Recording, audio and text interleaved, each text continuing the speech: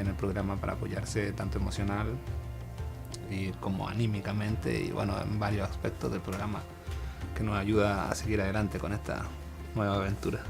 Don't be afraid to take that step. Like, don't be afraid to get help.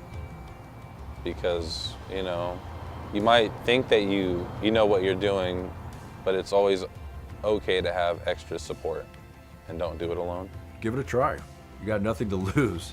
It's free. I'm grateful that I took advantage because it's something that has put me in touch with my child, or closer to my child and her development.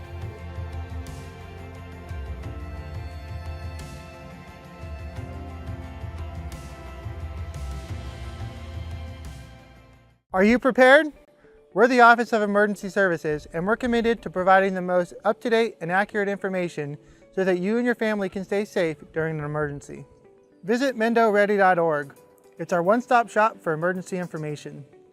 You can sign up for emergency alerts, find your pre-established evacuation zone on our current emergencies map, and find hazard and preparedness information. Imagine you're faced with a disaster such as a wildfire, and you're ordered to evacuate. I'll bet you wish you had more time in that moment. Now's your chance to buy yourself that time. Sign up for Nixle and Mendo Alerts on our website, mendoready.org. Do it today. If you want your family to be as resilient as possible, it's important to take some time today and visit mendoready.org, where you can look up your pre-established evacuation zones on our current emergencies map. You can also find important tools to help maintain your situational awareness, such as the Alert California wildfire cameras and the Caltrans road conditions cameras. We hope you'll take some time today to prepare so that your family can be Mendo ready. Thank you.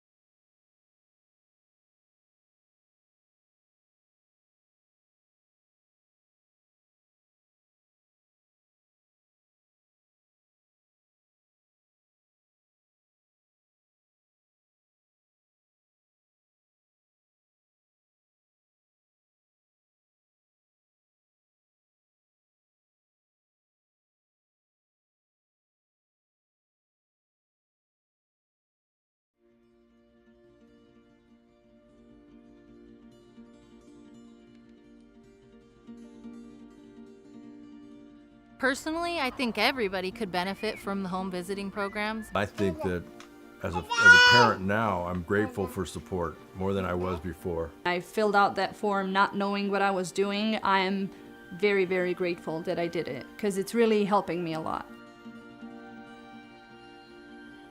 Bueno, creo que por mi parte esperaba algo totalmente diferente, como un programa más frío, por decir algo, no tan cercano a la familia. Y a través del programa nos hemos dado cuenta que también pasa a ser una familia con nosotros, porque nos apoya en los momentos difíciles o cuando nos hemos visto en dificultades. Well, I was a new mom and I had no experience Call the taking Mendocino care of a County Board of newborn. Supervisors meeting to order on December 19th. First item of business is a roll call. Here. Chair McGordy. Here. Supervisor Mulhern. Here. Supervisor Jurdy. Supervisor Williams. Good morning. Supervisor Hashak. Good morning. Okay, next agenda on the item agenda is Pledge Allegiance. Councilor Curtis, would you like to lead us?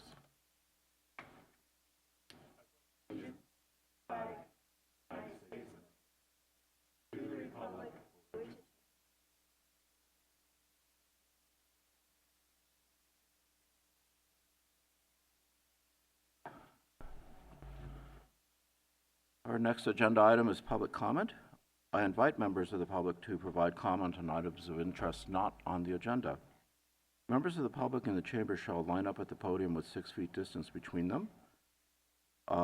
Members of the public joining via Zoom shall utilize the raise hand feature by checking the raise hand button on the bottom portion of the screen or by pressing *9 if they're calling in to the Zoom meeting via telephone. And a reminder to all, this is 3 minutes, okay? Please have the professional courtesy of 3 minutes when you are addressing the board. And we will be keeping time. Thank you. Good morning. I'm Beverly. You've seen me several times. I work really hard for nothing, and I am tired of it. My rent goes up every November, $30, and I'm using my Social Security to pay that, and not enough money left over, and it's going to go up again next year. I'm going to be broke before I can even ever pay the rent anymore. And I've never been treated so poorly in my entire life. I've worked for less money and got more respect than I get with this place. And I think we need to change that, and I think it's only fair. Why would you want to put me out in the street? I don't want to be out in the street. I've got 4 animals and myself, plus a lot of stuff. And I just don't want to, I want to stay where I'm living, but I need more money. And this is ridiculous, going over a year to wait for our money. Thank you and goodbye.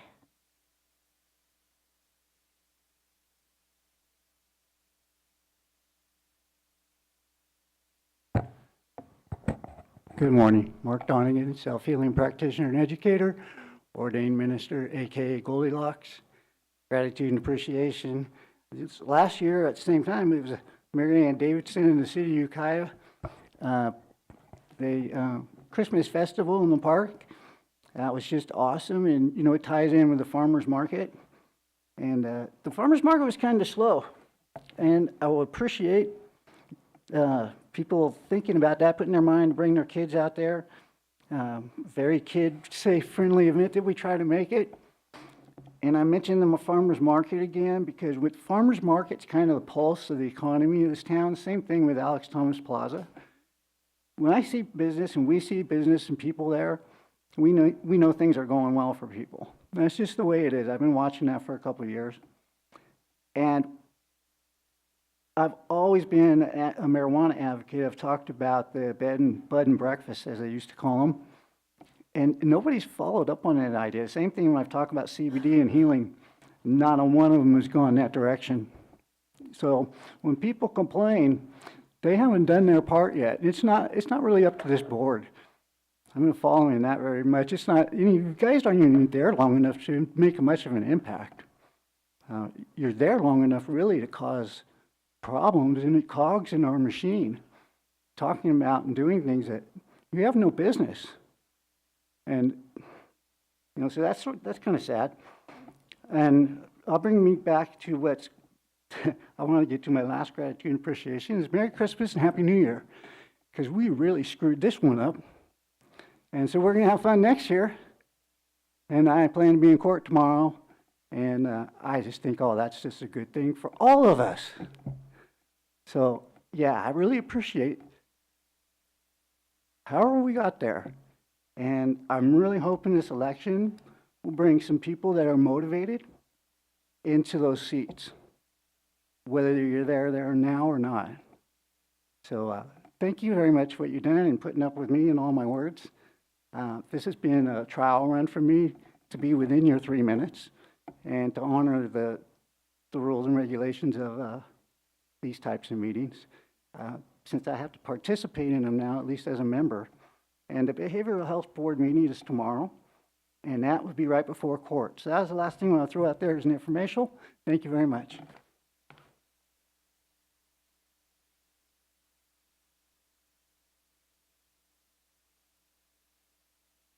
Good morning, Cesar Alvarado with Caregivers Union, SEIU 2015. First, I want to congratulate you by reaching an agreement with our sister union, 1021. And I'm here also to remind you that you have another group of workers represented by SEIU. And this group of workers are the low-wage workers in Mendocino County. And we've been very patient, waiting for, because we are trying to give you some time to figure out the economics of the county. And we've been waiting for too long. We already have a scheduled date for January to go back to the table. And we are presenting a very comprehensive proposal that will, we believe will benefit both sides. Starting January, there's some changes to the funding. So hopefully, you guys take the time and to look at our proposal. That way, we no longer are waiting. Everybody's getting wage increases. People are getting bonuses this Christmas, but not caregivers. Starting April 1st, fast food restaurant workers will be making $20 an hour, and our caregivers are still making below that. So the plan is to increase wages of the population, the care of the elderly and the disabled. Caregivers are, right now I think the lowest paid workers in Mendocino County. And they're not only a few, there are 17, this morning I checked how many, 1,700 workers. And these 1,700 workers are taking care of at least twice of the amount of the elderly and the disabled of our county. So just here to remind you, these are members of our community. And if you're about to leave your seat, or you care about your community, increasing wages for 1,700 people of Mendocino County, I think will be a good legacy. So we're ready to work with you starting January, and we'll be back. Thank you. Chair, I'd like to make a comment. Yes. So the program you're referring to is a state and federal program. It's under Medi-Cal. It's a Medi-Cal program, and it is an important program. It does save the state and federal government money because some of the clients would otherwise be in a long-term care facility, which would be more expensive for Medi-Cal. The question is why, of all the Medi-Cal programs, this is the only one that for some unknown reason the state government is requiring the local governments to pay a portion of the cost of this Medi-Cal program. All the Medi-Cal programs are state and federally funded exclusively because the state and federal government have other taxing authorities that local governments do not have. And since Prop 13, this program is, which was 1978, which froze property taxes, prohibited local governments from raising property taxes without voter approval, or and other initiatives have prohibited local governments from raising taxes without voter approval. This program has grown dramatically under the state and federal government. And so the question is, how on earth can local government provide 17% of the cost of a Medi-Cal program when local government has no funding source, no local funding source to provide that 17% share? So I think the bigger question is, why is the state and federal government not 100% funding this program? And it's not a question to you, it's a question to the audience. Yeah, my thinking is these are members of our community, right? And if the program was designed that way, is to, because that was probably at that moment the most, the way that was the program able to function. So, but at the end of the day, these are members of our community. And right now, until all that change, it's in your guys' hands. So.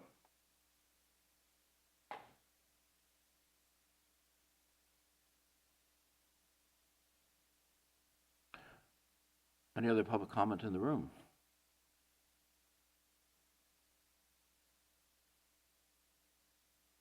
Any other public comment online? Seeing none online. Okay, with that, we'll move on to agenda item number 3, which is the consent calendar. Clerk, have you established proper notice? Proper notice has been established. Supervisors, are there any items pulled for separate consideration?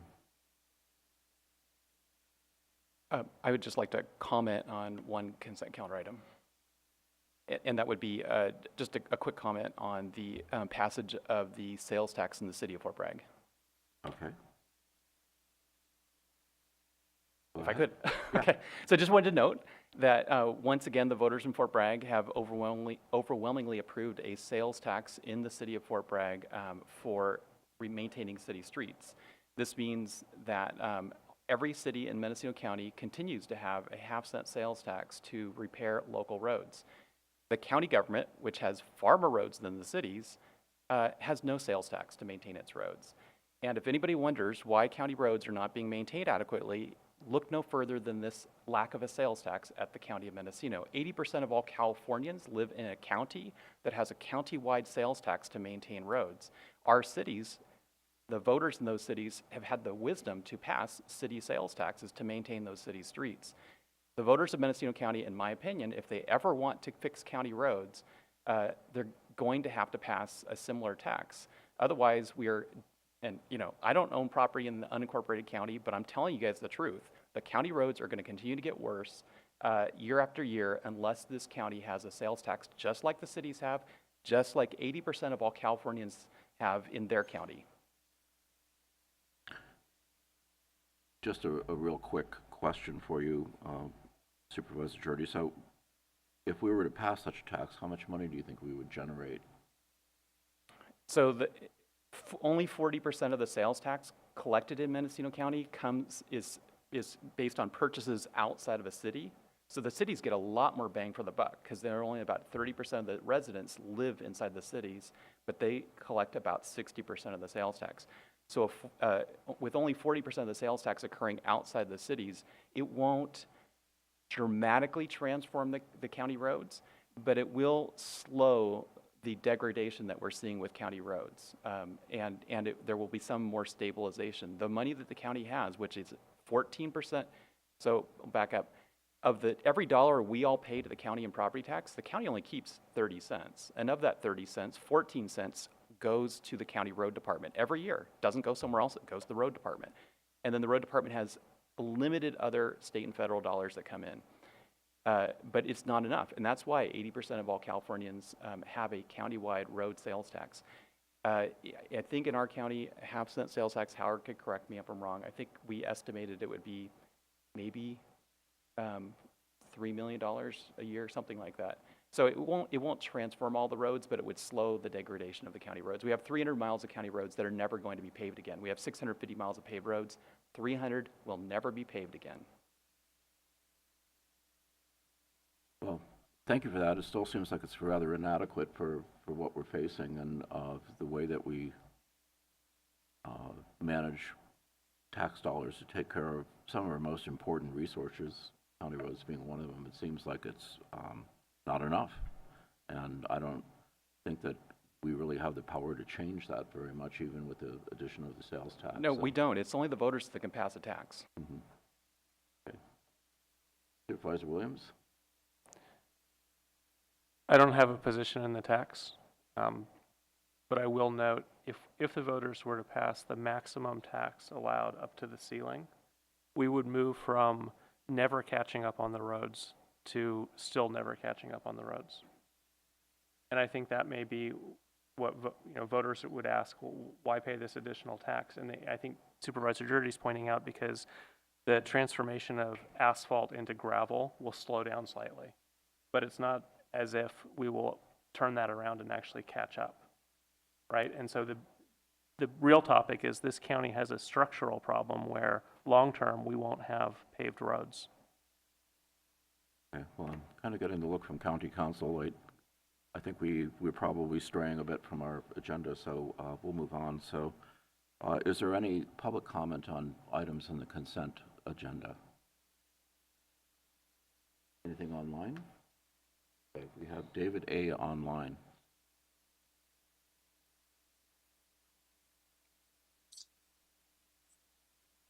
Hello, Board. Yes. Thank you. I'd like to comment on the report that is before you. That is the report summarizing the code enforcement action in Rock Tree Valley that was directed by you to take care of possible illegal cannabis activity in response to the petitioners from Rock Tree requesting a cannabis prohibition zone. So, as you know now, the report showed that code enforcement at your directive went to deal with what the Rock Tree residents and the petitioners from Rock Tree said was problematic cannabis activity. And it turned out it does not exist. It did not exist, does not exist. Code enforcement found no violations. Now, those people, the petitioners from Rock Tree, got through multiple channels, multiple barriers, jumped through over multiple hurdles to come before you to request a prohibition on commercial cannabis where it already was not allowed. The zoning already restricted it and forbid it, and they still were able to come to you to request a prohibition. This process of cannabis prohibition petitioning has turned into a clown show. Now, when the people who petitioned before the Planning Commission had no standing whatsoever. There was never any standing. It is as if a mime entered a juggling contest and pretended to juggle 15 bowling balls and a live chicken and were awarded the championship trophy for best juggling. They had no effect. There was no effect from commercial cannabis happening in Rock Tree. They could demonstrate no effect. It was already prohibited, and when they petitioned, they were still sent to you by Planning Commission. Planning staff had already worked on the map. I do not understand how this extraordinarily poorly crafted piece of legislation is still on the books. It makes no sense. And now we have shown, it has been demonstrated how poorly it functions, how poorly it is executed, and how easy it is for people with no standing to come before you. No standing to come before you and petition for this prohibition. You must deal with it. It is a crisis in our communities. Thank you very much.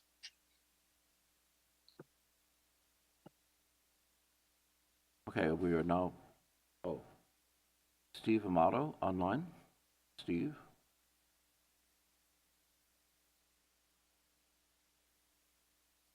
Supervisors, this is Stephen Amato from the MCA, president of the MCA. I'd like to also onto the comment that was to item 3Z on the consent calendar about the Rock Tree Valley proposed cannabis prohibition zone. The report demonstrates that there were 0 violations of illegal cannabis cultivation and/or non-permitted cannabis infrastructure in the area investigated. The MCA would like to point out that the forces driving the prohibition zone in this area are trying to address a problem that does not exist. As previously stated, the MCA believes the prohibition zone language needs to be removed from the ordinance, or at the very least, extremely curtailed.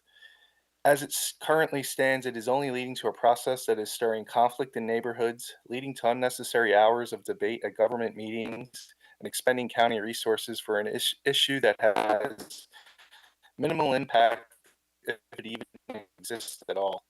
I mean, I'd like to further to add that with the current market and distress going on in the cannabis markets, this issue is becoming less and less, and feel that this is just a way of incorporating more discrimination against an already discriminated upon group of people in our county. Thank you for your time. Okay, with that, we'll move on to agenda item 4A. There's one more. I move approval of the consent calendar. I'm sorry. Second. Okay, it's been moved and seconded for approval of the consent calendar. Roll call vote, please. Chair McCourty? Yes. Supervisor Dirty? Yes. Supervisor Williams? Yes. Supervisor Hashak? Aye.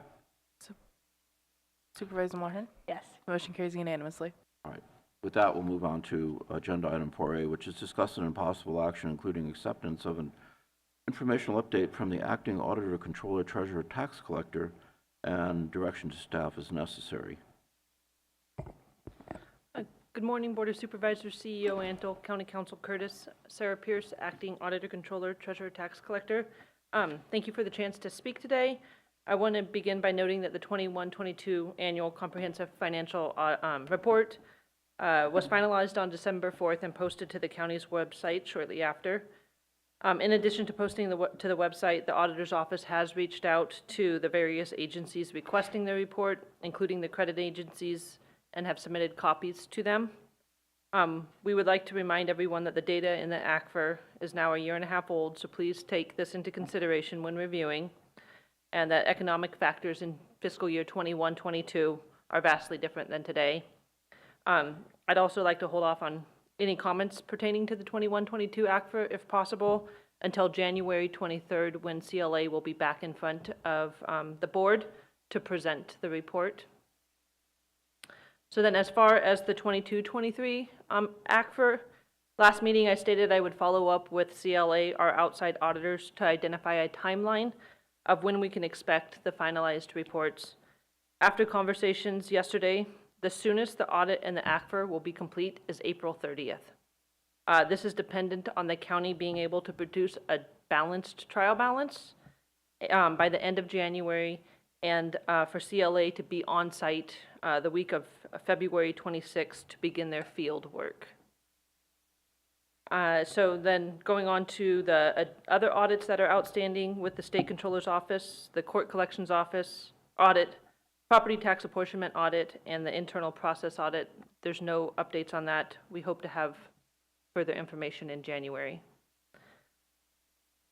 Changing subjects, on a positive note, I would like to let everyone know that the Auditor's Office will be completing the first round of the teeter apportionment this week for the property tax. The apportionment this week will be 55% and will include the annual secured tax bills along with the escapes and supplementals from the large assessment project that was completed in the last few months. The remaining apportionments will be split between April and June. April, there will be 38% allocated out, and the remaining 7% will come in June. And then lastly, I would just like to comment on the conversation from yesterday's General Government Committee meeting regarding the LEAP grant funding and fee waivers. The Tax Collector's Office, in collaboration with the Cannabis Department, have identified 53 previously accepted waiver applications that were received on or before the deadline of April 25th, 2023, that were not processed or paid with the grant funds. The TTC department is working with Sarah McBurney and the Cannabis Department on this matter. Based on initial discussions between the departments, the Tax Collector Office is extending the due date for these individuals to make their required payments by May 31st. The Cannabis Department will be reaching out individually to the impacted applicants. As a note, the county did apply for a Round 5 LEAP grant, and if awarded, staff will recommend prioritization of the 53 applications. And I'm open to any questions. Questions, board members? Supervisor Williams? Thank you for the thorough report. Thank you. Well, just briefly, my understanding is for over 2 years, I think we've offered that office, which you just went into a few weeks ago, to use outside services to kind of catch up. And is your office with you there? Are you using regional government services or anybody else to provide assistance to that office so that it can catch up on its work? Yes, we are contracted with Regional Government Services, RGS, to help with the 21-22 entries getting into Munis, the financial system, and for closing out 22-23. We also have on contract Client First, who is helping to bring us up to being able to utilize Munis to its fullest capacity. We are engaging them in the bank reconciliation process and a few other items.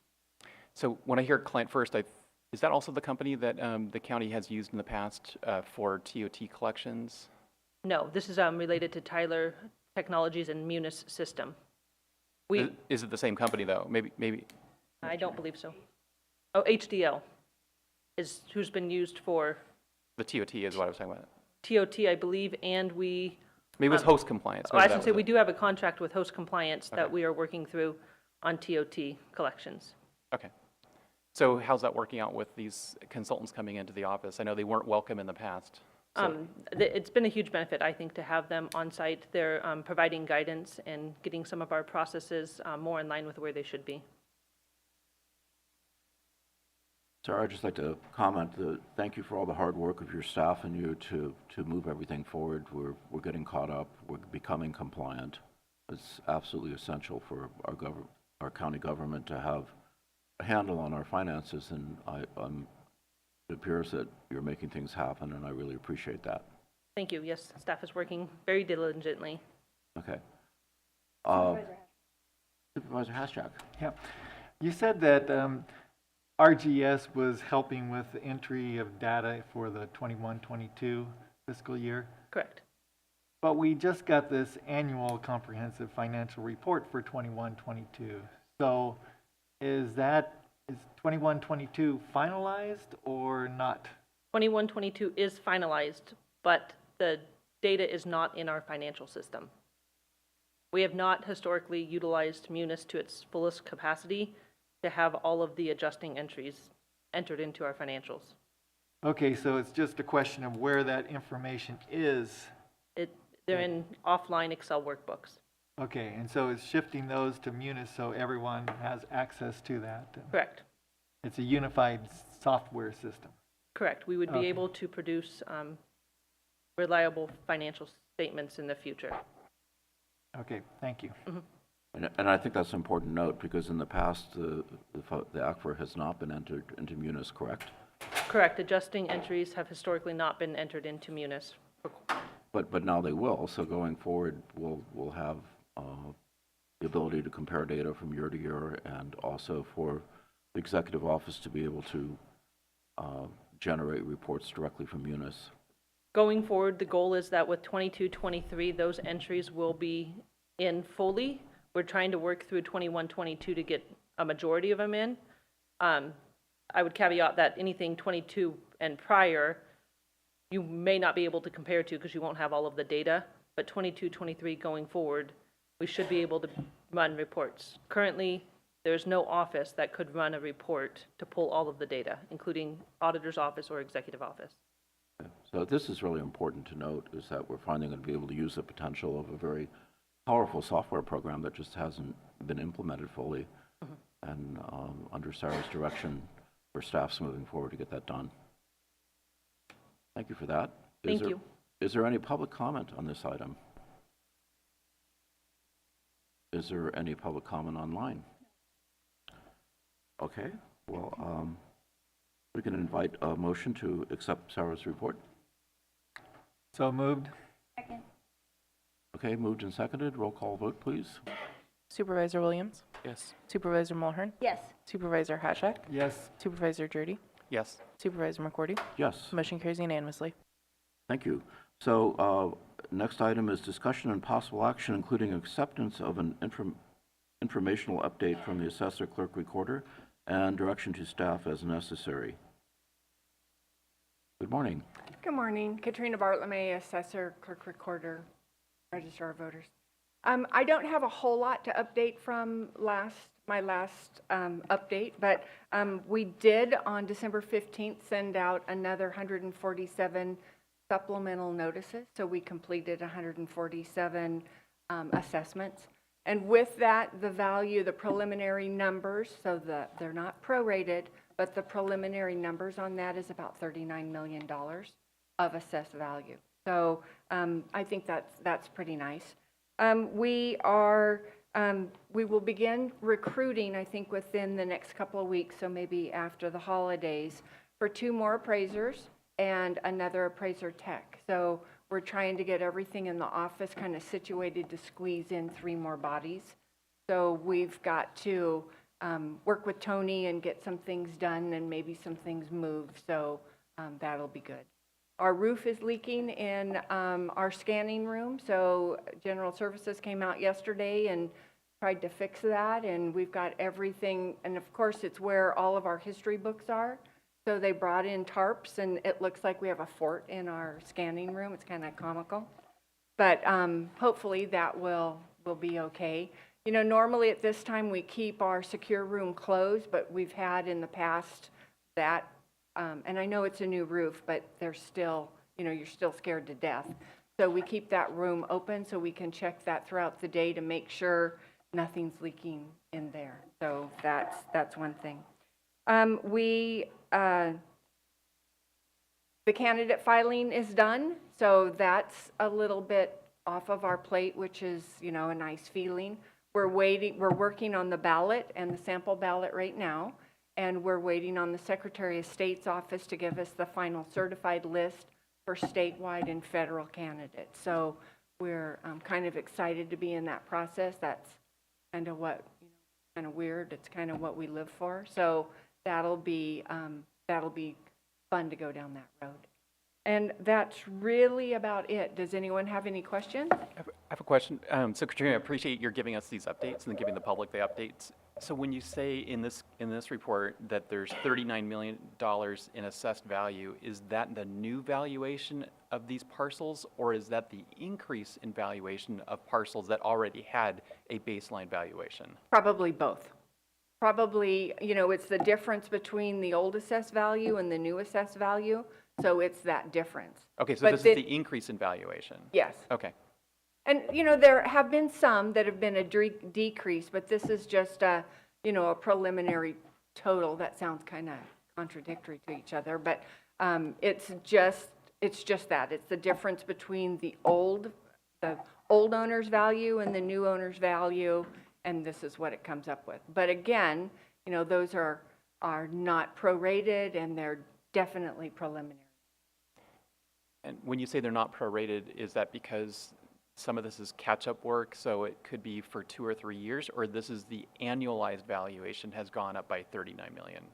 It would be the annualized has gone up, I believe. But this is just for the supplemental notices. It's not for escapes or anything else. We're waiting on, in fact, you guys approved 1605, I think it was item 3C, that would allow us not to have to send out an additional notice to the taxpayers. So right now, in the past, we had all these notices and all the required information on our supplemental notices, our supplemental bills, and our bills. So then with the new system, we didn't catch that didn't happen with one of them. So we're trying to get, and if we had 1605 in place now before, we wouldn't have to worry about anything. But as soon as we get that all squared away, then we'll be sending out with the auditor a lot of the escapes. And then just one final question. So are these new valuations on parcels based on either a sale of property or someone getting a building permit? Building permit's been approved, and in other words, people who came through the front door. So are these those types of activities? Yes.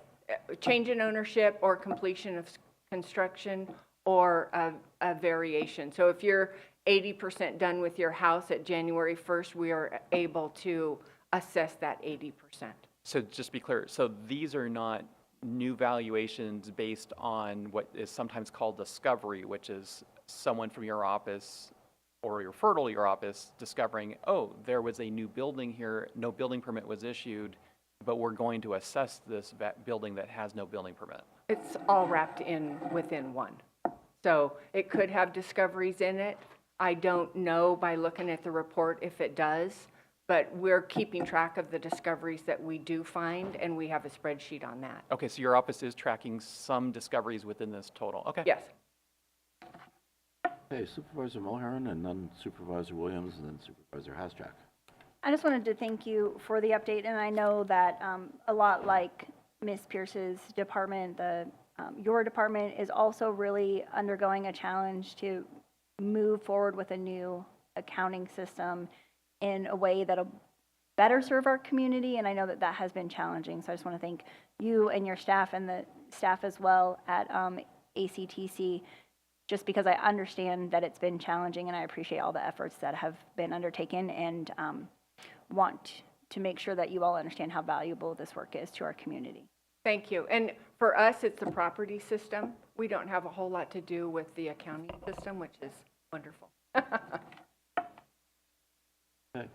The sustainability of this organization, at least in the current structure, depends on increased revenue.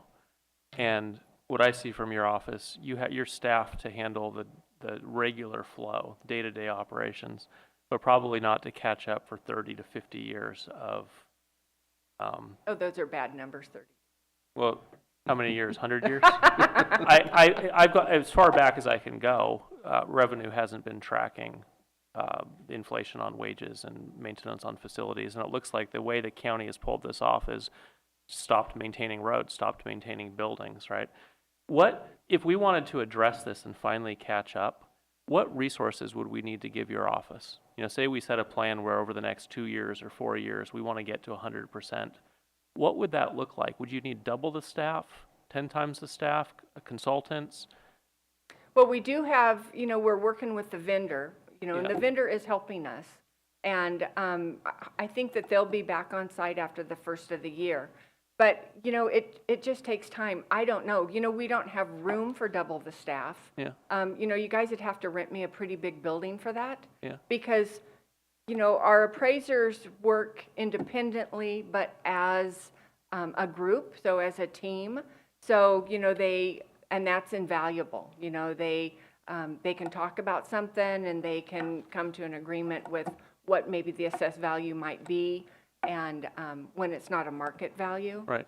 And so, you know, I would love to say, oh yeah, let's double our size, but there's training, there's, you know, and we just don't, we're pretty much at our capacity, or will be, with these extra 3 people. But if we stay at that capacity because we don't have space and all the other problems that come with scaling up, we won't fix the revenue problem. And so, you know, I think the board is looking at the assessor's office to solve our financial challenge that we can't balance the budget long term. I don't know that with the current staffing in your office, we're going to see the revenue increase necessary for us to sustain. Well, maybe we need to get through this year and then assess that, because there have been so many changes and we have so many new people. We Yeah. can't just bring people in and expect them to know our county. You know, our county, and I hate saying this, but it's very unique. And with the property system that we have, Yeah. I think we could have been able to be a little bit further ahead if we had gone with another property system, because all the surrounding counties have the same thing. So I just came back from a conference last week, and everybody right now is in pretty much the same pickle. And but if we had, you know, when we were only down to 2 appraisers, if we had a like county near us, we would have been able to bring in somebody with appraisal experience and get a lot of the work done. But because that wasn't the chosen one, Yeah. where it just takes longer. And, you know, But I guess my point is, even if everything goes well, the office is fully staffed, we get the vendor and they fix the software. If we do everything in our strategic plan, we still won't recognize the revenue we need to sustain operations. And so it's more a question for my colleagues. What is our long-term financial strategy? Because I think we can't look at the assessor's office to solve it on the revenue side. Yeah, I'll just throw this out here. I've been working with the executive office and Katrina to come up with some ideas on this, which we'll bring to the board about how we might take an integrated approach to improve the resources at Katrina's fingertips to accomplish what you're talking about. So it's in the works, and certainly CEO Antle thinks about this. she probably dreams about it. and I'm pretty sure that Katrina does as well. It just takes time because there's the transition to the software system didn't go as well as it should have, and we're kind of backfilling that. It's going to take time, and I think the goal is to have more effort on this issue because we can all see that it's tied to our financial well-being. When do you expect it to come to us? CEO Antle, do you have any thoughts?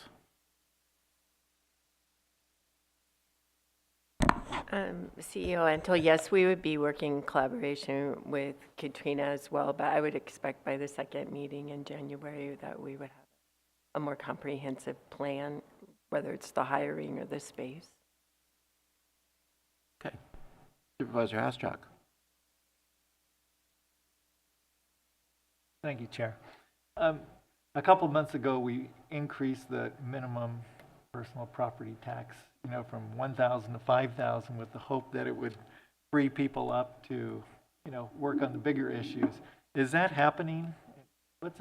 It will, I think, at the beginning of the year. We can't just do that. We have to be able to, so it'll be after January 1st where we're able to start doing that for the next tax bill. Okay, so it had to wait until January. Yes. Okay, thank you. And thank you for helping us with that. Okay, so with that, any public comment in the room? Thank you. Thank you, Katrina. Thank you for coming in. No public comment in the room. There's none online. So with that, I think we've finished this item. Next agenda item is just... do we need to accept it? Yes. Well, I guess we can do that. I'd accept a motion to accept the report from Auditor Controller. I'm sorry. Assessor. Assessor, Clerk, Treasurer. I'll move to accept the informational update. Second. Okay, moved and seconded. Roll call vote. Chair McCordy? Yes. Supervisor Mulhern? Yes. Supervisor Haschak? Yes. Supervisor Jurdy? Yes. Supervisor Williams? Yes. The motion carries unanimously. All right. Thank you very much. Sorry for the confusion as who I was talking to. All right.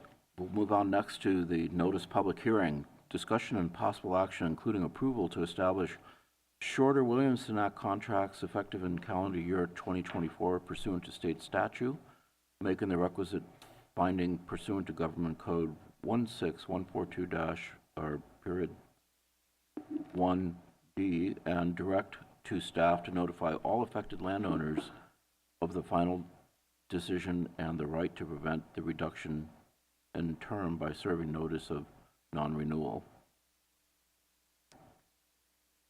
Okay. The sponsor is the Assessor, Clerk-Recorder, and Agriculture. Katrina Bartlemy, Assessor, Clerk-Recorder. Just a sec, I forgot one thing. I'm sorry. Have we established proper notice, Clerk? Proper notice has been established. Okay, I will open the public hearing now. Katrina Bartlemy, Assessor, Clerk-Recorder, Registrar of Voters. So we sent out a notice earlier this month to all of the Williamson Act property owners, which we're required to do by law. And what this basically does is remind them that the Williamson Act contracts went from a 10-year to a 9-year. So then the county could get a little more income with that. And when this happened was when the state decided that they couldn't reimburse us for the money lost that we would have gotten if these properties weren't in Williamson Act. So this is just a procedural thing. I don't believe we've had any calls on this. We did add to the notice, that this is an annual thing that we're required to do. Once it's approved, we'll send out another notice to all of the property owners, letting them know that it is continued. And as long as they remain in compliance, their contracts won't be affected. Okay. At this point. Chair. Yes. Just a question. Is that if there are 6,000 parcels in the Williamson Act, and we have to do this notice several times each year, before and after the hearing, you know, that seems like just a lot of notification and time spent on it. So it's worth it to us to do that. Yes. Okay. And we're Okay. still, you know, in the process, we should be finished after the first of the year, depending on how elections go, but we should be finished with the last survey that we sent out. We do have some that will go into non-renewal, but that we'll have to send out notices, and we'll notify the Board of Supervisors and everything. So, you know, they can correct it if maybe they forgot to do their survey. So that will happen early next year, and then we'll have less. I haven't counted how many that either we haven't received their surveys or that are in non-compliance, but there are quite a few. So if they don't return the survey, then they're taken off the Williamson Act? They're given a notice, and they're given the opportunity to rectify that and make it right, because maybe some of them just, you know, it looks like junk mail and didn't fill it out. So they are given the opportunity to complete that survey, and then we will accept that. Okay. And if they don't do it after that second, then they're taken off? Yes. Okay. And we're working with County Council on that, so that's a process. And Mr. Chair, if I may just clarify, that doesn't happen immediately. So at non-renewal, they still have to finish out the 9 years on the contract. Thank you. Cancellation is a whole different process that may require payment of certain essentially deferred taxes. Their assessed value will go up, will increase, you know, throughout. I think the first year is the highest one, and then there's percentages down to the 9th year where they're out. And we seem to do that this would be the first one for me, but they did one in, I think, 12 or something. So, and that's the way that was. Started it. And we also had some going out completely in 12. Okay, thank you. All right, at this point, thank you, Katrina, for your presentation. We will take public comment in the room. Thank you. No public comment in the room. Any comment online? None. So board members, this is your chance now to, during the hearing, to either address questions to people who have talked or to Ms. Bartolome. Okay. With that, we'll close the hearing. Move the recommended action. Okay. Any further discussion? If not, I'll call for the question. Supervisor Hashak? Aye. Supervisor Jurdy? Aye. Supervisor Williams? Yes. Supervisor McGordy? Yes. Supervisor Mulhern? Yes. The motion carries unanimously. Thank you very much. Agenda item 4D, discussion and possible action, including adoption of a resolution and approval of memorandum of understanding between the County of Mendocino and the Mendocino County Deputy Sheriff's Association for the term of July 1st, 2023 through July 30th, 2026. And this is Human Resources. Good morning. Good morning, Chair, members of the board, CEO Antle, County Counsel Curtis, Sherry Johnson, Deputy CEO.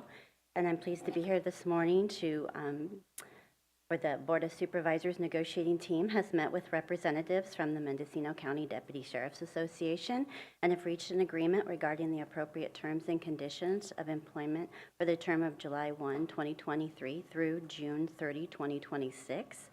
The proposed changes to the MOU, which is Memorandum of Understanding, include an increase in wages in fiscal year 23-24, which includes bringing the unit to 100% of market, which is total compensation, which includes benefits, and cost of living increases for fiscal year 24-25 and fiscal year 25-26. I want to thank the Deputy Sheriff's Association negotiation team for their professionalism and kindness throughout the whole process. And thank you to all the DSA members for all they do for our community. So thank you.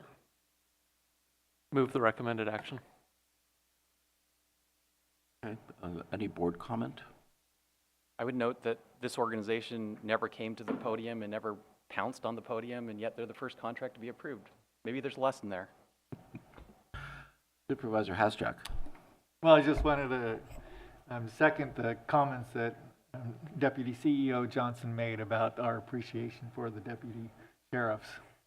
Thank you. And I'm also pleased that we have an agreement that goes for a while, so we won't be back doing the same thing next year. Supervisor Mulhern. I think beyond what happens during the meetings, DSA has continued to work with the board's negotiating staff, and as Ms. Johnson mentioned, be incredibly professional and thoughtful in their negotiations, and I really appreciate that. I really also appreciate being able to provide some continuity to our members so that they understand that the board appreciates their service and wants them to stay with the agency. Deputy sheriffs provide a different service than city police, and all law enforcement is valuable, and I appreciate those members of our community that continue to serve for the County of Mendocino. So thank you very much for bringing this forward today. Is there any public comment on the issue?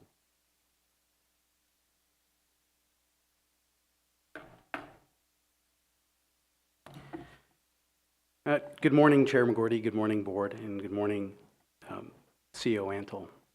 My name is Zohar Zaid. I'm a member of the DSA Executive Board and a member of the negotiating team. Sherry kind of stole my thunder a little bit, but I'll reiterate what she said back to her, that on the county side, the negotiating team was very professional, led by Sherry Johnson. We spent countless hours working on this, I think over the course of about 6 months. And Sherry's a true professional, and whether she was delivering good or bad news to us, she did it with grace and humanity. So we appreciated that. It's a good reminder that the county is made up of people, and people serve the community. So like many of your employees in DSA, I grew up in Mendocino County. I spent a good portion of my childhood on String Creek Road, which is on Red Hill. Where it is, it's about northeast of Little Lake Valley. Learned how to drive on String Creek Road, and I imagine the first time that I got behind the wheel of that little hatchback Datsun, it was a harrowing experience for my parents. Lots of feral drivers on that road, lots of skittish deer, washboard surfaces that probably shook the bolts loose of that Datsun. Sometimes the road was blocked by downed trees, but in the end, we always got home. And this process kind of felt like String Creek Road a little bit. And we got home at the end. There was a lot of twists and turns, stops and starts, but here we are today. The DSA voted to ratify this agreement last week after much discussion. We felt this tentative agreement could be the last and final offer you possibly would make this year. I understand you as a board face a significant challenge in all this. My hope for this body is that you keep looking for stability and retention with your county employees in public safety. And I think that's something that's a priority to you, and I've heard it many times, so thank you for that. We all know that the tools and the cars and the buildings that we all use, including this very chamber, are very important, but ultimately it is the people of the county who serve the community. And I ask you to approve this agreement, and thank you for your time. Okay, are there any comments online? No comments online, so we're ready to call the question. Oh, Leo Antle. I would just like to thank Zohar for those comments, and again, appreciate Sherry Johnson publicly for all the work her and her team has done, not only with the DSA, but the other bargaining units that are out there. As you know, it's been a long haul for the team, so really appreciate everyone's work. And again, the professional manner with which DSA has come forward has been really great to work with, and really appreciate it. So just want to thank them. Here. Okay, so I think we're ready for the question. Supervisor Mulhern? Yes. Supervisor Dirty? Yes. Supervisor Williams? Yes. Chair McGordy? Yes. Supervisor Hashack? Yes. The motion carries unanimously. Very good. So we'll go on to agenda item 4E, Chair, if we may take a quick break, the next item could take a while, so we would As you appreciate wish. a quick break. Thank you. We'll be back here about 5 after 10. Reasonable? Good.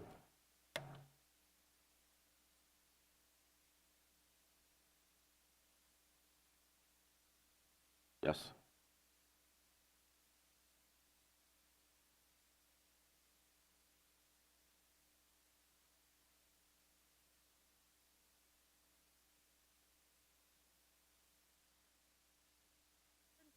We're the Office of Emergency Services, and we're committed to providing the most up-to-date and accurate information so that you and your family can stay safe during an emergency. Visit MendoReady.org. It's our one-stop shop for emergency information. You can sign up for emergency alerts, find your pre-established evacuation zone on our current emergencies map, and find hazard and preparedness information.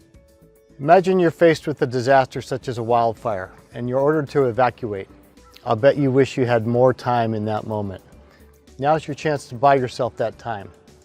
Sign up for Nixle and Mendo Alerts on our website, MendoReady.org. Do it today. If you want your family to be as resilient as possible, it's important to take some time today and visit MendoReady.org, where you can look up your pre-established evacuation zones on our current emergencies map. You can also find important tools to help maintain your situational awareness, such as the Alert California wildfire cameras and the Caltrans road conditions cameras. We hope you'll take some time today to prepare so that your family can be Mendo ready. Thank you.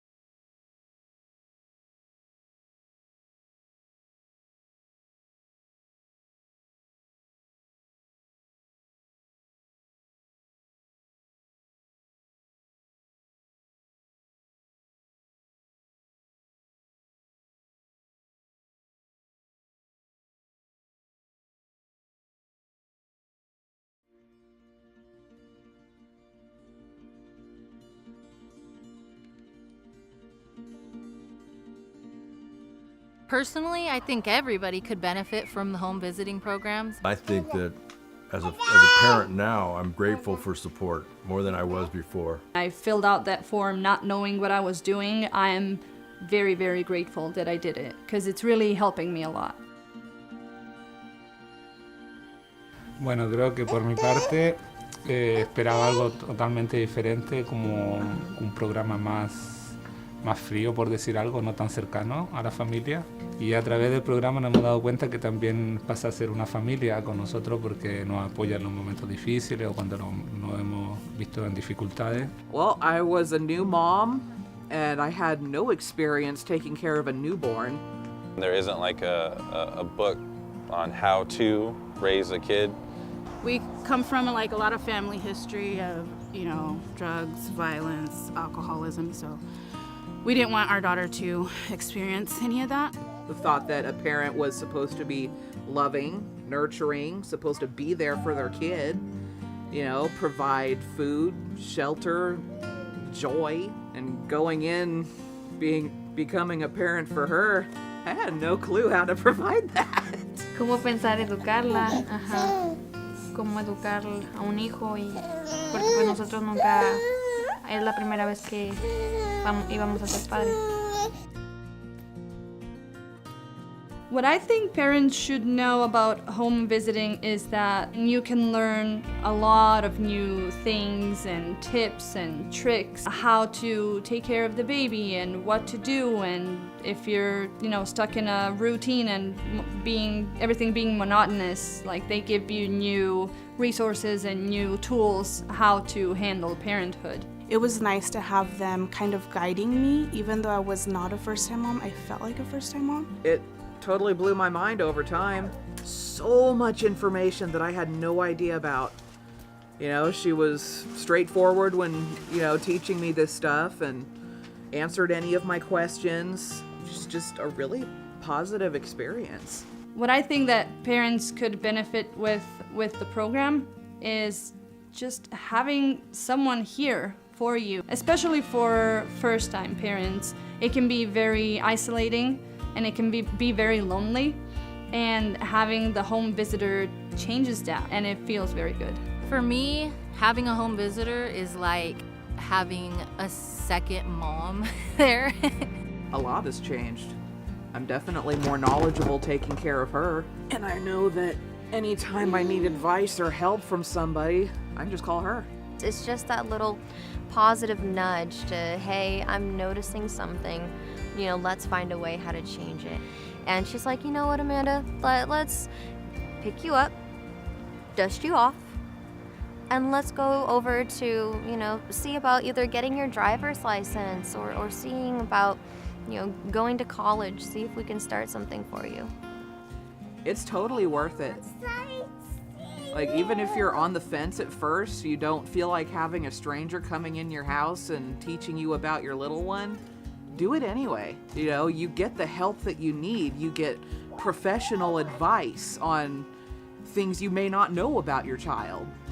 The fact that the program has no fees or anything, it's all totally free, is fantastic.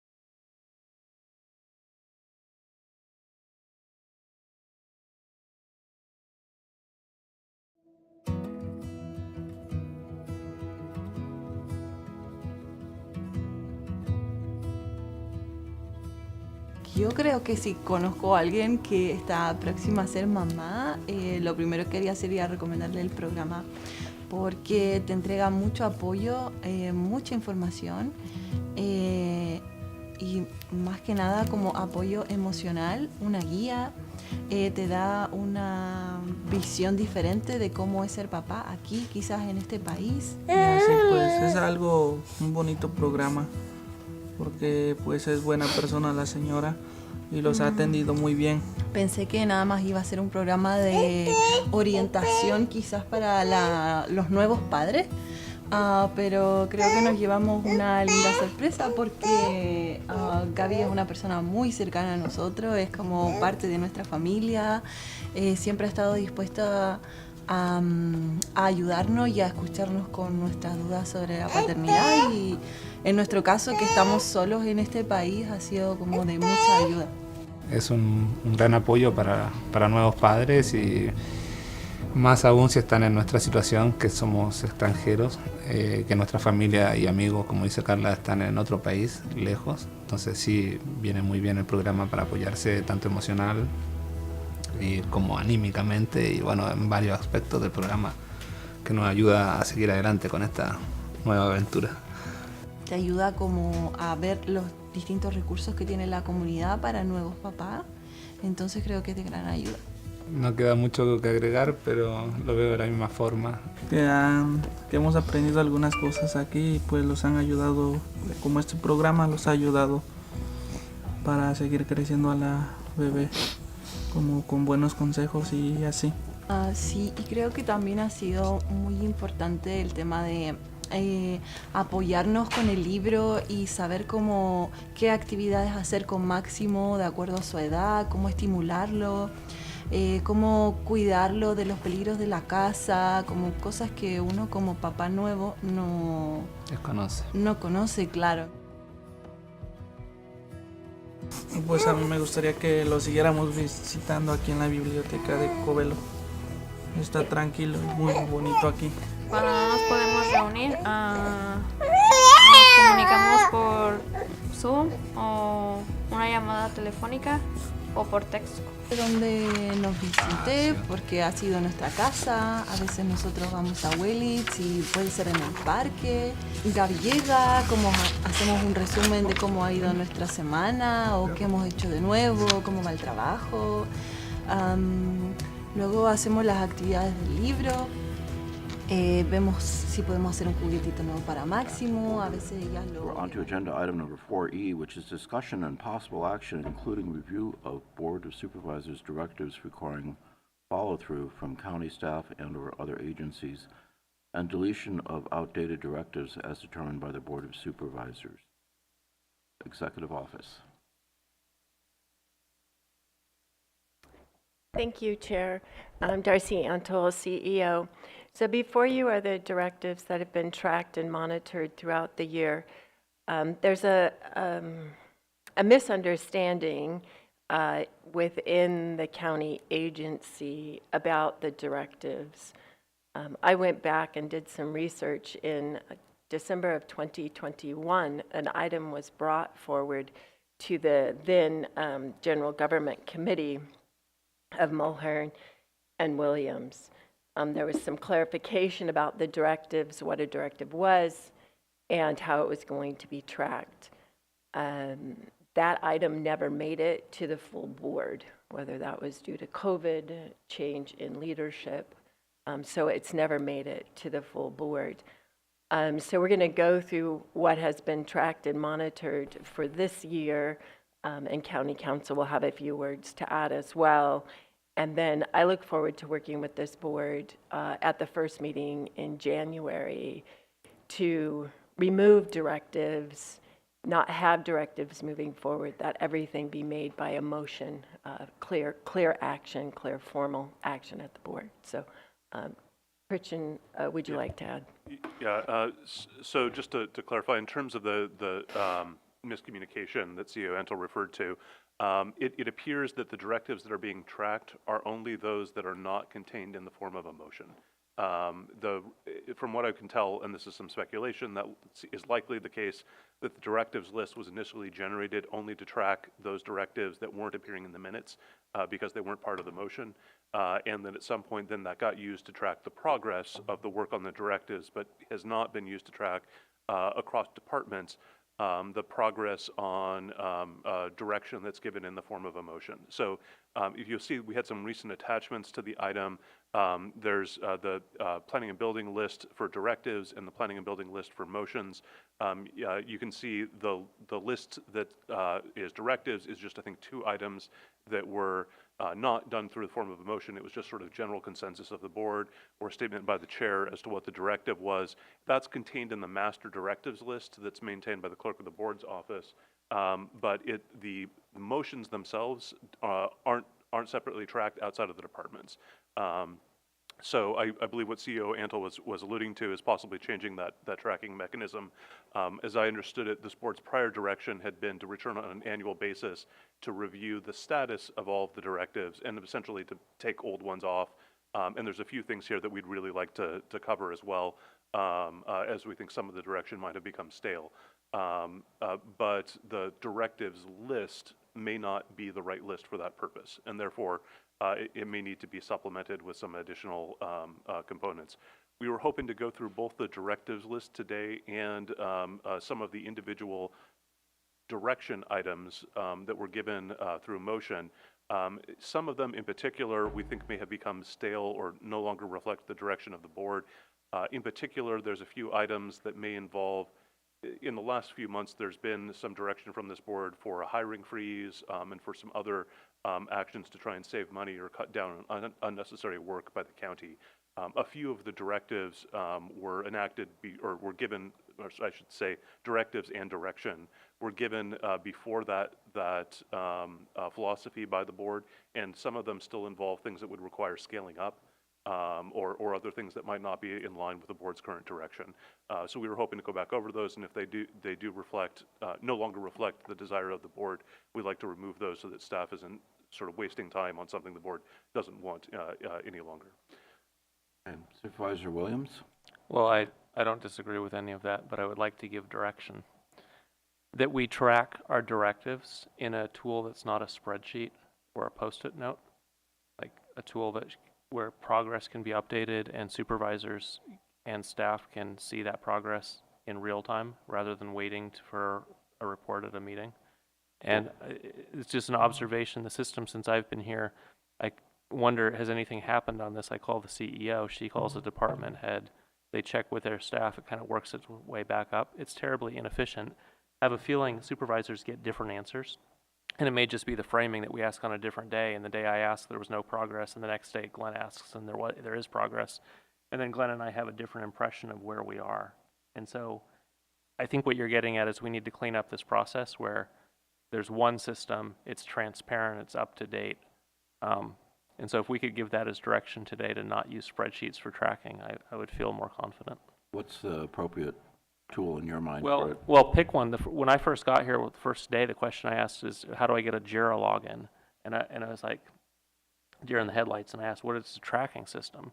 And I learned that our tracking system is email and emailing spreadsheets and multiple revisions of spreadsheets, and it's just not an efficient way. So I don't care what tool we use, but there should be one tool. We should all have access to it, and the data should be live.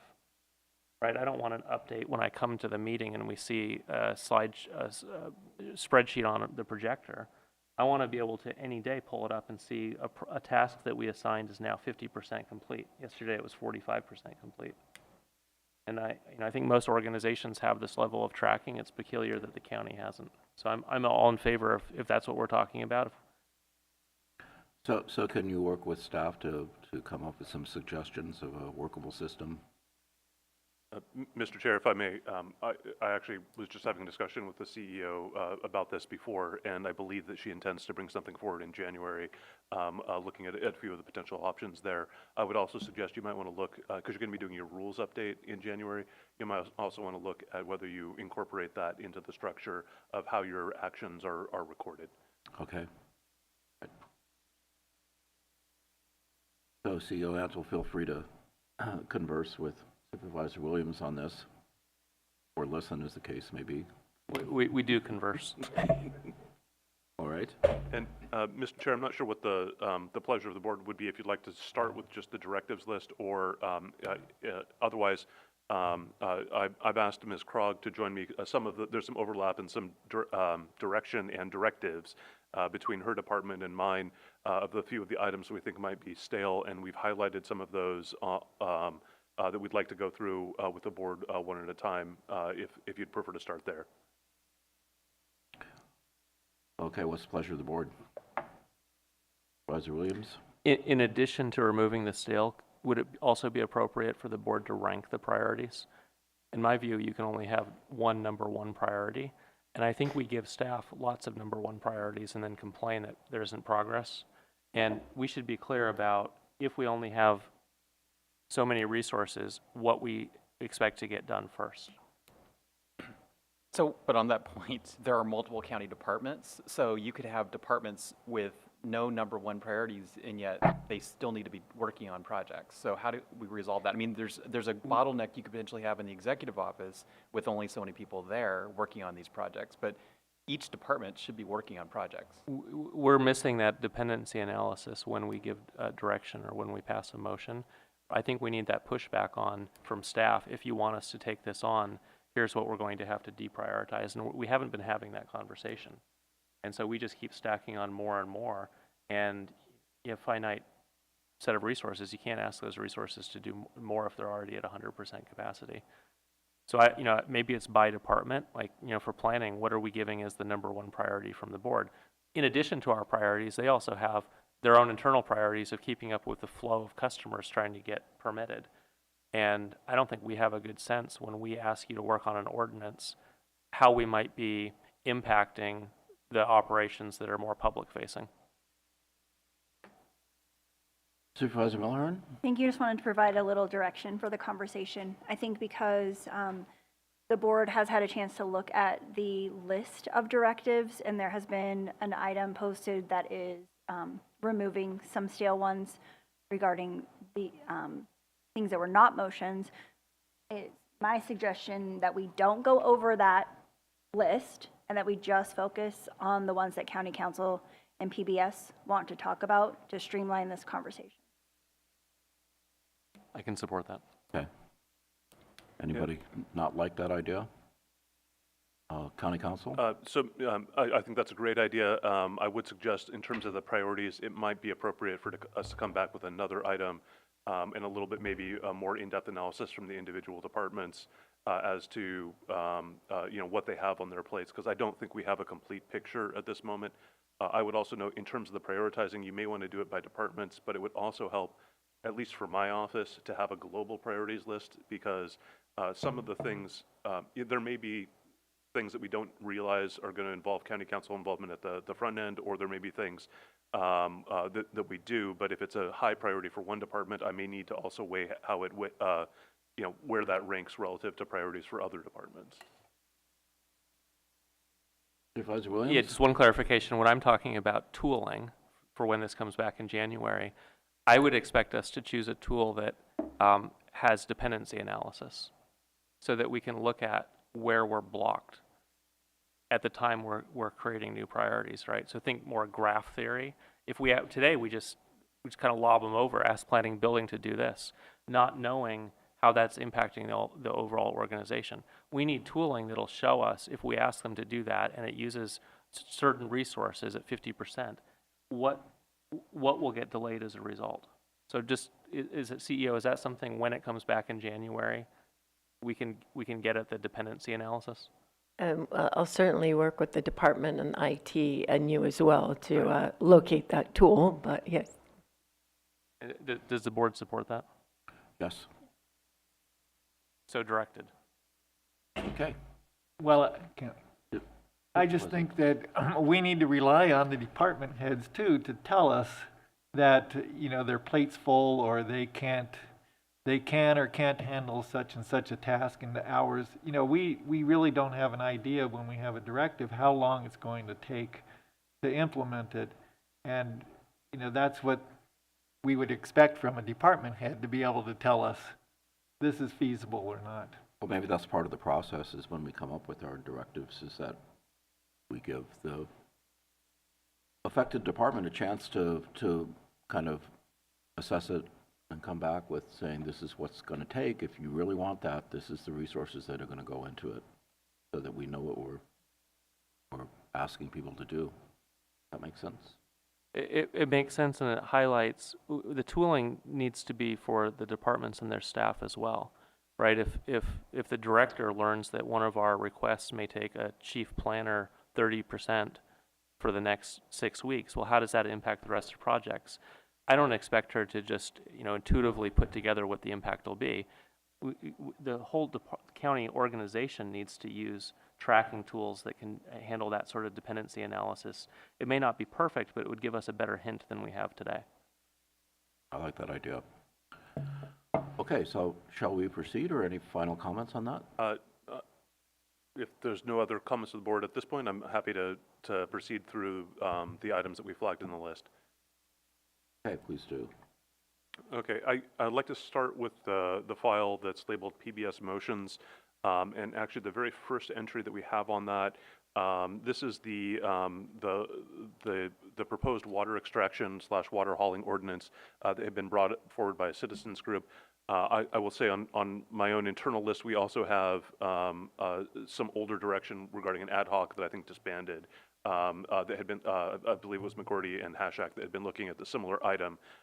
We've spent some time working with the Planning and Building Department in terms of the legal analysis on that. We've been delayed by a few things, including the cannabis issues earlier in the year and a few other urgent items in terms of bringing this one forward. One of the things on this in particular is that I believe the proposal would involve a greater fee from permit applicants, an additional layer of review, and hiring of more county staff. And that was the one in particular, that was the fact in particular that made us want to see whether this is still a direction that the board wanted to pursue, or whether the hiring freeze and the desire to cut down on sort of voluntary tasks for staff meant that this one could come off. Supervisor Hasjack. Well, it seems that, for this work that a lot of citizens put a lot of time in and thought into, and I worked with Chair McGordy on this, is that, we needed a hydrologist to make this really happen. And without the water agency, without a hydrologist on staff, seems like this might be better put off for another day. Let's strike it. Okay. So I'll just comment on this, is that we're right now looking at well permitting, kind of in conjunction with the Environmental Health and the Ukiah Valley Groundwater Sustainability Agency, because of some of the complications that have come from an emergency executive order. So we're sort of semi in review of all of our well permitting, and I put together a matrix that I'm sharing with staff, and it's on there. Technically, there's a couple directions that could go. An ordinance being probably, one of the more perfect ways to do it, but it still could be addressed under some of the existing code that we have, according to Director Krog. So I kind of feel like, since we're probably not going to be facing any of those permits, that it's a very, very low priority right now. But there is a way that it could be addressed if we had to. Supervisor Williams. Could we take it off the list? Yes. And okay, and you can always bring it back if it's needed, if you have funding. Correct. Right. So does that was a majority for taking this one off? Shall we actually have how do you want to do this? Do you want a formal motion? Or well, I think we'll want a motion at the end. What I would suggest is that we compile a list as we go along, and then, because some of these were done by motion, it would be cleaner to go ahead and remove them by motion, and then we'd have one motion to do all that, unless the clerk of the board would find it easier to do a separate motion for each of these as we go through. Lillian Bearden, Deputy Clerk of the Board. I believe the list with the full motion at the end would suffice. Okay. Shall we do just kind of a show of hands for people who would that work as we go? Okay. How many would like to remove this? Okay. I have a comment. Please comment. Yeah, thank you. When this item came forward, this was, in my opinion, really a cannabis stigmatization item, and we've moved forward from that mindset and as a community. I do, however, think that it's still important to continue to have it listed and a goal, and I would really like to make sure that the grants department through the executive office is paying attention to any kind of funding that we could use.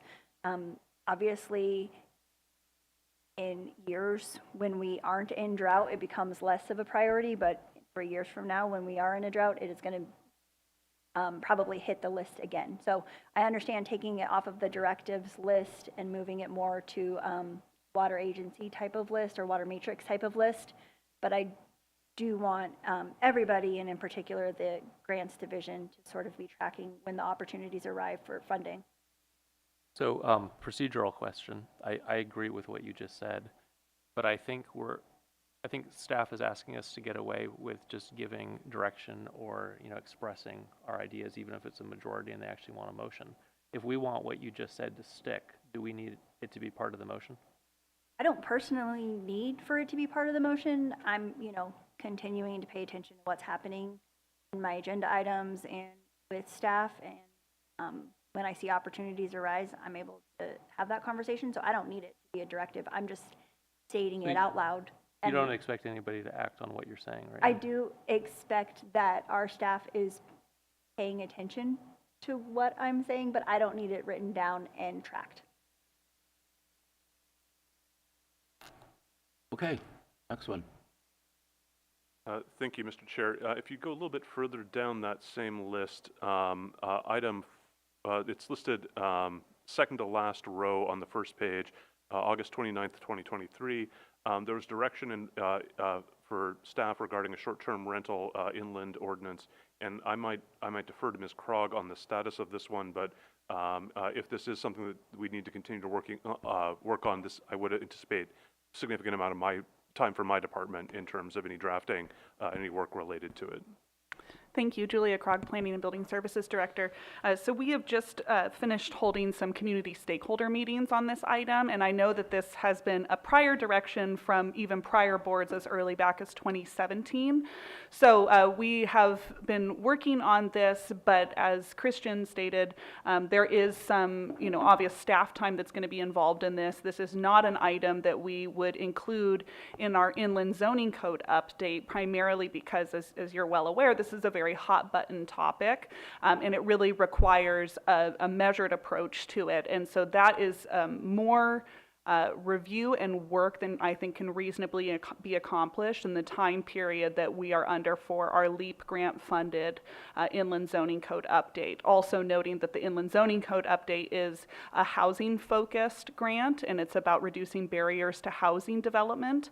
And so with the short-term rentals, it doesn't quite coincide with the concept of reducing barriers to housing production. Supervisor Williams? Yeah, I would suggest we remove it from the list. As I hear these directives, I'm weighing, for the planning department, what's the highest priority? I would say issuing permits quickly, building an efficient office, and encouraging housing is the higher priority than anything else.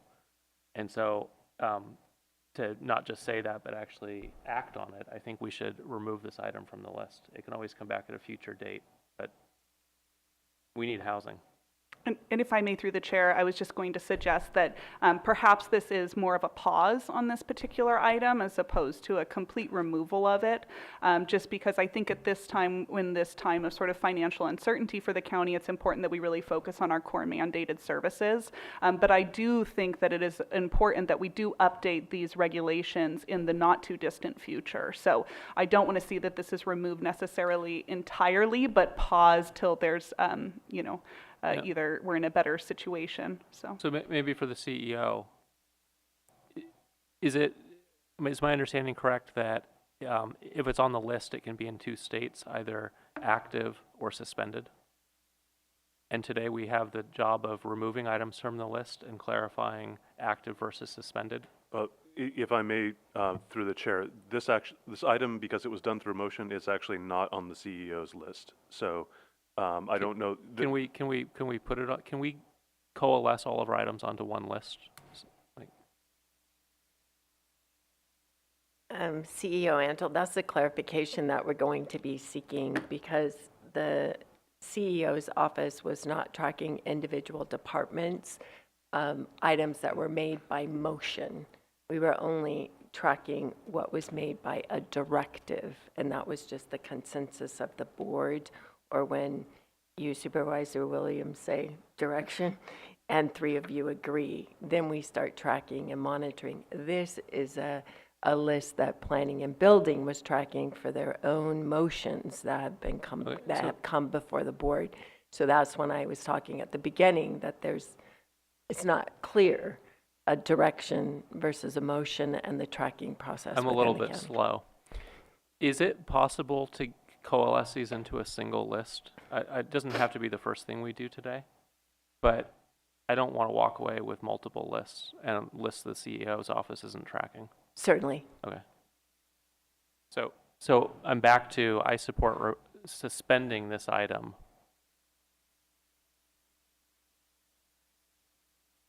Chair. Yes, please go ahead. It just seems like we had this discussion within the last few months about direction to staff. And then, I participated in a community meeting. I know you had them throughout the county. And it just seems like I don't want to, there was certainly a split on the board at that time of a couple people two supervisors who didn't want to do anything. I don't want it to become like, oh, we're just going to get rid of the will of the majority because of, in this process.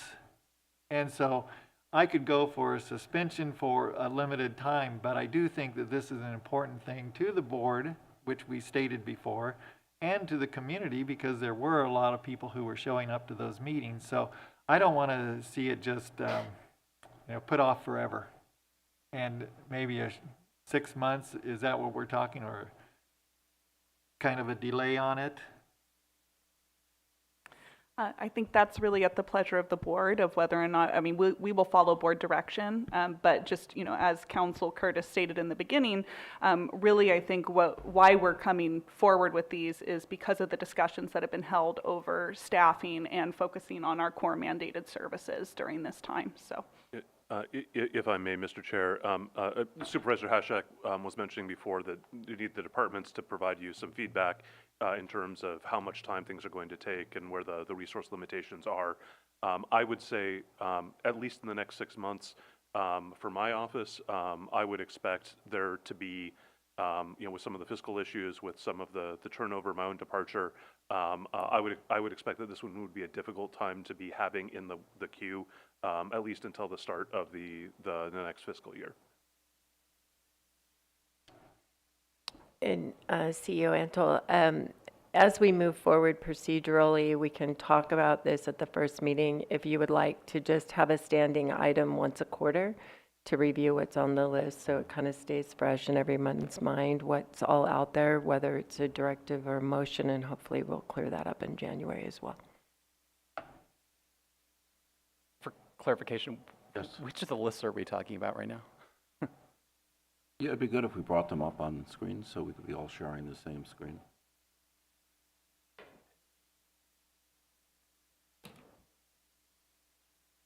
We're on the PBS motions. Oh, yeah, and I'm sorry, I'm not logged in on the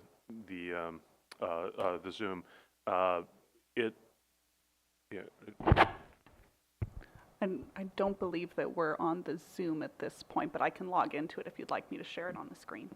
The document that I'm looking at right now is the one labeled PBS motions.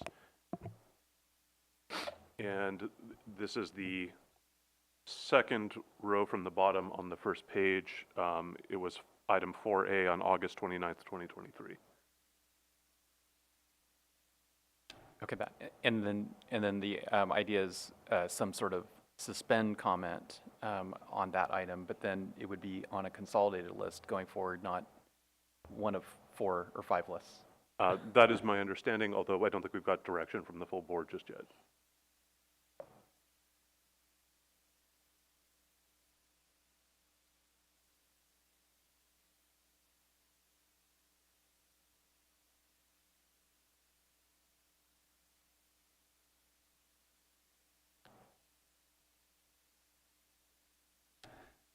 So just a request that when this consolidated list is developed, maybe it's developed with the idea that as people enlarge it on their screen, they can fit it within their screen and still read the text. So what I'm hearing is that if we have a quarterly review of these, we can suspend this particular one, and then it will come up every quarter. We'll look at it and kind of see where we are as far as staffing, resources, and everything, and reevaluate where we are. Correct. Chair? Yes. So for me to prioritize this, I would need to see the trend of permitting delays in the department, right? Is it possible when this comes back that we have a chart of, right, if I heard there's 190 permits that are waiting on county staff, and this time last year there were only 70, I would think we can't be giving PBS more tasks because we're bogging down the pipeline. But if we hear the inverse, that there's fewer than there's ever been because we have efficiencies in the office, I would think, okay, maybe we can take on this additional task. It's hard to decide whether this is a priority in the near term without that data. And I think this comment applies to everything that we're trying to prioritize. I don't know what the department's load is. For each department, this could be DOT, right? I don't want to throw them a task without knowing, do they have idle resources and what the cost to operations may be. Well, I doubt that there's idle resources. It becomes a question of priority. So I agree with you conceptually that we want to be sure no one's being held up for months on their permits. We want that to be a speedy process. There may be times where we really want to focus on something that needs emergency as well. Do you have an understanding, if we were to say, yes, this is still an active priority, what the cost would be? What do we lose by saying yes to this one? Do you feel like you know? Director Krog, do you want to weigh in on this discussion? Well, if I may, I think that that's certainly something we can make sure that is provided. Typically what we do when we bring forward an item, at least in recent times, we talk about or ask the board direction for where it falls in terms of our overall department priorities. I think a prime example of that was when we brought forward the Redwood Valley MAC Community Action Plan and Design Guidelines and asking for where that fell within the department's overall priorities. In terms of metrics and where we're at within the department, we actually just this month have published new tracking metrics on our website, and you'll hear about that as it's within the CEO report, which has a link to that, which will be later on this agenda. But that's something that will provide a more up-to-date accounting of exactly where we're at in terms of processing with permits as well as fiscal status. So Chair, I still have the concern. I think Supervisor Haschak was getting at, this shouldn't be an end-of-the-year opportunity to remove items that we didn't support, but the majority did, right? It doesn't make sense for the board throughout the year to make a list of priorities and then get to the end of the year and say, okay, well, let's just get rid of half of them, right? All that work that went into deliberating on what we, as a majority of us, believe should happen, we shouldn't undo. The reason to suspend or remove these items is we don't have the resources available. We gave staff more than they can handle. But I don't have any of that data. So if you were to tell me PBS can only handle 4 tasks, choose the 4, okay, I would have input for that. The majority of us would figure out what those 4 tasks should be. But to just ask a blanket on each of these, do you want to do it or not? Well, we already said we wanted to do all of these. So the process is a little bit wonky here. Supervisor Jordy. So there is a saying, walking and chewing gum at the same time. Hopefully departments can do more than one function. And so I largely sympathize with what Supervisor Williams is saying, is that the department's first priority needs to be to function at a level where people can go through the permit process in an orderly and quick and prompt time frame. That's first and foremost. But the department needs to be able to do more than that. And I would think that some of the staff there want to do more than that. I would think being a planner for the County of Mendocino, if all you ever did was review and stamp permits that come through, design plans that come through, it'd be a pretty boring job. Who would want to be a planner for the County of Mendocino if that's your entire career at the County of Mendocino? Planners are going to want to work somewhere else, and we're going to have high turnover in the planning department because that's not a very exciting job for most people. But in order to take on these other functions, a department like the planning department needs to be looking for funding opportunities. And so it's not always a fee for people in Mendocino County. Sometimes the state is making planning grants available to create housing. And if the department comes forward with a proposal that says we want to eliminate obstacles to create workforce housing in Mendocino County, and if part of that basket of things that are going to be looked at is something, it's the elephant in the middle of the room, at least on the Mendocino coast, which is the conversion of residential housing into commercial purposes, where it's 100% a commercial enterprise to run it, absentee landlord out of the county, resident, running it as a vacation rental. You've basically created a bunch of inns out of what were residential homes in residential neighborhoods. And I'm not saying that there should be a ban on any one of them, but it has to be analyzed, and I think that there could be some regulation of this, and there needs to be some regulation of this, in my opinion. I mean, if the idea is that what we want is we want the fastest movement of private capital, and I think that's maybe Supervisor Williams' idea of the economy, which is not totally flawed. And if the capital is going to flow to properties, if they're being converted into a vacation rental, because some people are going to make off like bandits, some are going to fail, then if that's the strategy for creating housing on the coast, then let's close the loop. Let's say, okay, anybody can convert any single-family home on the Mendocino coast or anywhere else, but that's where it's happening, into vacation rentals. Let's put a time limit. Let's say recoup your investment in 5 years, and then it becomes housing if it's not owner-occupied. I mean, the proposal by community members has been, if you want to live on site, you can have a vacation rental. But if you're just a speculative land buyer and you're just buying up the Mendocino coast, and we had someone here who said they had 12 houses on the Mendocino coast. I don't even know if she lived in the county, but she had 12 houses that she had converted into vacation rentals. How is that helping create the creation of workforce housing?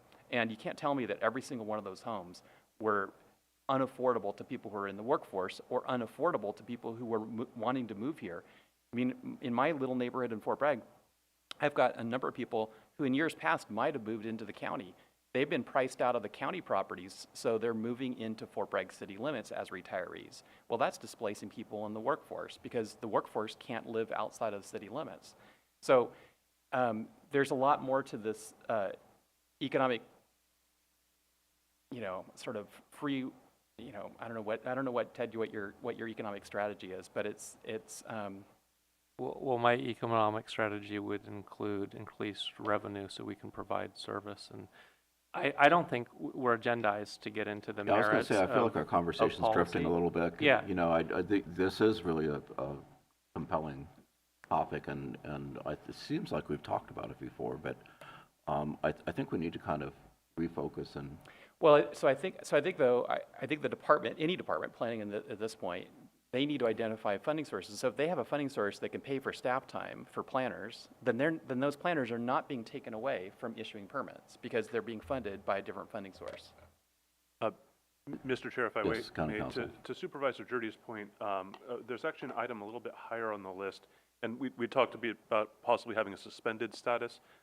If you go to the one, I think it's June 20th, 2023, item 4D, its status is listed as funding or ongoing, but funding has not been secured. So you could also identify essentially a status where you're in a holding pattern on a particular item until some sort of funding source, be it grant or other mechanism, makes itself available. So I, looking at this and thinking about it, and PBS in particular, I would hope that PBS would have a portfolio of activities that includes granting permits as well as looking at things like policy that creates long-term housing or addresses vacation rentals, and that we just kind of plan for that is part of the mix, that we know 80% of what we're going to do is going to be focused on making sure people get the permits promptly, but that we always have an ongoing effort, and there's always time set aside, and there's always resources set aside with people.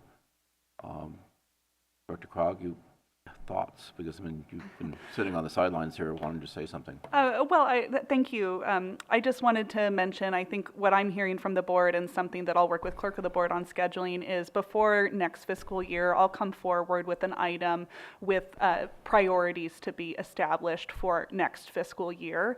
And that way we can have an agendized discussion regarding specifically my department's priorities as it relates to some of the items that we've been discussing today and items that may be considering being paused by the board today, because as Council Curtis stated earlier, there's items that our department is working on that you don't see reflected on this list, such as our inland zoning code update or the local coastal program update, which are two comprehensive updates to entire zoning regulations, which is a significant workload for the entire department.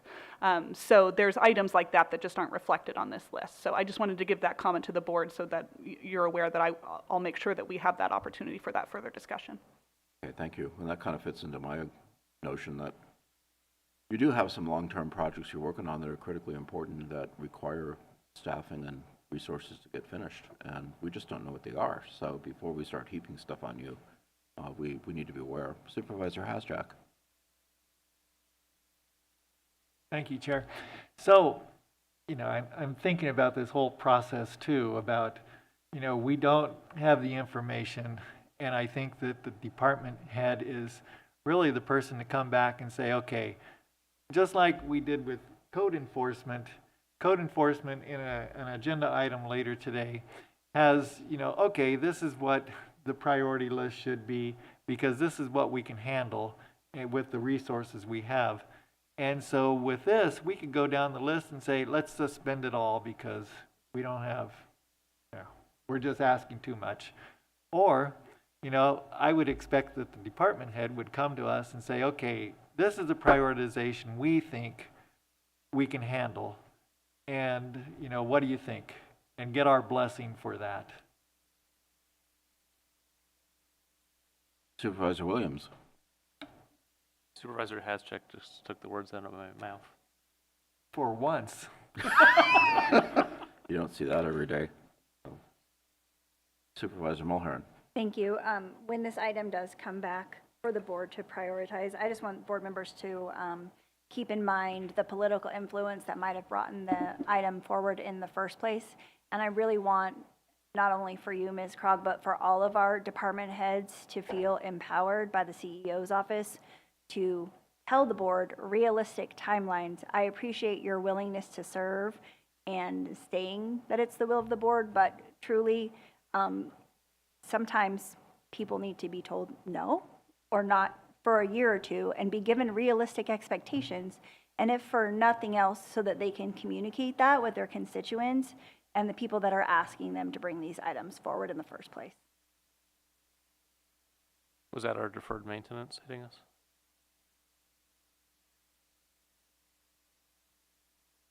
Okay, so what do we want to do Well, here? what Supervisor Mulhern just said, I think should be part of the motion.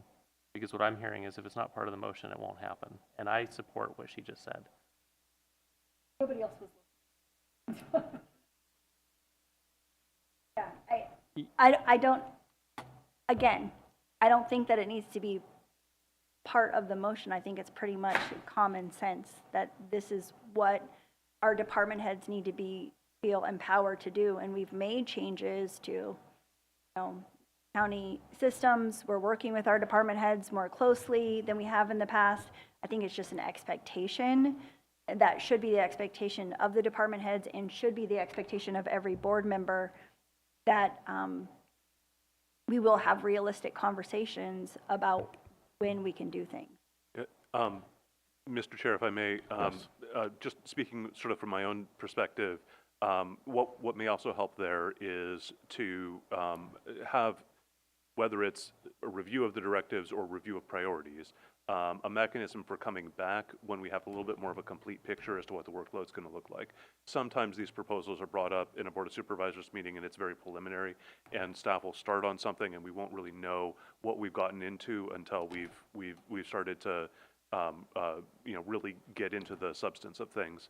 And additionally, sometimes we may think that something might take, say, 6 months or a year, but if we get 4 or 5 other directives in the course of that 6 months or the year, that could bump it back if those are treated as higher priority, and we don't always know sort of which ones are the board's top priority. So some sort of review and prioritization would be helpful there. Okay, Supervisor Williams? Okay, so I recognize what's missing for me is a project plan. I don't have any way to visualize what we're looking at. Can this list be accomplished over the next year? All of it? If it can, I would just leave it as it is. But if you're telling us what we think is 1 year is actually 3 years, then I would probably favor trimming some of it. We don't have that project plan visual because we don't have a tracking system. We're using a spreadsheet for this. It's the wrong tool.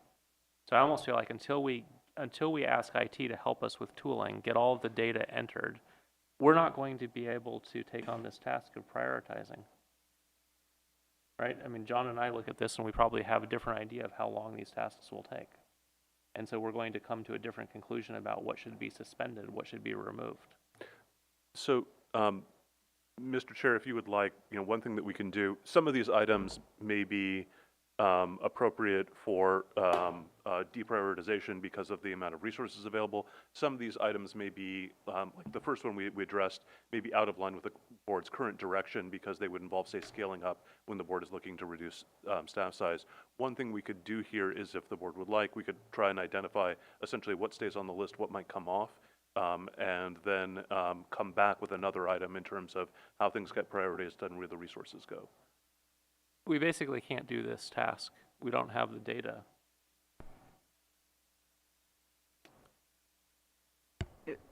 If I may, through the chair, Sure. if the board would desire, I'm more than happy to come back with these items that have been a question mark on these motions and talk about timelines as well as what projects we currently have in the queue.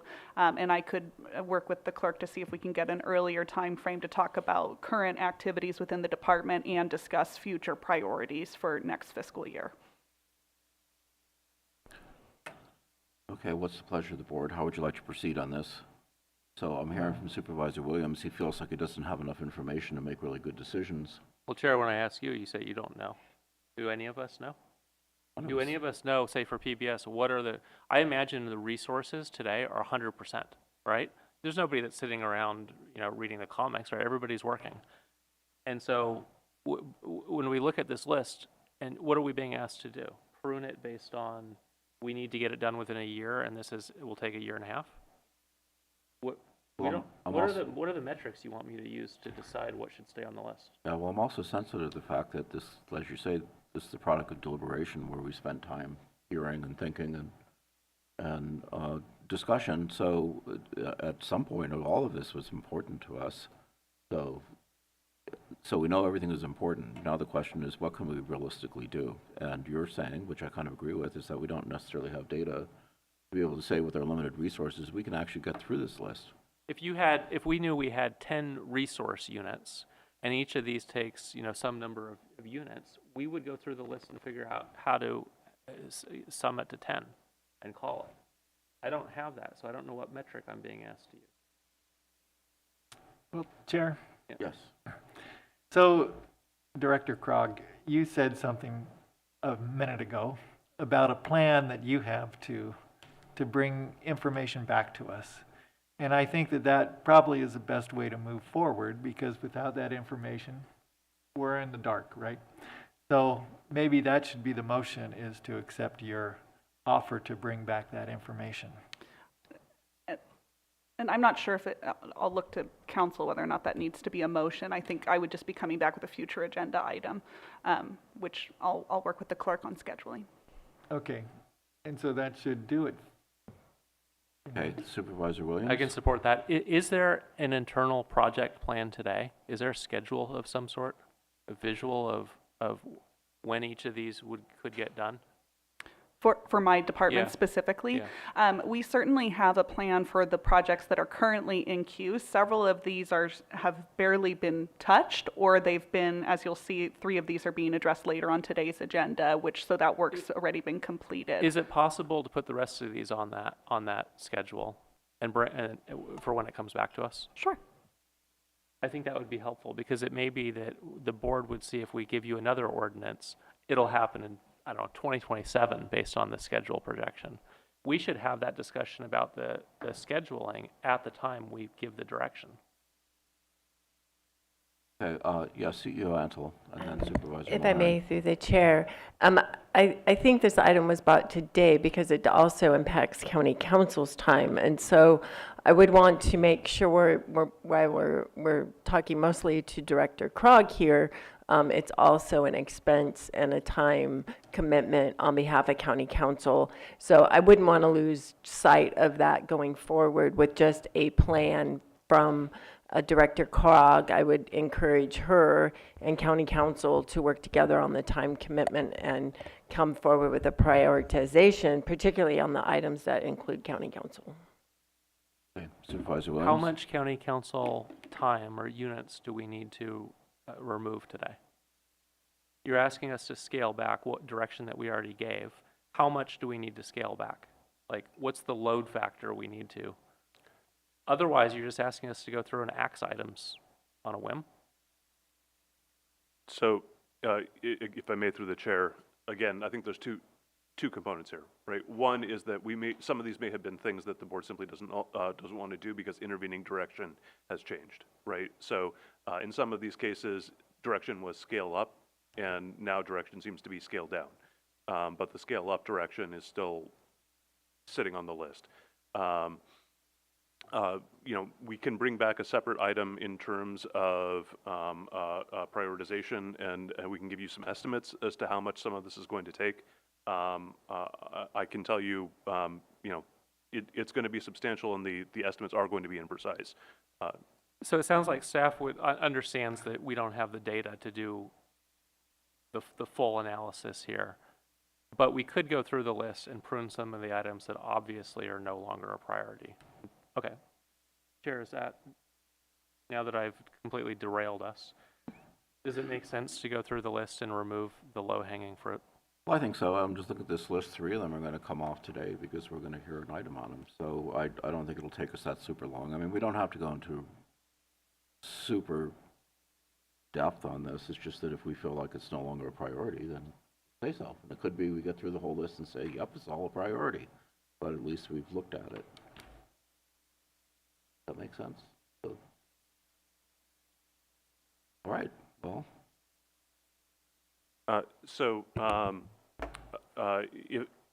If I may, Mr. Chair, on that one, is the direction to leave the vacation rental item on the list and to address it as prioritization? I would say yes, but but lower it as a priority until we have a little bit more information. But your 2 states are active or suspended, right? We don't have ranked priorities. Okay. Here. So suspended? I mean, it's active. Well, if it's active, it means they're working on it. If I may, through the chair, I had understood that we'll keep that on at this time, and we'll discuss that during a board priorities item for PBS that we'll schedule. So. Okay. And if I may, before I move on to further items, I just wanted to touch briefly. There are, as you had alluded to, Chair McGordy, there are a number of items on here that should be coming off later today. I just want to make sure that the board is aware. Some of these are items where work has been put in to do things that might otherwise be folded into either regular plan updates, zoning updates, et cetera. In many of those cases, I think the board was aware at the time. Particularly for the ones coming back today, the board was aware of the time that was the case and chose to have the work done because it felt that the items were more urgent. But just from a general efficiency standpoint, I do want to highlight if there are items that can wait. Sometimes if they get involved in a regular process, that's less overall work than if we do a special process for something more quickly than we otherwise might be doing. The last item I had on this particular list, and I'll defer to Director Krog after that, is, and this is I think the most recent one, very last item on the list, October 17th, 2023. This is related to an ordinance change that I had proposed that the board decided not to adopt regarding the cannabis prohibition districts.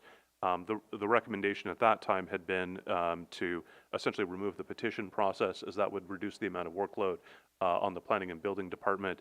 My understanding, and I'm sorry I missed that meeting, I came down with COVID, but my understanding is the board's direction had been to essentially keep the process and to make some changes to some ordinance changes modifying essentially the way that the process would work.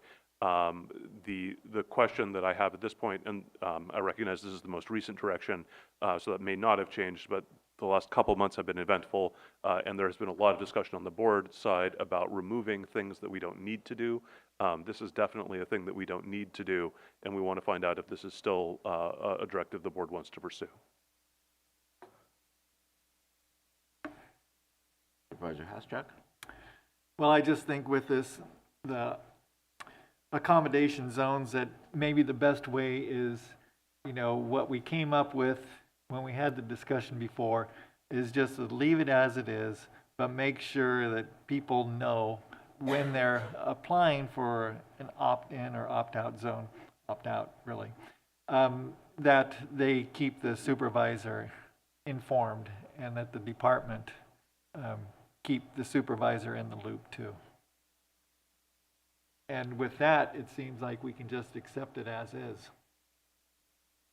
Supervisor Williams? Well, we spent a lot of time getting to this directive, and I don't understand why it's a lot of time to implement. I agree with you. I'd leave it on the list. What would the estimate be on this in like staff hours? So if I may through the chair, Sure. Julia Krog, Planning and Building Services Director. So this involves both staff time from my office as well as County Counsel's office. So taking the direction from the board, we would essentially then need to work through any changes that would need to be made to the ordinance, including any CEQA review as a result of those changes, and also consider whether or not it would require going back to the Planning Commission for a recommendation to be provided to the board if those changes are, of the type that would require that additional review be completed by the Planning Commission. So I would estimate, and let me just pull up, I have been keeping track of that for myself. For planning and building, I estimate in staff time, you're probably looking at close to about 40 hours of staff time, but that's probably more limited on my end as council typically prepares the bulk of the ordinance for that. So how many hours went into the last prohibition effort to ban where we were already banned? More than 40 hours of staff time? Oh, you mean for the rezone? Yeah. More than 40 hours of staff so time. I guess I think the reason we gave this direction is we recognized we're wasting a lot of staff resources. And so if we remove this, we're back to, we could be in that predicament again where your team spends 2 years bringing it to the board and we say, no, we're not doing that. So I think this 40 hours is well spent, weighed against the potential to waste time in other ways. County Counsel? Respectfully, through the chair, my estimate would be, I don't think that this is going to save any staff time. I think we're going to do staff time that would make changes to the ordinance, but I don't know that it would actually impact the number of petitions we receive or how much time would go into them. Well, why did we pass this then? I mean, this was just in recent times, 2 months ago? I can remember why we did it, because of the Rock Creek petition. Had Supervisor Haschak known about it, he would have said, why are you doing this? There's nobody out there who's growing cannabis, so why would they have moved the petition forward? Is that correct? Well, that was part of it, and also there was the Redwood Valley situation too, of people who weren't in the opt-out areas. So it's just, we had a lengthy discussion about this, is whether we want to just move forward with it or, keep it as it is for the time being, suspend it, whatever.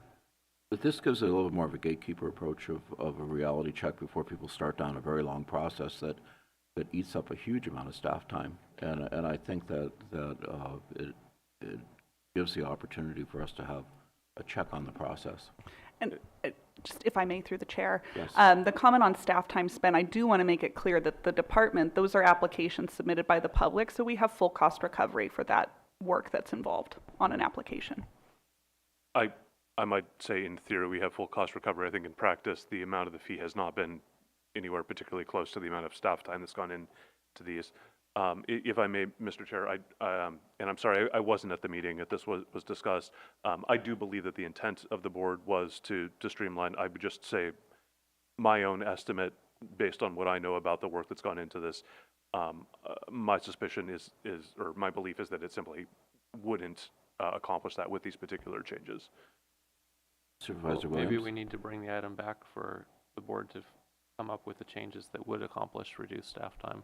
But it just process-wise, it doesn't set well with me that we spend all year, hours and hours to get to agree on language, and we get to the end of the year and then we say, let's throw half of it away. Why did we go through that 2 hours of discussion to get these few sentences if we're going to chuck it? It almost feels like another swing. No, you're totally right on that. And so the question is, do we just put this on hold and use the existing language, or do we go forward and make these changes and realize it's going to take 40 hours of planning and building's time and some amount of county council's time. Or now we're hearing we're going to spend all this staff time and it really won't solve the problem. That should have come up when we were discussing it. Well, and county council was sick, but excuse me, but Go ahead. it will solve the problems that we were discussing the other time, the other month. Mm-hmm. It's just not going to solve, reduction of staff time overall, but we're still providing this service to the people. And it's just, do we want to do that at this point? Is it a priority to make these changes which won't save us time? If I may, through the chair, perhaps then this should be an item that would come back as part of prioritization and timeline discussion with that future agenda item I was mentioning. It sounds like the board is moving towards or leaning towards retaining the item, but possibly looking at the timeline of when it would be when staff would begin work on that. Yeah, that's how I feel about it. We wouldn't have discussed it. The concerns of county council also concern me if he thinks that we're going to go through this whole process and then end up with nothing. I hope that's not the case. The idea with me is to do sort of like a preliminary discussion with people who want an opt-out zone or an opt-in zone and talk about whether it's feasible or not. Save the petition gathering, the money, the hearing from the planning commission, and then eventually to us just to say, no, we don't really think that that's a good idea. I'd rather hear, no, we don't think that's a good idea up front rather than at the end of the whole process. Okay, so can we agree that keep it on the list, but look at prioritization? Supervisor Williams, does that work for you or no? Yeah, that works. Okay. Supervisor Haschak, are you okay with that? Yeah. All right, good. Move on to our next one. Yeah, and I was going to move on to another list, so I wanted to give Director Krog an opportunity if there's anything that she had wanted to address on this one. Thank you. I think hearing the discussion of the board, I think I'll wait to address any additional items during a discussion on prioritization and such, because I think that'll be actually more fruitful for moving forward. So thank you. Yeah, and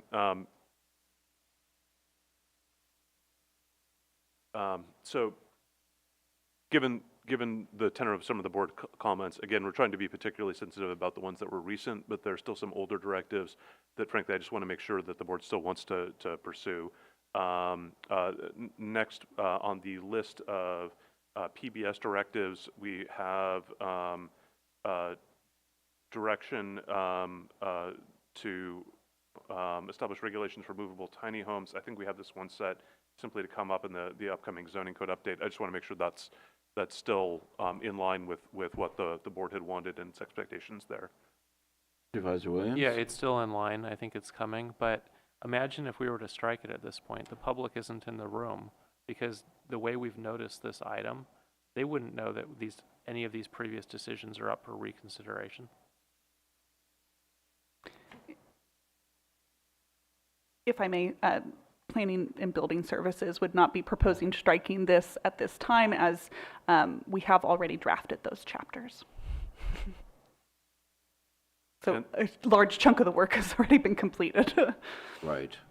And then if I may, Mr. Chair, just the last one I have is a directive from June of last year, wanting a legal opinion as to the county's legal obligations regarding obligation to provide ambulance services.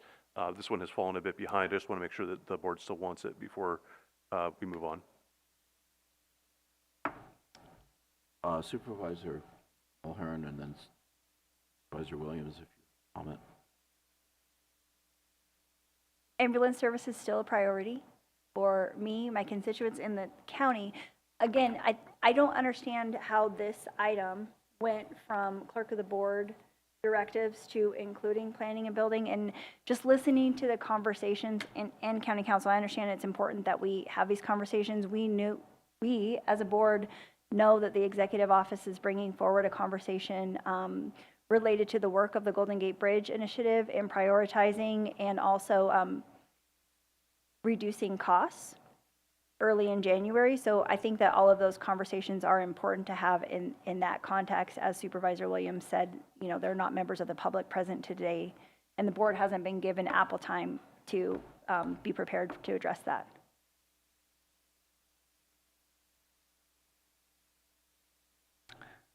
Okay. Supervisor Haschak. Well, I'm just trying to figure out where we are. And I'm What sorry, list are we dealing with right now? this one is not on one of the lists. This is one that we've identified since publication. Oh, okay.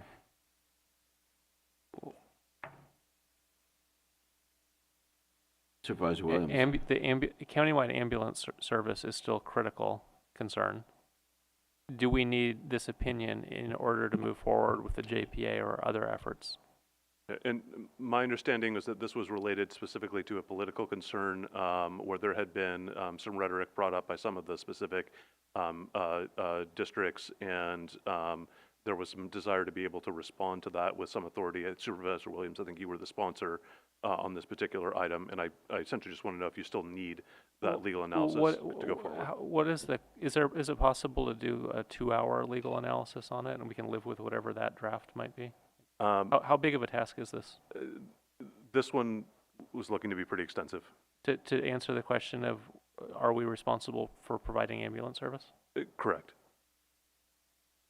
Can we borrow that answer from another county, or can we ask the AG for an opinion?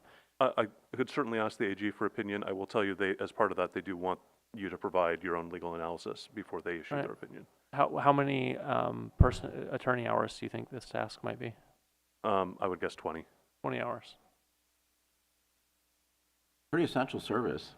You know, it's not one that I would like to blow off and say, guess what, we're too busy, we're not going to bother doing it. When I was running for office, it was a hot topic about people having access to, assistance when they're in a really life and death emergency.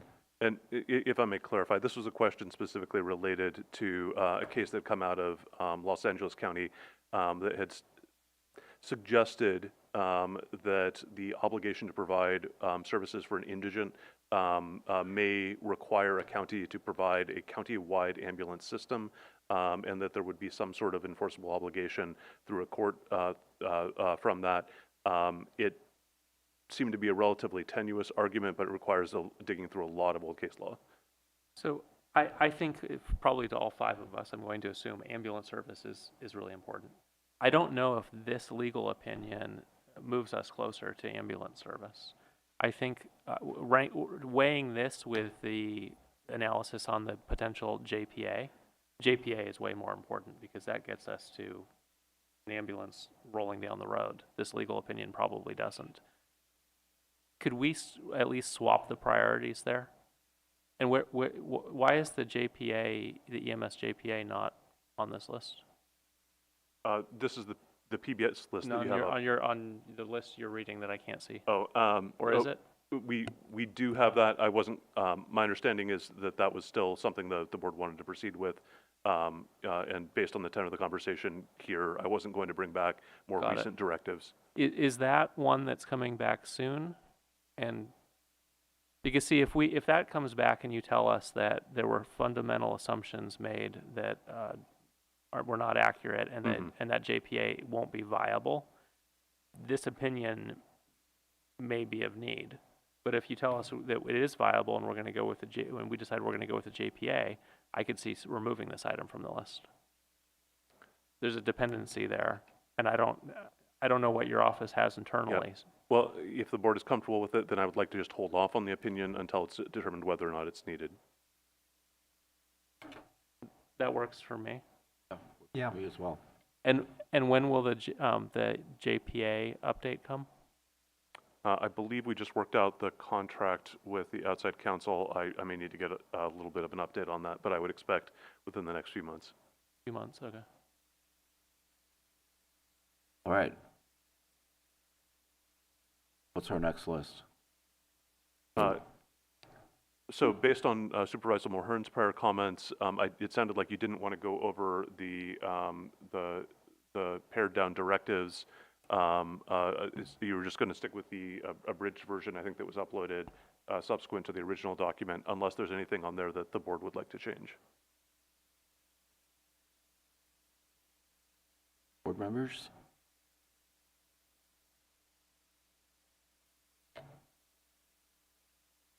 Are we good with where we are right now? I'm not good with the process. And it's not a critique of staff. They're more than 100% allocated. So I just want the process to be fixed going forward. I mean, we're seeing spreadsheet after spreadsheet. The way we're tracking our tasks, poor form.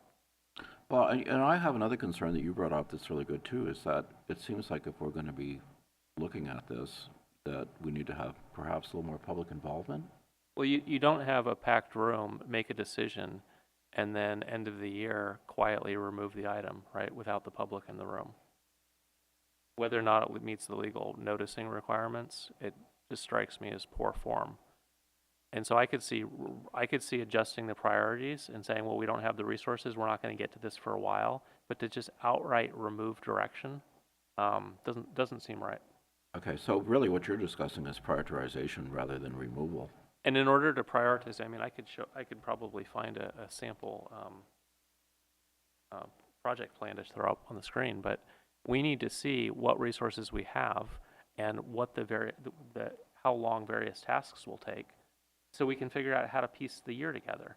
And if we're over budget, we don't have the resources to take on, well, then we have to remove some of the tasks.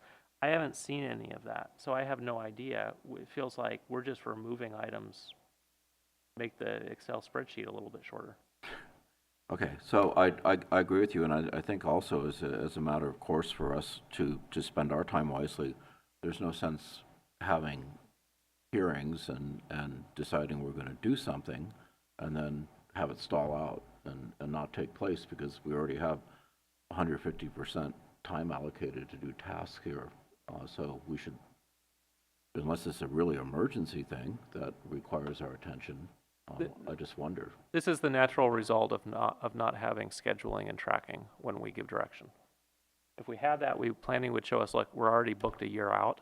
We would think twice before giving another task, or we would weigh that task, the importance of it, with something else that's going to get bumped. We don't have that, so we just keep piling on more and more. We don't have staff doesn't have the resources to keep up with the direction we give. Then we get to the end of the year and we say, hey, we're overloaded, let's delete some. There's a better way to do this. Yeah. Does that ring true for staff, County Counsel and Director Krog and CEO Antle? I may look to the CEO in particular. My take is I think you can have whatever process sort of works best for you, and I think there's multiple ways to do that. With respect to the comments about having a packed room on an item and then needing to prioritize later, I think there's always going to be a component where the item, when you have one particular item on the agenda, that the board is going to be, if it's very popular, it's going to be something that there's going to be a pressure for that to be a top priority on at that moment. And that might mean that an item where you have another packed room earlier in the year might get bumped at the subsequent meeting for the new one. And I would just suggest, from staff's perspective, it may be easier if there's a bit more a holistic approach, whether that's a quarterly review, whether that's something that's done on the front end with estimates in terms of the time. I think that may be helpful, but it's the direction to do one item without necessarily understanding how it fits into everything else that becomes a real challenge. Supervisor Krog, Director Krog, I'm not going to demote you. Thank you. My comment was really going to be similar to what Christian stated as well. And I think oftentimes when direction is given, the department is just receiving that direction in that moment and may not be able to fully respond to the board about the exact timelines associated with it and may need to go back to think through that. So I agree. I think a check-in at a future time is probably and a regular check-in on those items is going to provide that opportunity to have discussions about where they fit in overall in terms of priorities within any individual department, and the amount of staff hours involved with each one of those items. So we can give it a trial run talking about PBS items later this year, or early next year, I guess I should say. So I'm hearing two things. One is tracking the actual task before us when we decide we want to do something. But the other thing I'm hearing is that within the proposal of whatever we want to do, there should be kind of a feedback loop right away that says, okay, if you want to do this, give us some time for analysis, but But we'll come back and tell you exactly how much resources you're going to have to be put into it. So you know the cost up front, as opposed to, you know, getting fired up about something and then finding out, guess what? You know, that's going to take a lot of time, and you're not going to do this very quickly. And it's going to be costly. So that would temper probably some of our decision making. Does that sound fair to the board? Okay. Did the board want to go over any of the other items on the directives list? My pleasure. It may be the same answer, but it can't hurt. Darcy, if I may, Darcy Antle, CEO. So the updated directives that were uploaded on 12/18 by the executive office have been reviewed, pared down, and updated to what is actually being worked on. I would like to state that those directives are not kept in a spreadsheet. For those of us that are not as tech savvy as some on the board, I did download that into a fashion of which I can manage. So anyway, that's why that particular is in a spreadsheet. And we are currently, right now, looking at a new model to track the directives per your prior discussion today. Okay. Chair, Yes. just looking at this list, and some are highlighted, some aren't, and I don't understand why some are and some aren't. But, you know, we have a lot of... We're looking at different lists, I think. Well, I can't hear. Oh, sorry. No, there, is that better? Yeah. So you're looking at the older list, not the updated list. There's only approximately 5 on the updated list. So went through that prior list and pared some down, took some off, and clearly some of those are on hold. Okay, now we're on the updated list.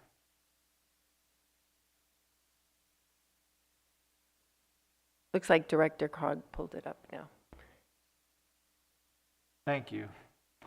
Yeah, because I was going to say there was a lot of direction to the Budget Ad Hoc Committee from over a year ago to do certain things, and it just seems like the ad hoc either did them, or since we're going to start a new ad hoc in the year, you know, we move on.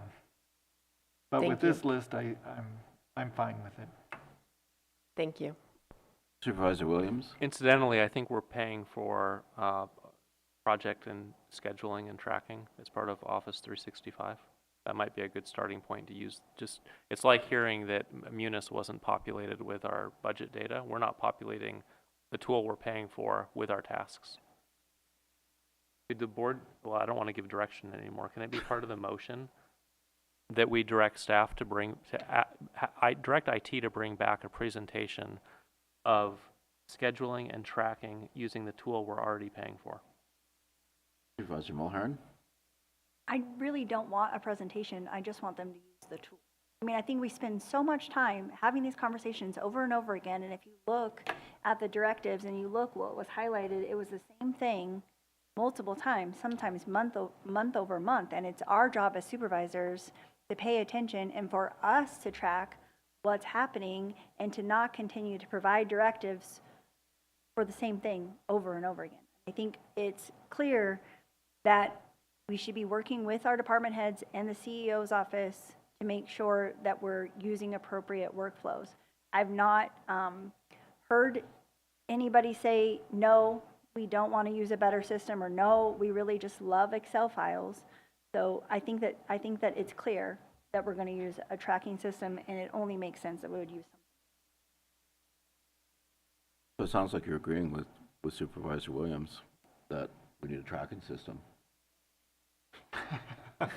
What I am letting you know is that we have tracking systems, and some staff are using them. Some team members can get better at it. They understand, and we can move forward without a presentation. Oh, you don't want a presentation, but you want a tracking system, correct? I think Mo's asking that staff use the tool we're already paying for. Yeah. And that we all use the same tool, right? If we use 4 different tools, we can't do dependency analysis, right? And So for clarification, I think I heard Supervisor Williamson, I agree that we want a presentation on what this unified tool is. We don't want to rehash what's the content in the tracking report. We just want to see this is how you access it, and this is how everybody's using it now. I want to mandate that everybody in the organization use the tool. I don't care which tool it is, although the one we're paying for is probably a good starting point. I see somebody just walked in the room who may be able to give us direction on next steps. So, Mr. Rakes, if you would like to address this issue of tracking systems and what we have available right now at our fingertips. Good morning, Board. Tony Rakes, Acting Deputy CEO. Happy to provide some direction here. For clarification, the existing directives are not tracked in a spreadsheet. They're tracked using our Office 365 tools, and the data that has been presented today was exported as a sheet for just the presentation. The Microsoft project, which I think is what Supervisor Williams has been referring to, we do not pay for as part of our Office 365 suite, although we have the ability to pay for it, and we do have licenses that departments are utilizing. To CEO Antel's comment earlier, as a result of the earlier conversation, we already have somebody working on translating the directives as they exist right now into this application project, see what we can do to create better visibility into these directives, create better graphs and however we want to present it. The key will be including the data, to Supervisor Williams' point, about the contingencies, what tasks are scheduled when, the timelines, so that you know when the resource allocation is overburdened and needs to be either deferred, reprioritized, or supplemented. So we're working on that right now to change that up. We do have these tools. We do utilize them. Departments utilize them to varying degrees. If we were to mandate that all departments utilize the same tools supported by IT, say when Glenn wants to work on a water ordinance, would he be able to open the tool and see that the resources that would be needed are already booked for some period of time and look at what tasks they have ahead of them? Through the chair, if the department tracks the resources in that way, for instance, say, you have your average annual hours that you would have over a full-time employee, and you create a percentage that says, 25% of this staff's time is associated to project work, not operational responsibilities, but to project work. That equates to this hour amount per employee that you would have to work on a given project, and tracked it in that way and provided estimates for those projects. You could absolutely include that and have that at a moment's notice. So I think that would allow us to make better decisions. I mean, frankly, the board has no awareness of what our staff is working on, short of calling the CEO and asking. And she knows kind of like from water cooler talk what people are doing. And she calls and she checks, right? But it's not this real-time, accurate, it's almost anecdotal. Councilor Curtis? Yeah, I think that there's some real value to that from an organizational standpoint. I would suggest, however, looking at how that relates to your current time tracking. And I know the CEO is looking at simplifying this. Right now my attorneys have 181 different time codes that they have to track their time to. If we add a project layer in addition to a billing layer, we may be doubling that. What may help is to simplify it so that they're not spending as many hours every week just tracking the time on the work that they've already done. Are there best practices from other counties? I mean, it just surprises me, an organization with over 1,000 employees, and there's no scheduling or tracking. There's no way to visualize what's going on. Supervisor, through the chair, I don't disagree with you, but as you know, we are behind in technology and we don't have all the systems in place that we need and could have used, mainly because of funding over the course of many years. This county started working with client services on IT upgrades. I don't know if it was in 2016 or 2017. Mr. Rakes is mouthing 18, so it was 2018 with Client First. And we have been doing the bulk of that work right now has been through Munis, the enterprise system that we use for accounting and budgeting and those types of systems, as you heard earlier this morning from Sarah Pierce. I would also say one of those initiatives is an improved time tracking system, and Mr. Rakes can probably tell you where that is in the priorities of those upgrades. But we have gone through a number of upgrades. I think in 2022 was a major upgrade to the Munis system, and then we went through a payroll upgrade, and now we're working on budget and perhaps one other area. But Mr. Rakes. Of course, we right now are focusing our efforts primarily on our finance system, because that is one area that there's been a critical need. And so our primary efforts are on that, and then our property tax system. So we've got some heavy responsibilities in there that we're trying to track down as quickly and as effectively as possible. But regarding the technology initiatives from our master plan in 2018, that was adopted in 2018, there are items on that master plan, including more standardized project management practices. We could prioritize that from the IT office, understanding that every department is going to have their own unique needs that IT won't necessarily be able to comment on fully, but can help advise as to what tools are available and practices that perhaps we have used as an office that handles a high volume of requests in this way, whether it's work tickets or project requests or fix-it request for service, whatever it happens to be. We're pretty familiar with planning our time according to the number of staff hours we have available. So we know, for instance, in IT, what percentage of each staff's time is dedicated toward project work on average. And with that, we can extrapolate how much time we have available to work on the given projects that we have in any given point in time, and say that we're going to either have to push or pull or however we end up needing to do it. We can prioritize that item and give a presentation to the departments, not here, but to the departments, to show what tools are available in case they wish to use it. But it will require, as with anything, some overhead and some management and involvement from departments to participate in that and then ultimately decide to use the tool.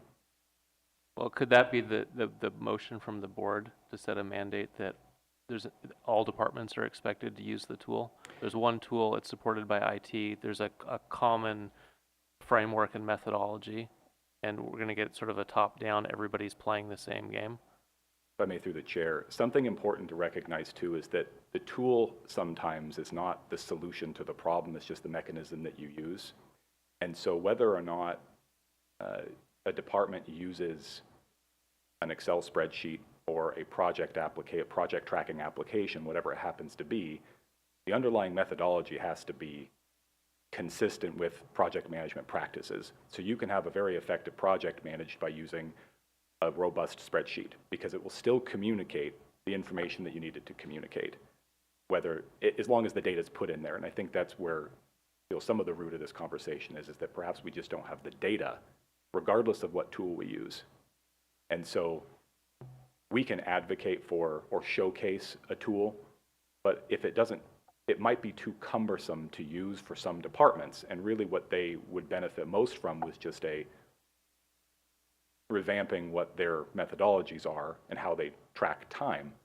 And then the tool is, I won't say inconsequential, but is peripheral to the actual process, just the tracking mechanism. Supervisor Haschak. Well, this all goes to the question of, getting the information we need to make these decisions on prioritization of these, directives and motions. I don't want to have the board mandate that some tool be used when it doesn't serve your purpose. We don't know, what each department needs. We're expecting that the CEO and you, Tony, are doing the best you can in providing the departments with the tools they need to, and we just need, information on time studies and what the plate looks like for different departments about how full it is. So I'm just very hesitant to go any further on this discussion about mandating any kind of tools or reports. With Supervisor Mulherin about, we don't need a report to the board about what tool is being used. We just need to know what the priority list looks like and what the departments can do, and move on with that.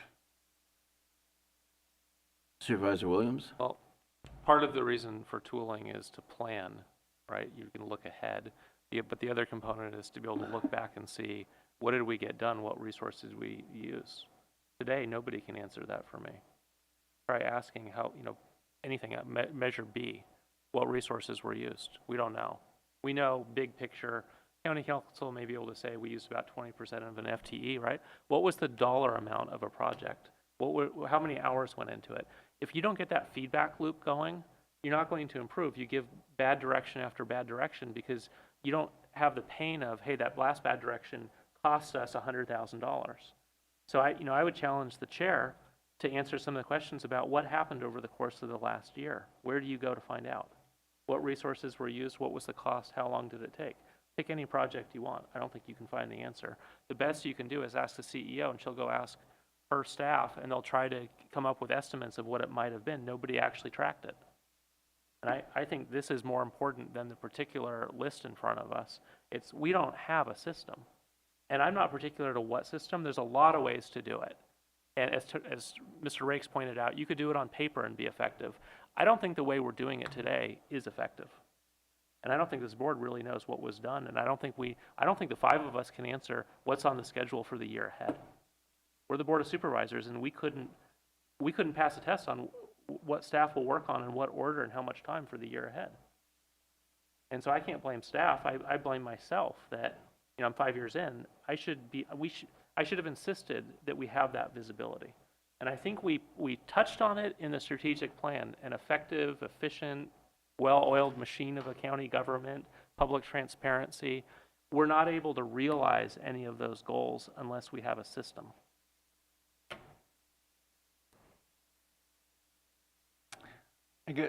CEO Mantle. So, Chair, if I may, this was some of the discussion at the beginning of this topic about merging and having one list, reporting out quarterly.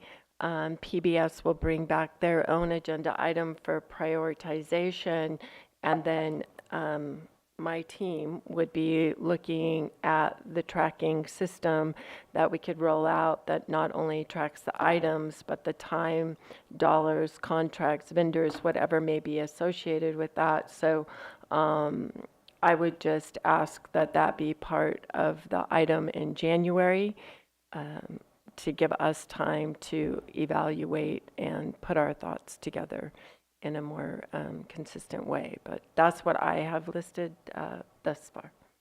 Okay. Supervisor Hashtag, then Supervisor Mulherin. Supervisor Mulherin was first. Okay, Supervisor Mulherin, sorry. Thank you. Thank you for bringing back up the conversation about what the board was asked to consider originally was the directives that we had listed with the clerk of the board. And I think we somehow got into a conversation about two departments. And again, I think that every quarterly update about the budget, as we start to have conversations about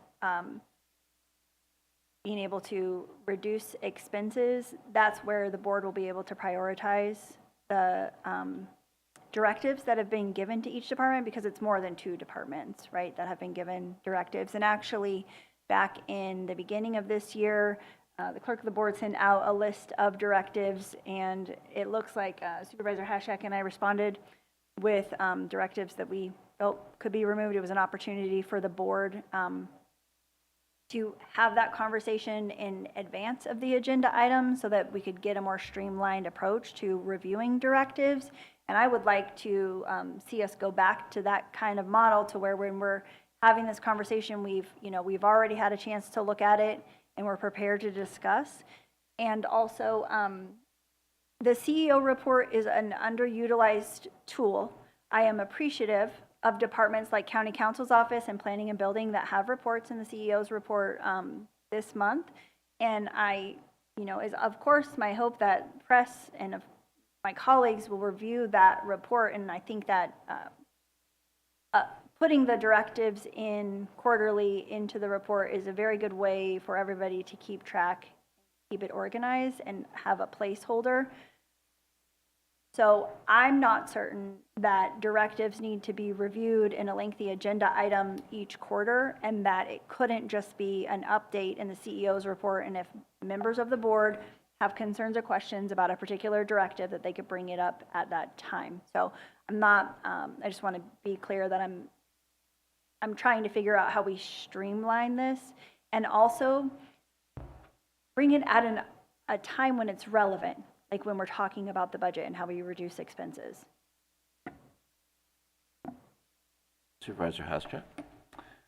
Well, I just wanted to have a clarification from the CEO and maybe County Counsel too about, are we tracking, time spent on projects? Because what I hear is, oh, we're spending so much time on, a certain project of yours.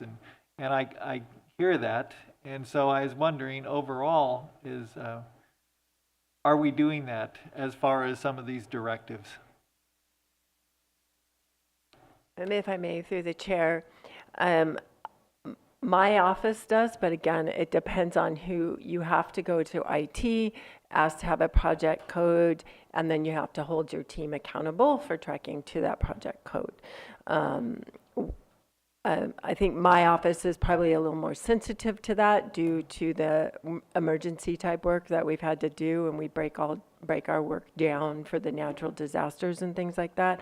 I really cannot tell you what happens in PBS or in County Counsel. I know Christian mentioned he has over 180 codes, so I assume they're tracking, but every time there's a new ordinance and a new project, we would then be asking IT to add yet another code into the system. Yeah, and if I may respond to the chair, no, we are not tracking on a project level. The way that we're tracking is on the billing codes, so it's for the purposes of where the money comes from. So if it's, say, coming from the cannabis department, there's a cannabis billing code. If it's coming from a cannabis grant project, there's a billing code for that. The 181 is when you add up all the different ways that essentially the payment for the work might get allocated for both the cost allocation plan purposes, what we call A87, and for direct billing. The concern, so what may happen is that, say, there's an ordinance for cannabis that may go under cannabis, but that may not be separated out from a different ordinance in terms of the time code for the tracking purposes. And the concern that I was articulating earlier is that if you did break it up, I frankly think you'd multiply that 181 number by a few different times. So I would suggest, and I don't mean to say it's a bad idea to track by project. I think there's a lot of value to that, but it may make a lot of sense to simplify the financial side first, so that it's not an unwieldy number. Okay, thank you.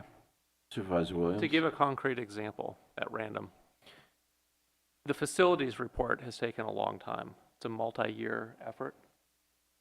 I wonder what are the resources that are being used? When are they being used? Over the last year, can somebody show me a schedule of resources that were on it? Is it not getting done because there's only been one resource at 10%? Or do we have 3 FTEs working on it, and maybe it's a more sizable task than any of us understand? There's work being done that we couldn't envision. I don't have that visibility, and I feel like I can't make good decisions on this board without having that information.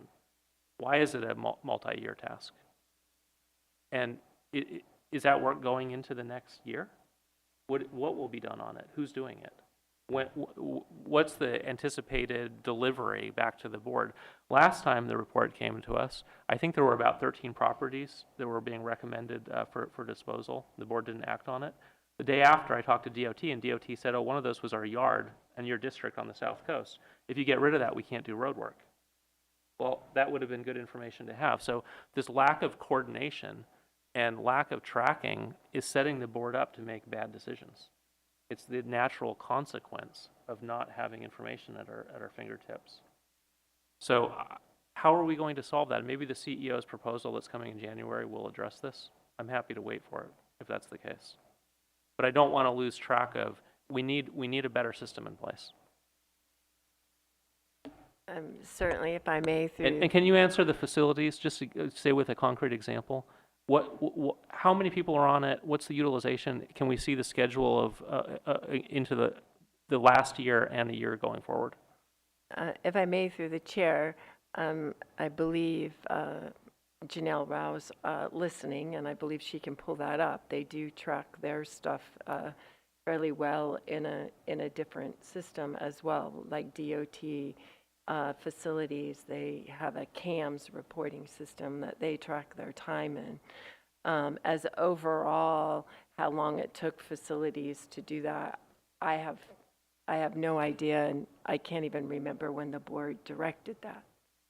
So yeah, is there an overall tracking mechanism and another follow-up that needs to happen? It just depends on how deep into the day-to-day work that this board wants to go versus having the information and relying on your directors to provide you the information so you can make the correct policy and provide the direction. But again, if you're asking for a look at a new system, you've heard from Mr. Rakes, we're willing to do that.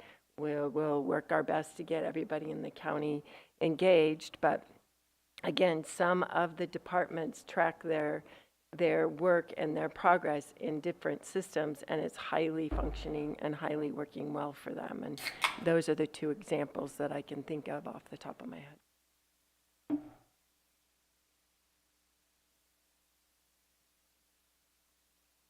Any other questions or comments on this from board members? So let's see if we can summarize. So I think CEO Antle gave a good list of things that she'd like to bring back.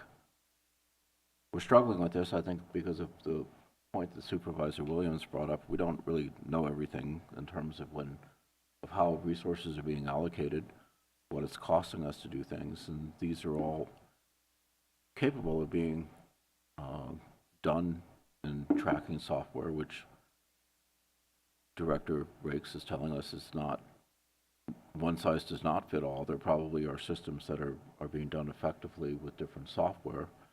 But the question is, how do we find out, how do we, as we sit up here in the dais and people come to us saying this needs to be fixed, how do we know realistically whether we've got capacity to do it?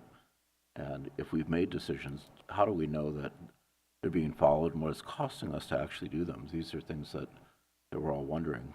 And I think about the cannabis opt-out zone for Rock Creek, and what did that end up costing us, and how much time did staff put into it just for us to, in the end, say, no, it doesn't make sense to do this. So that all of these things are kind of, in my mind, trying to find a way to improve our efficiencies. It's part of our strategic plan. I think we're going in the right direction by having this discussion, even though it's a little painful at times and maybe seems a little bit going in all directions, but it's still really, really worthwhile. CEO Antle.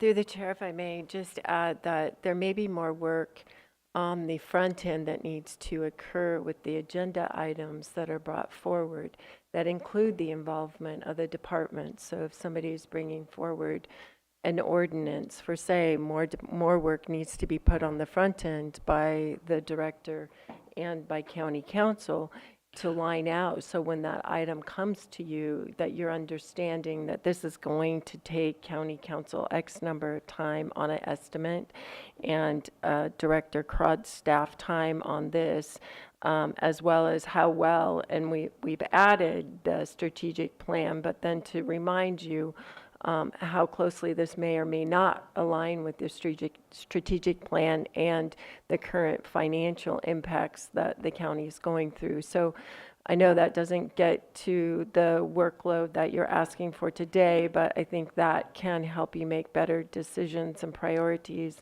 at the time of putting an agenda on the, putting an item on the agenda. Okay. Supervisor Williams? Yeah, so I don't think that process works. I've tried it. And Ted has an idea. He asks county council how much time. County council says, it'll take me more than the 4 hours I'm allowed to spend just estimating the amount of time. Let's see if you have board support before I put in that time, which is reasonable. We don't want to waste county council time. It's precious. Planning, same thing, right? It gets to the board, we're going to change. When it's heard, the item will morph into something else anyway. And so that original estimate doesn't have much meaning. Well, that's why we talked a little bit about, okay, we have a bright idea, then maybe it needs to come back with an assessment by the affected departments to say, this is what it's going to cost you if you want to do that, and this is how long it's going to take. We almost need to do it on every proposal. Bring it to the board, see if there's interest. If there is, okay, now go do the analysis and then bring it back and say, okay, given that it'll cost this much, do you still want to move forward? Sort of a 3-phase attempt on every item. I'm not talking about small items like a trash can in the town of Mendocino, but where you're talking ordinance, when I hear the word ordinance now, I think 6-figure.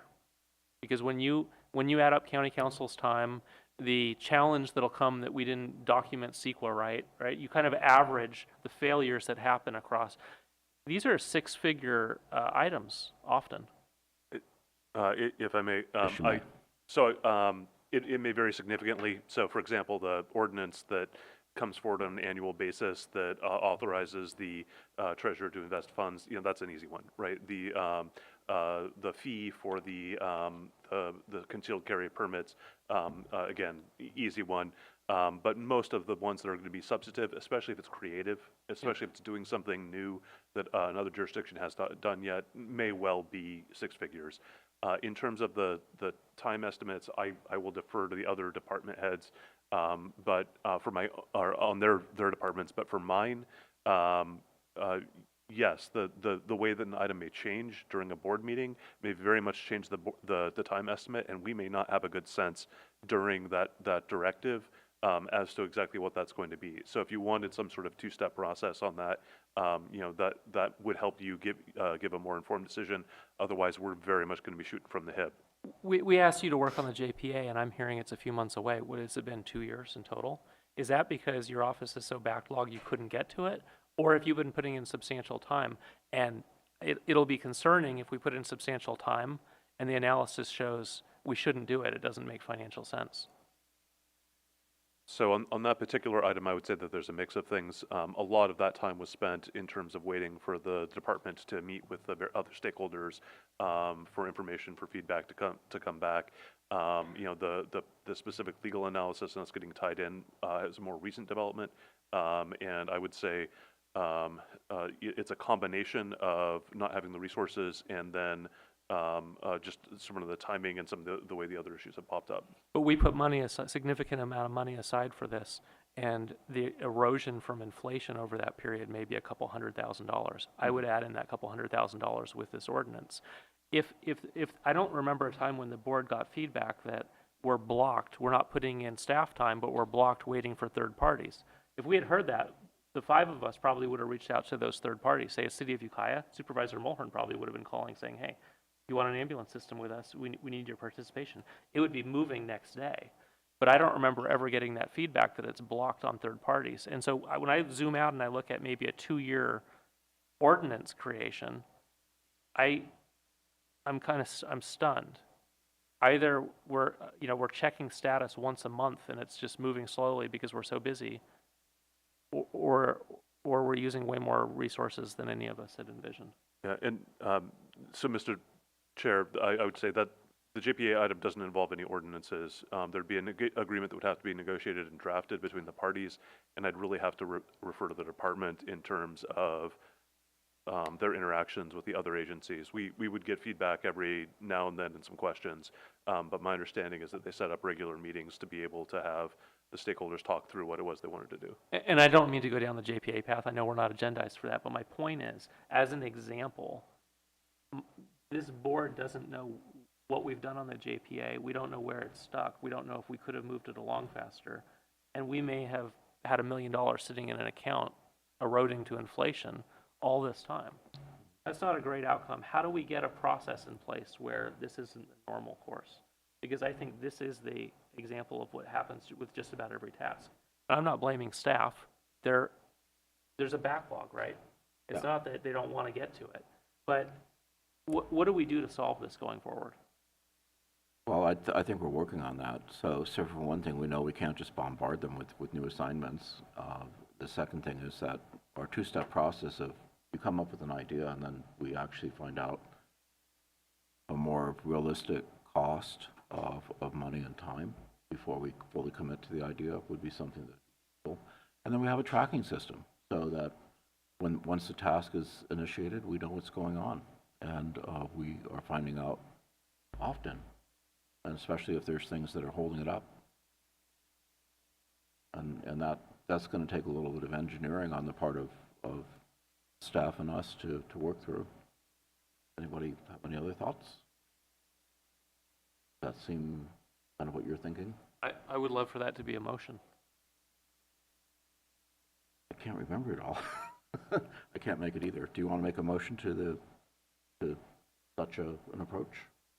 Yeah, I move we direct staff to share with the board what the tracking system and process will be going forward, and demonstrate to the board that there will be visibility into department projects.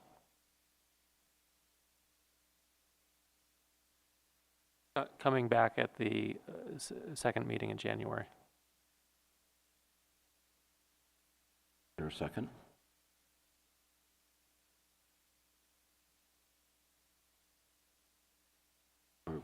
Comment from staff? If I may, through the chair, Tony Rakes, Acting Deputy CEO, just for clarification, is that direction specifically regarding board directives, or is it regarding all department projects? I think all department projects, and a project is not installing a washer and dryer at social services, but I think it's CEO may have a different perspective on what a project is. I'm reading her mind. If I may, so again, we don't even have a clear definition on what we consider directives, and if we're tracking directives or motions, and now you want to track every project that every department is working on, it's a tremendous amount of data, and what value it will add, this board would have to determine that, because it will be a lift to even implement that system that you're talking about. We can do pilots and get them started, probably with PBS in my office, but to implement those countywide will take time. It will take a change in behavior, and it will take time looking at IT systems and processes. And again, if we can't decide what a directive is, we have to decide what you're going to call a project versus an ordinance versus, a directive that Darcy's moving forward over here on an IT issue. So I think it gets, when you get to that level, it's going to be difficult. And then are you including, public safety and elected offices? So I don't know. If you really want to go down that, I think it's going to take more time, more effort, and more discussion. And you may want to consider putting it with general government or having it be an ad hoc to get that detail. Oh, not another ad hoc. So what would your proposal be to give the board visibility into the efforts that take months and years and use multiple employees, right? The JPA is an example to point at.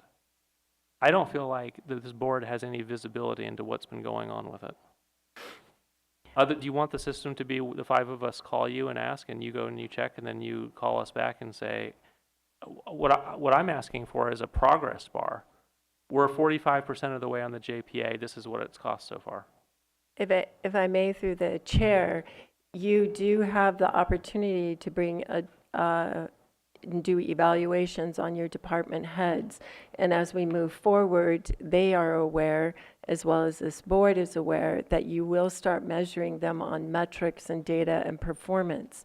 And HR is working on a new evaluation form that you will be seeing in February.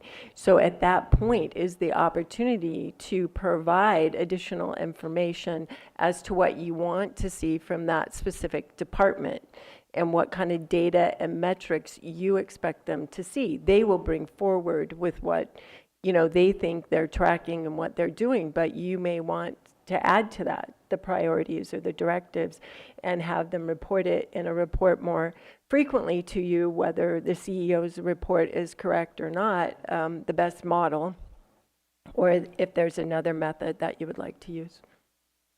Supervisor Hasjack, then Supervisor Jordy. Was he first? Okay. Go ahead. So it seems, and I could be wrong, but it seems to me in the example that's being discussed right now, which is the JPA proposal, it involves money, and I would actually, from my perspective, it involves politics.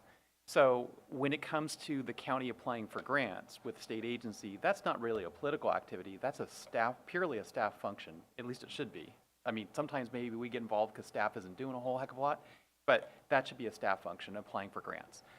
But it does, I could be wrong, but I think this is at least partially a political function. We've got the City of Ukiah, the County of Mendocino are the two political entities, and then that are principally involved because the profit center in the ambulance is the Greater Valley area, and then there's the loss areas, which are the greater county areas. So if this is an example of something that's not purely a staff function, it's partially a political problem that needs to be fixed, then I don't think in the end saying this department head or even in the executive office, they're going to go off and fix it is necessarily going to bring about a solution, because the solution may require a political interaction. And so I think there needs to be some distinction between these projects by which ones are hybridized staff and board and city council activities versus these purely staff functions. And so maybe I'm way off base, but I think that's the issue with the ambulance service, just as the tax share agreement that's being worked out. It's really as much a political thing as it is a staff function. And so I think it does, this kind of a thing probably does require an ad hoc. Supervisor Hasjack.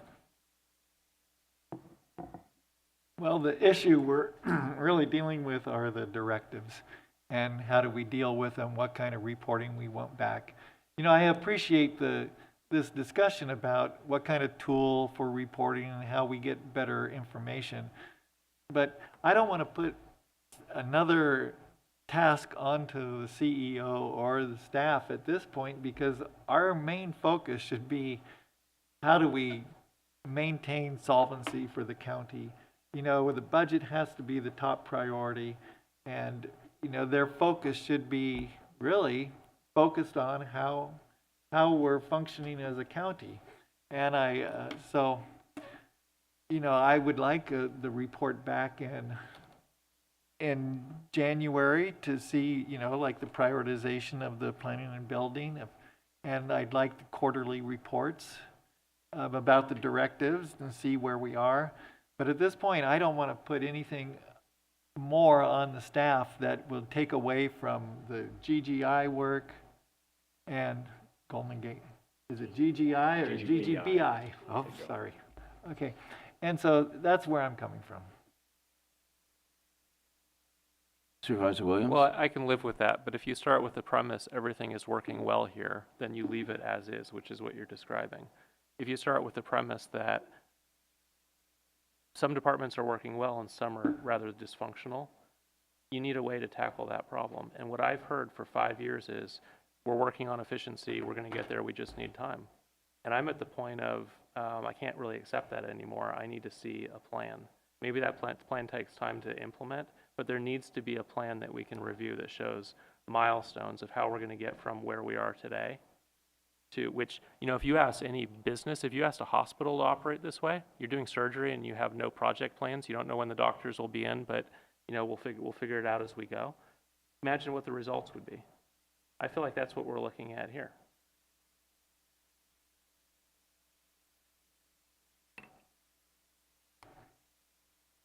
Well, what is the pleasure of the board? So we've had one proposal by the CEO. Mr. Chair, we have public comment. Public comment.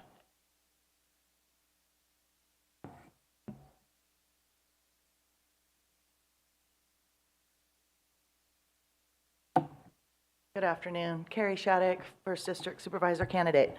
I just would like to say that this agenda item has been extremely painful watching.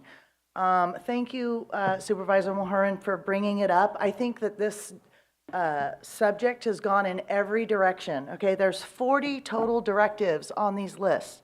12 directives state discussion and possible direction to staff regarding a presentation on Mendocino County's preliminary fiscal year 23-24 budget. We've already approved the budget. There's 12 directives gone, okay? There's 12 that are planning and building. She's sitting right here that you could address those 12. That leaves 16.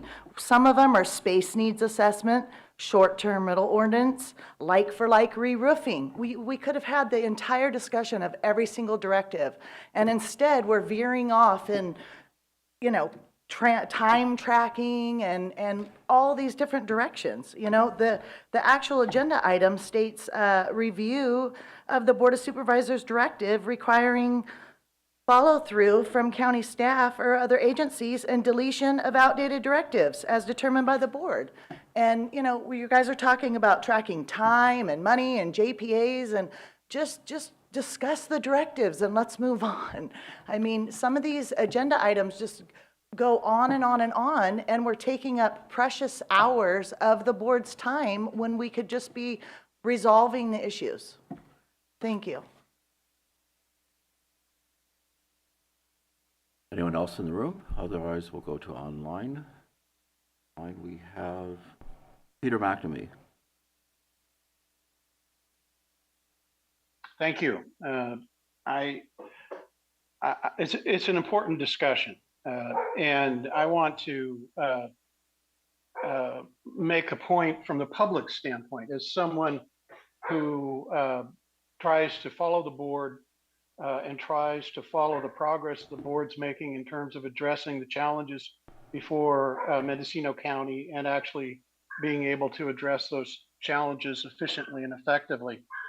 What was lost, however, in this discussion is that it was primarily a discussion between you as a board making policy decisions and providing direction to county staff, and the county staff's capacity to respond effectively to give you the information so that you can actually assess what success you're actually accomplishing as you address those policy making decisions. What was lost and what Supervisor Jurdy touched upon in his comments is that in a democracy with a representative republic that we have, we elect you, the public elects you to be our champions in managing the public's work. And so it is a political process. And we are in a position where we need to be able to assess, the public needs to be able to assess how well the county is in fact addressing those issues so that we can use our votes effectively going forward. Those are not just theoretical concepts, they're actually real world realities, because when we, the public, don't feel like we understand that progress is being made on the important questions that are being brought to you by us, then we lose confidence in you. And so when you come to us and ask us for tax increases or sales tax increases to be approved on the ballots, our reaction is liable to be no. You know, we don't trust you. You haven't shown to us that you've spent the money that we've allocated to you through our tax dollars in the past in a good way. So it's really important, and this is my point, that whatever system you derive, that it be transparent and open and it be usable by the public to verify that progress is being made along the lines of the priorities that you're receiving from your voters and your constituents when they tell you what they think the county's priorities ought to be. And with that, I thank you for giving me the opportunity to make that comment. Next, we have Jim Shields.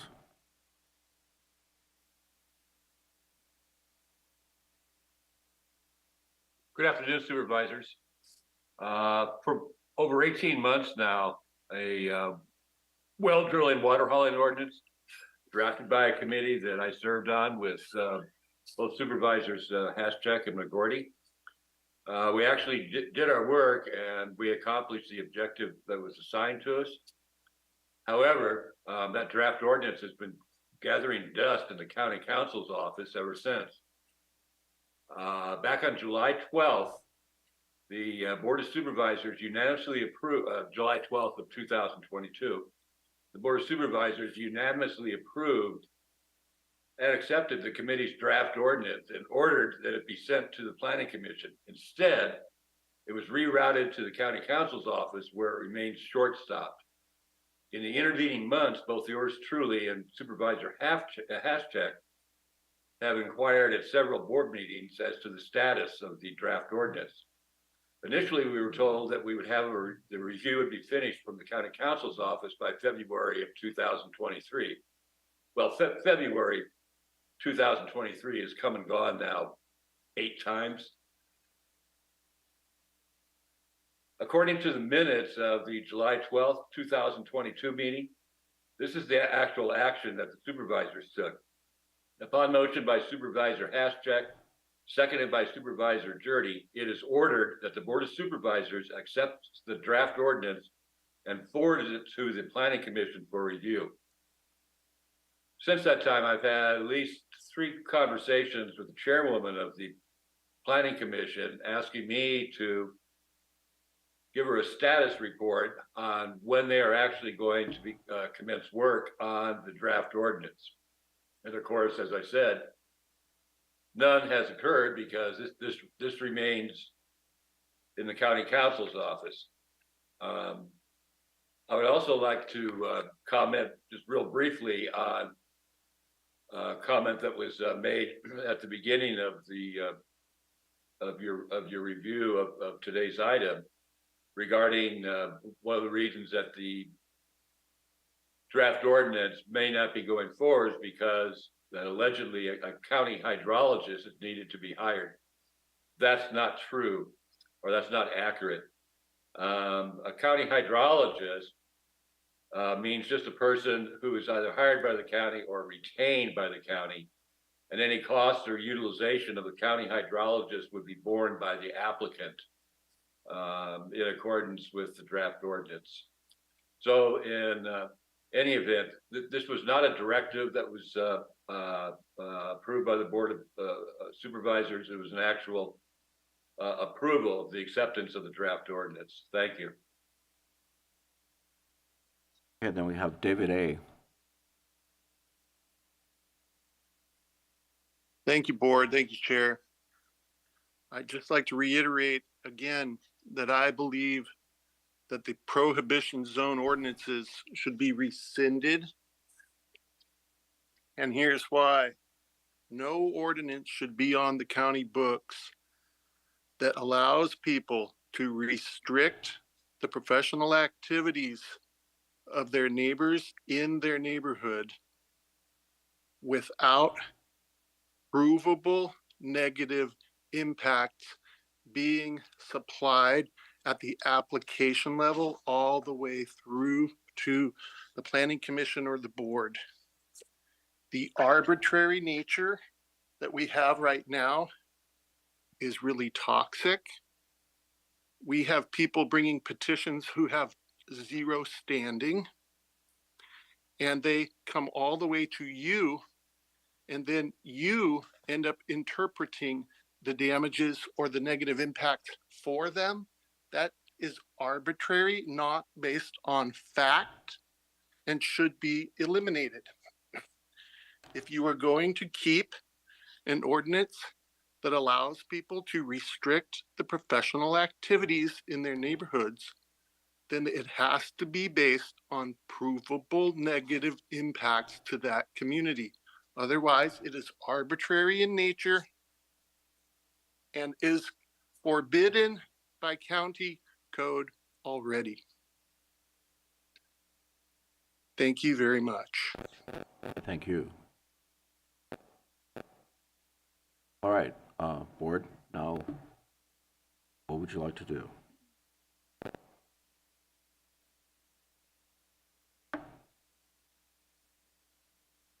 Supervisor Mulherin. I'd like to make a motion that we approve the 12-18-23 directives updated list. Is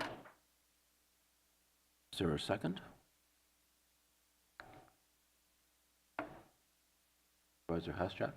Well, with that approval, does that mean that planning and building come back with, more information about the time required for their directives and motions? The CEO is going to be bringing back to the board next year recommendations for cost savings, which would include planning and building, which would include county council and all of the other departments and their directives, and how we could adjust those directives to better serve our community and make sure that we are also cutting costs. We have a new plan to work with department heads directly when things are not being accomplished, and all board members should be working on that with the CEO.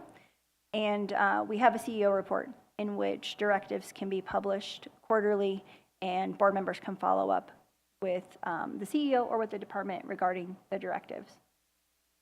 So my motion is just to approve the directives that are updated, and all of the other things that have been discussed today have places that are already held through other processes, including CEO report, department head reviews, and supervisor reports. If somebody has something that they want to bring up, county council is making a sideways glance at me, but I believe that they could bring that up during the supervisor's report, ask questions as well.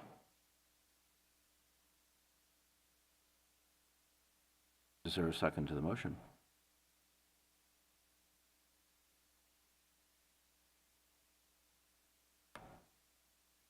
Okay, tough group today. So, what other thoughts on what we could do? Thank you for that, Supervisor Mulherin. Yeah.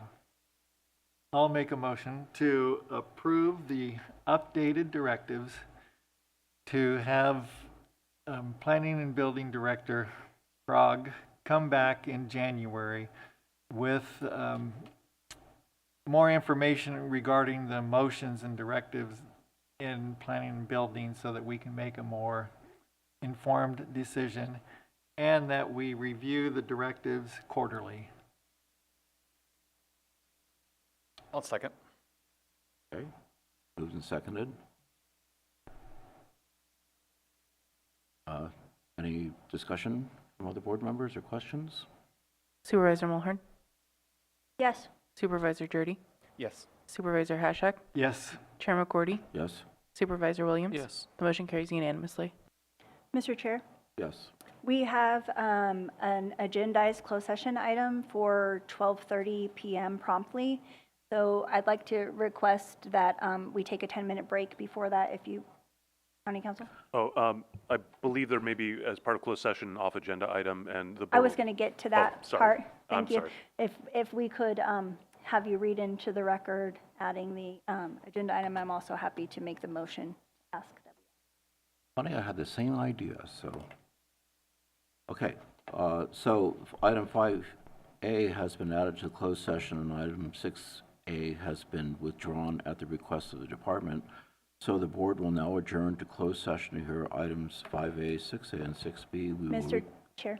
Yes. I'd like to make a motion to hear an off-agenda item pursuant to Government Code 54954.2 and move that this item will be added to the agenda as item 5A. Second.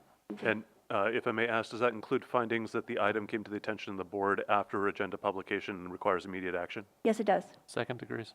Okay. Call for the motion. Supervisor Mulhern? Yes. Supervisor Williams? Yes. Supervisor Hashak? Yes. Chair McGorty? Yes. Supervisor Jordy? The motion carries unanimously. Okay, so before we go, we need a call for public comment on these agenda items. Through the chair, if I may. Yes. I would like it to be noted that 6A for closed session was withdrawn by the department at their request. All right, so call for public comment on items in closed session. All right. Then we will now go to closed session, and we won't be back any sooner than 1:15 p.m. All right.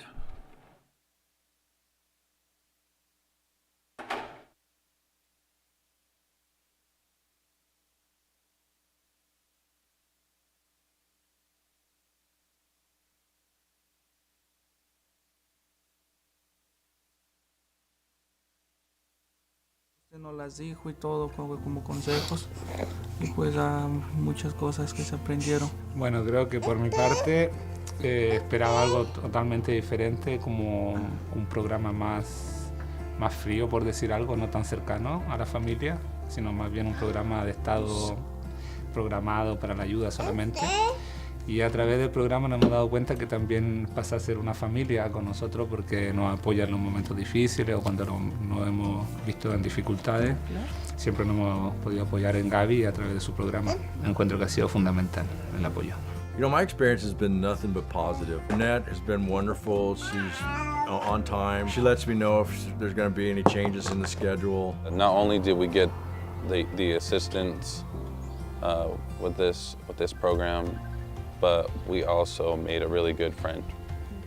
I'm happy to call Gabby our friend. I still feel the challenge of being a parent now in today's world is immense. I think that you need support.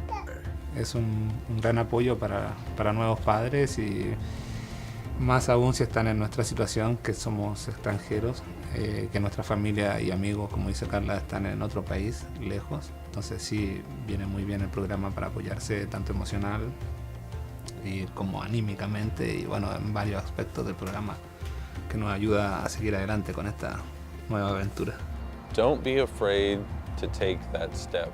Like, don't be afraid to get help, because, you know, you might think that you know what you're doing, but it's always okay to have extra support, and don't do it alone. Give it a try. You got nothing to lose. It's free. I'm grateful that I took advantage, because it's something that has put me in touch with my child, or closer to my child and her development.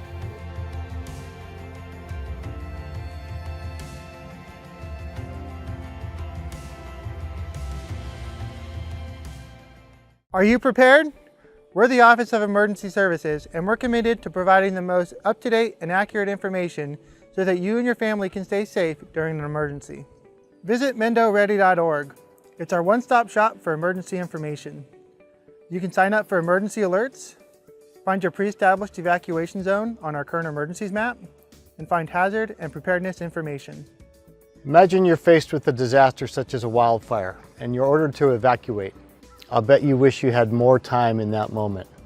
Now's your chance to buy yourself that time. Sign up for Nixle and Mendo Alerts on our website, MendoReady.org. Do it today.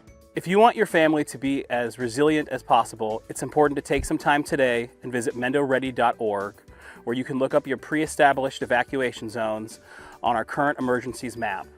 You can also find important tools to help maintain your situational awareness, such as the Alert California wildfire cameras and the Caltrans road conditions cameras. We hope you'll take some time today to prepare so that your family can be Mendo ready. Thank you.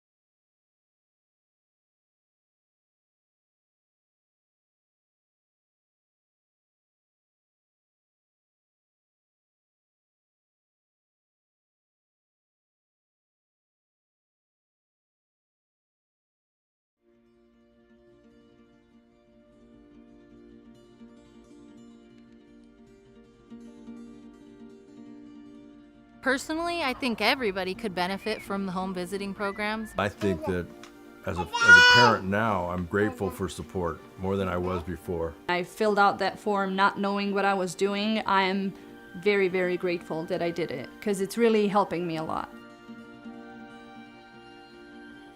Bueno, creo que por mi parte esperaba algo totalmente diferente, como un programa más frío, por decir algo, no tan cercano a la familia.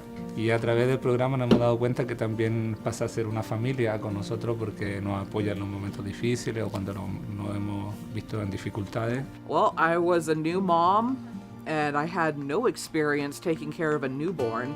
There isn't like a book on how to raise a kid. We come from like a lot of family history of, you know, drugs, violence, alcoholism, so we didn't want our daughter to experience any of that. The thought that a parent was supposed to be loving, nurturing, supposed to be there for their kid, you know, provide food, shelter, joy, and going in, becoming a parent for her, I had no clue how to provide that. ¿Cómo pensar educarla? Ajá. Cómo educar a un hijo y porque pues nosotros nunca es la primera vez que íbamos a ser padres.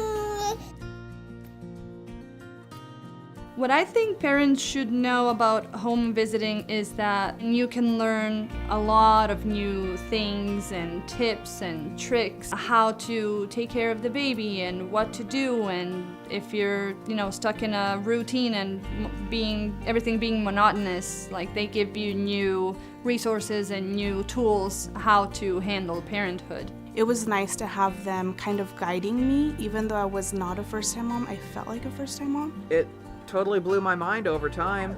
So much information that I had no idea about.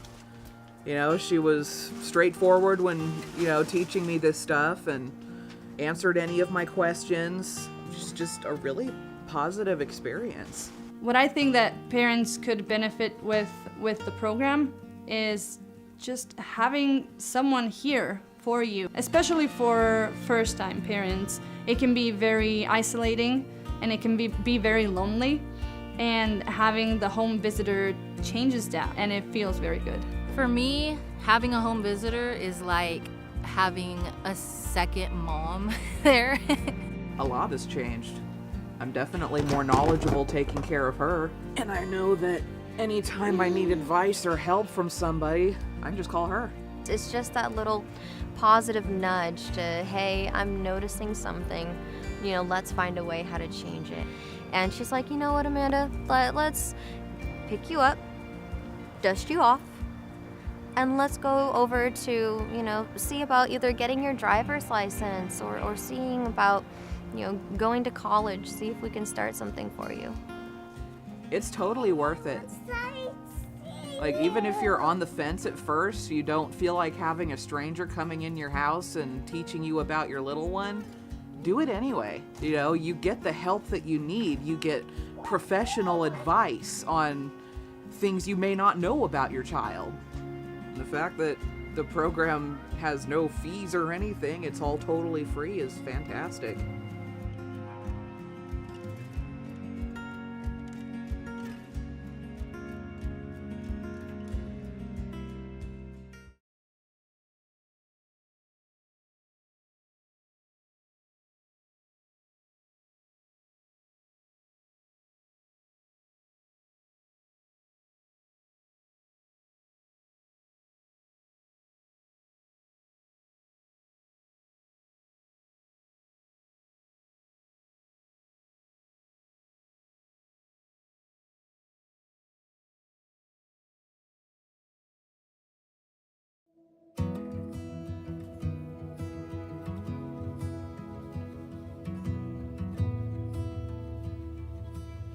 Yo creo que si conozco a alguien que está próxima a ser mamá, lo primero que haría sería recomendarle el programa porque te entrega mucho apoyo, mucha información y más que nada como apoyo emocional, una guía, te da una visión diferente de cómo es ser papá aquí, quizás en este país. Y así pues es un bonito programa. porque pues es buena persona la señora y los ha atendido muy bien. Pensé que nada más iba a ser un programa de orientación quizás para los nuevos padres, pero creo que nos llevamos una linda sorpresa porque Gaby es una persona muy cercana a nosotros, es como parte de nuestra familia, siempre ha estado dispuesta a ayudarnos y a escucharnos con nuestras dudas sobre la paternidad, y en nuestro caso, que estamos solos en este país, ha sido como de mucha ayuda. Es un gran apoyo para nuevos padres, y más aún si están en nuestra situación, que somos extranjeros, que nuestra familia y amigos, como dice Carla, están en otro país, lejos. Entonces sí, viene muy bien el programa para apoyarse tanto emocional y como anímicamente, y bueno, en varios aspectos del programa que nos ayuda a seguir adelante con esta nueva aventura. Te ayuda como a ver los distintos recursos que tiene la comunidad para nuevos papás, entonces creo que es de gran ayuda. No queda mucho que agregar, pero lo veo de la misma forma. Que hemos aprendido algunas cosas aquí y pues los han ayudado, como este programa los ha ayudado para seguir creciendo a la bebé, como con buenos consejos y así. Sí, y creo que también ha sido muy importante el tema de apoyarnos con el libro y saber qué actividades hacer con Máximo de acuerdo a su edad, cómo estimularlo, cómo cuidarlo de los peligros de la casa, como cosas que uno como papá nuevo no conoce, claro. Pues a mí me gustaría que lo siguiéramos visitando aquí en la biblioteca de Covelo. Está tranquilo y muy bonito aquí. Cuando no nos podemos reunir, nos comunicamos por Zoom o una llamada telefónica o por texto. Donde nos visite, porque ha sido nuestra casa, a veces nosotros vamos a Willits y puede ser en el parque. Gaby llega, hacemos un resumen de cómo ha ido nuestra semana o qué hemos hecho de nuevo, cómo va el trabajo. Luego hacemos las actividades del libro, vemos si podemos hacer un juguetito nuevo para Máximo, a veces ella lo evalúa, cómo está su sentido motriz, qué ha aprendido de nuevo, nuevas palabras, y jugamos un ratito y conversamos. A mí personalmente también me ayudó mucho a obtener mi licencia a conducir, que era un objetivo que teníamos en cuanto a la familia, sí, para poder estar tranquilos, así que encuentro que ha sido fundamental el apoyo. El objetivo del programa es que las familias estén bien, y que las familias estén bien significa niños felices, niños sanos, y eso en un futuro es adultos sanos y un mundo mejor. Entonces está bueno.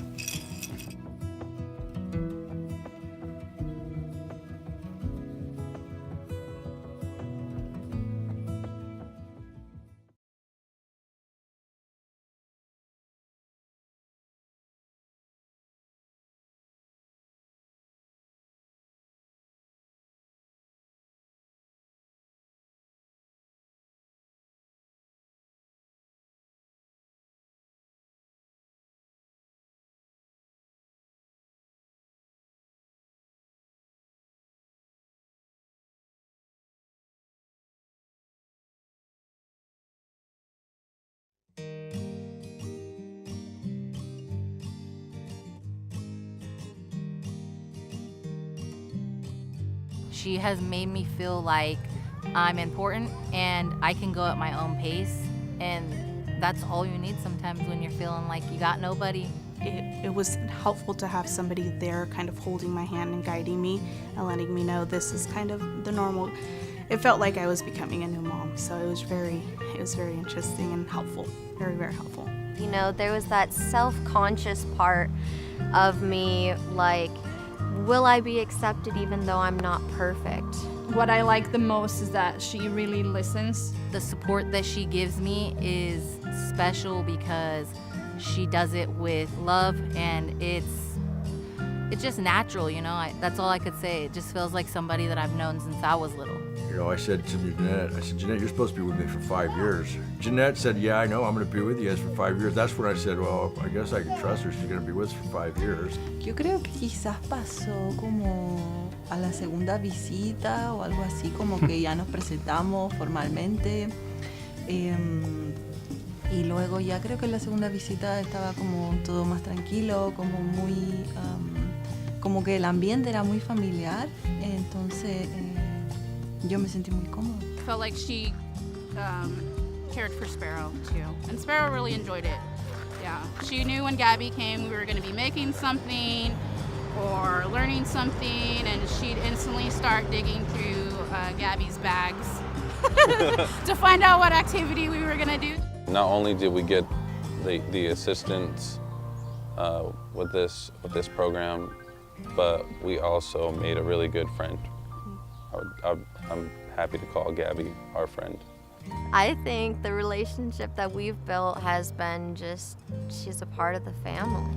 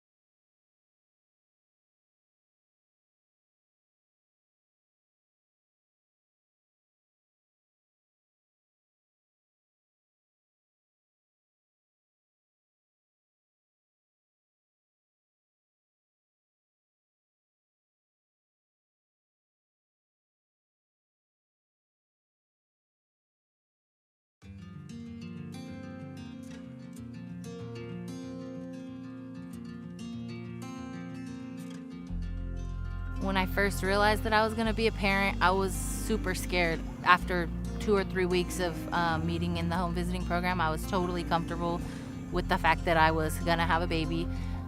Yes, I was still scared, but at the same time, I felt like I had some sense of strength behind me. If I didn't have those resources that Jeanette provided me, I think it would be harder now. I got into the program and I realized, like, oh, this is nice. And now look at me, I work at a family resource center with parents and families, all this stuff. I'm so grateful that I got the opportunity to meet my home visitor, because without her, I think that I would be 10 steps behind from where I'm at right now. Pero pues aquí pues ya los enseñan un poquito más cosas que uno no sabía.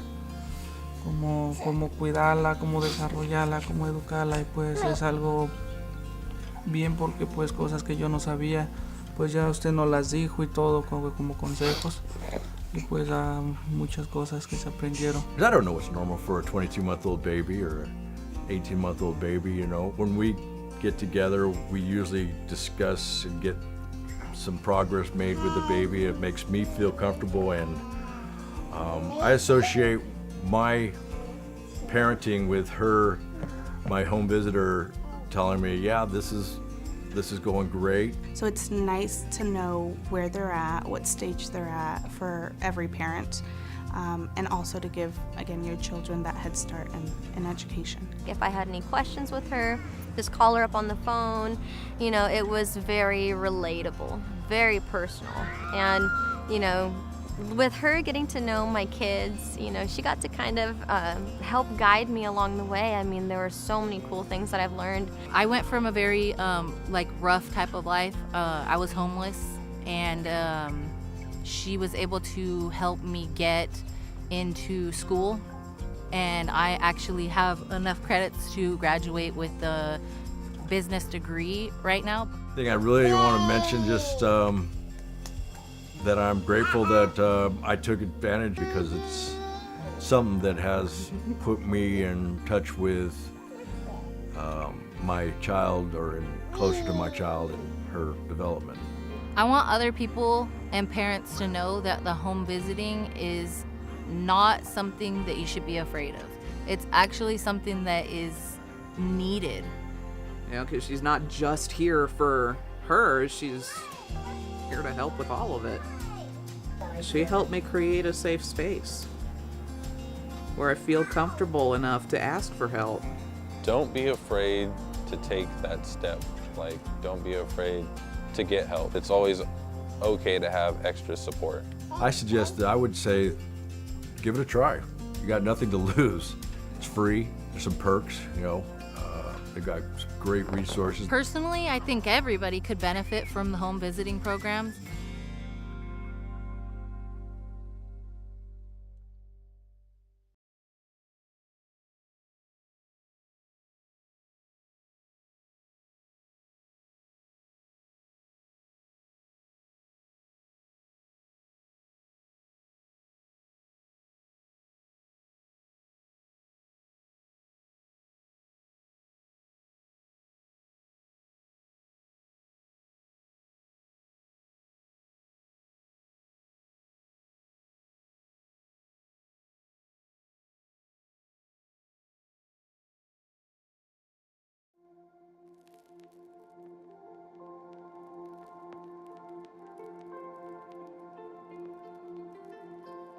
I realized that my life was going to change dramatically in ways that I did not know or understand or even comprehend. I was going to have to really go to the well and become accountable and adjust to a lot of things differently. Lo que queríamos era que naciera, ya quiero tener, entonces ahorita lo que tenemos es aprovecharla, quererla y cuidarla lo más que se pueda. Creo que a todos nos preocupa la primera vez que nos dicen que vamos a ser padres. When we started the program, my daughter was about 3 months, and my daughter's 22 months now. Something I love about my child, that she's healthy, she's happy, she knows that she's cared for and loved. Those are some of the things that I wanted to make sure that she had, and she has them. I'm happy today with my daughter. She's the greatest thing in my life, and I'm glad to wake up and see her, and everything I do it for her. Sí, bueno, yo también vengo de una familia separada. Creo que por eso también me motiva a estar más presente con él, de quizás también estar de la forma quizás que yo no la tuve para Máximo, y también comprender que el padre no solo es el que pone los límites y las reglas, sino que también está ahí para hablar, acompañar, regalonear, jugar, cosas lindas también, no solo ser el guía para el niño, sino que también un compañero de vida. I was more of elated and thankful because for 3 months I was in baby land, and when you're in baby world, you're just kind of flying by the seat of your pants and hoping you know that you're just supportive in the ways that you can be supportive. Pero pues aquí pues ya los enseñan un poquito más cosas que uno no sabía, cómo cuidarla, cómo desarrollarla, cómo educarla, y pues es algo bien porque pues cosas que yo no sabía pues ya usted nos las dijo y todo como consejos, y pues muchas cosas que se aprendieron. Bueno, creo que por mi parte esperaba algo totalmente diferente, como un programa más frío, por decir algo, no tan cercano a la familia, sino más bien un programa de estado programado para la ayuda solamente. Y a través del programa nos hemos dado cuenta que también pasa a ser una familia con nosotros, porque nos apoya en los momentos difíciles o cuando nos hemos visto en dificultades. Siempre nos hemos podido apoyar en Gaby a través de su programa. Encuentro que ha sido fundamental el apoyo.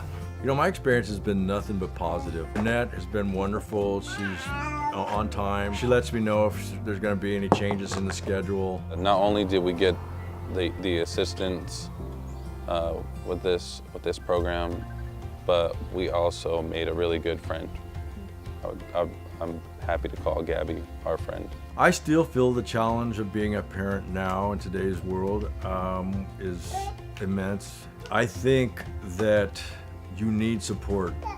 Es un gran apoyo para nuevos padres y más aún si están en nuestra situación, que somos extranjeros, que nuestra familia y amigos, como dice Carla, están en otro país, lejos. Entonces sí, viene muy bien el programa para apoyarse tanto emocional y como anímicamente y bueno, en varios aspectos del programa que nos ayuda a seguir adelante con esta nueva aventura.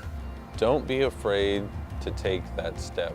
Like, don't be afraid to get help, because you might think that you know what you're doing, but it's always okay to have extra support, and don't do it alone. Give it a try. You got nothing to lose.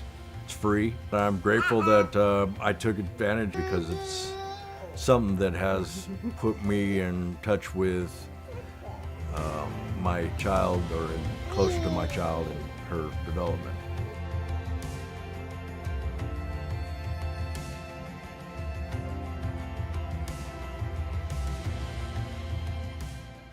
Are you prepared? We're the Office of Emergency Services, and we're committed to providing the most up-to-date and accurate information so that you and your family can stay safe during an emergency. Visit MendoReady.org. It's our one-stop shop for emergency information. You can sign up for emergency alerts, find your pre-established evacuation zone on our current emergencies map, and find hazard and preparedness information. Imagine you're faced with a disaster such as a wildfire, and you're ordered to evacuate. I'll bet you wish you had more time in that moment. Now's your chance to buy yourself that time. Sign up for Nixle and Mendo Alerts on our website, mendoready.org. Do it today. If you want your family to be as resilient as possible, it's important to take some time today and visit mendoready.org, where you can look up your pre-established evacuation zones on our current emergencies map. You can also find important tools to help maintain your situational awareness, such as the Alert California wildfire cameras and the Caltrans road conditions cameras. We hope you'll take some time today to prepare so that your family can be Mendo ready. Thank you.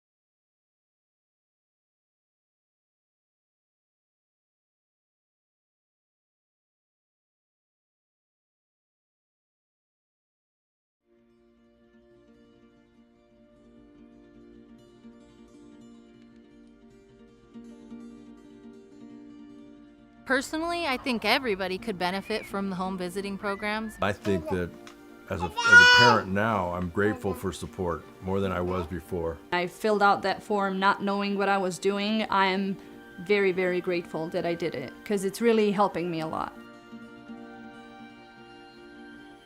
Bueno, creo que por mi parte esperaba algo totalmente diferente, como un programa más frío, por decir algo, no tan cercano a la familia.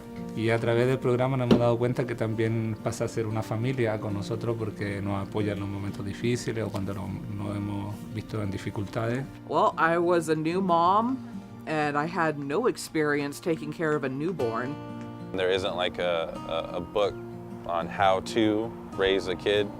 We come from like a lot of family history of, you know, drugs, violence, alcoholism, so we didn't want our daughter to experience any of that. The thought that a parent was supposed to be loving, nurturing, supposed to be there for their kid, you know, provide food, shelter, joy, and going in, becoming a parent for her, I had no clue how to provide that. Cómo pensar educarla, ajá.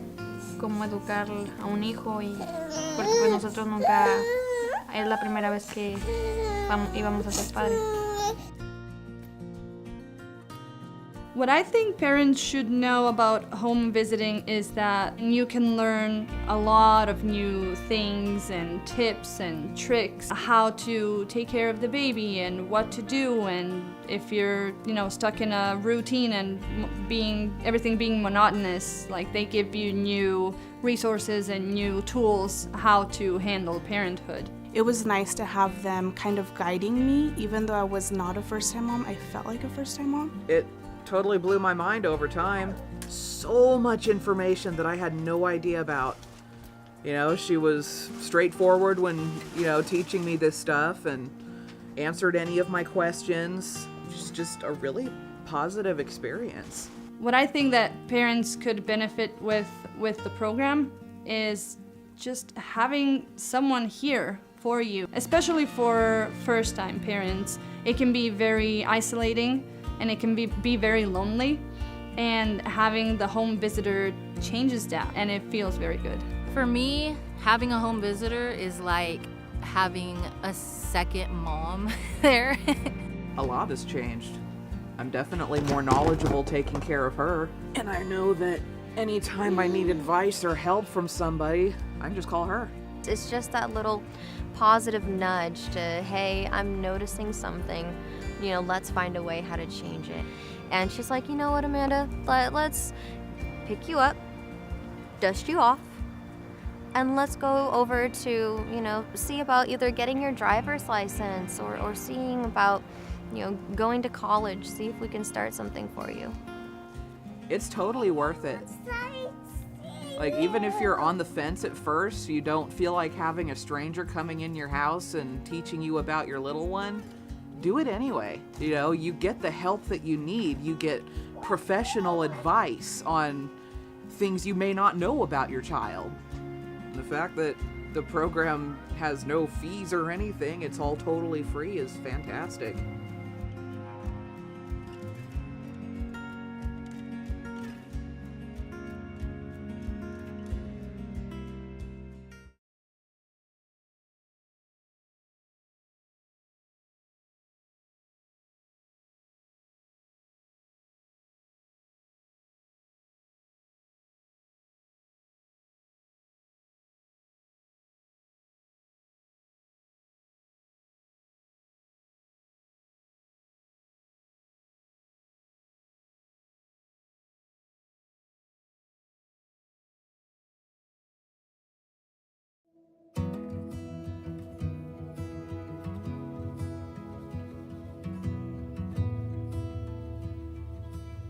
Yo creo que si conozco a alguien que está próxima a ser mamá, lo primero que haría sería recomendarle el programa porque te entrega mucho apoyo, mucha información y más que nada como apoyo emocional, una guía, te da una visión diferente de cómo es ser papá aquí, quizás en este país. Y así pues es un bonito programa. porque pues es buena persona la señora y los ha atendido muy bien. Pensé que nada más iba a ser un programa de orientación quizás para los nuevos padres, pero creo que nos llevamos una linda sorpresa porque Gaby es una persona muy cercana a nosotros, es como parte de nuestra familia, siempre ha estado dispuesta a ayudarnos y a escucharnos con nuestras dudas sobre la paternidad, y en nuestro caso, que estamos solos en este país, ha sido como de mucha ayuda. Es un gran apoyo para nuevos padres, y más aún si están en nuestra situación, que somos extranjeros, que nuestra familia y amigos, como dice Carla, están en otro país, lejos. Entonces sí, viene muy bien el programa para apoyarse tanto emocional y como anímicamente, y bueno, en varios aspectos del programa que nos ayuda a seguir adelante con esta nueva aventura. Te ayuda como a ver los distintos recursos que tiene la comunidad para nuevos papás, entonces creo que es de gran ayuda. No queda mucho que agregar, pero lo veo de la misma forma. Que hemos aprendido algunas cosas aquí y pues los han ayudado, como este programa los ha ayudado para seguir creciendo a la bebé, como con buenos consejos y así.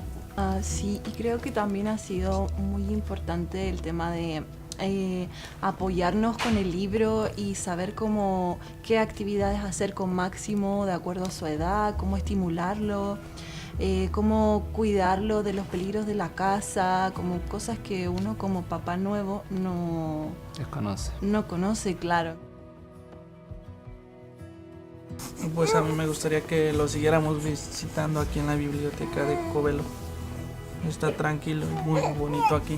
Cuando no nos podemos reunir, nos comunicamos por Zoom o una llamada telefónica o por texto.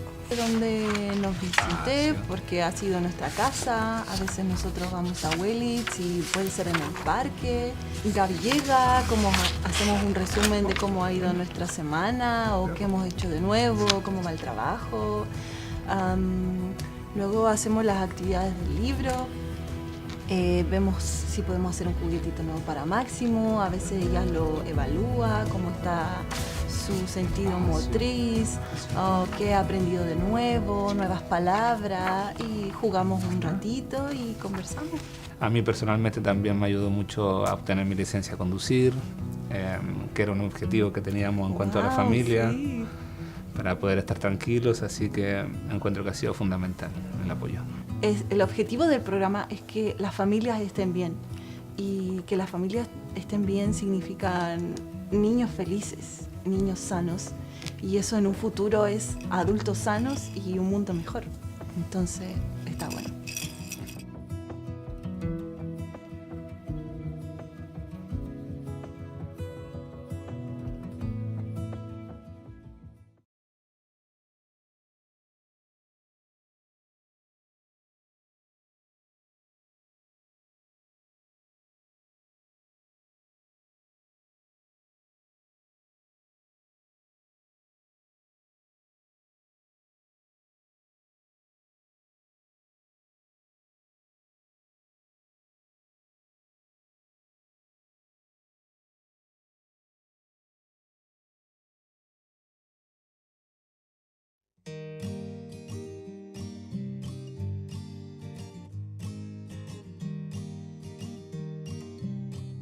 She has made me feel like I'm important and I can go at my own pace, and that's all you need sometimes when you're feeling like you got nobody. It was helpful to have somebody there kind of holding my hand and guiding me and letting me know this is kind of the normal. It felt like I was becoming a new mom, so it was very interesting and helpful, very, very helpful. You know, there was that self-conscious part of me, like, will I be accepted even though I'm not perfect? What I like the most is that she really listens. The support that she gives me is special because she does it with love, and it's just natural, you know. That's all I could say. It just feels like somebody that I've known since I was little. You know, I said to Jeanette, Jeanette, you're supposed to be with me for 5 years. Jeanette said, yeah, I know, I'm going to be with you guys for 5 years. That's when I said, well, I guess I can trust her. She's going to be with us for 5 years. Yo creo que quizás pasó como a la segunda visita o algo así, como que ya nos presentamos formalmente.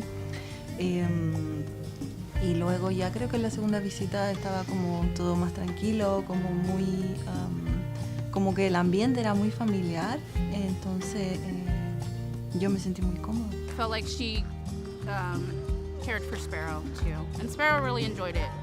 Yeah, she knew when Gabby came we were going to be making something or learning something, and she'd instantly start digging through Gabby's bags to find out what activity we were going to do.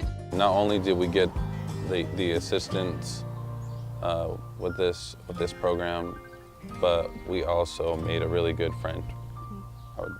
I'm happy to call Gabby our friend. I think the relationship that we've built has been just, she's a part of the family.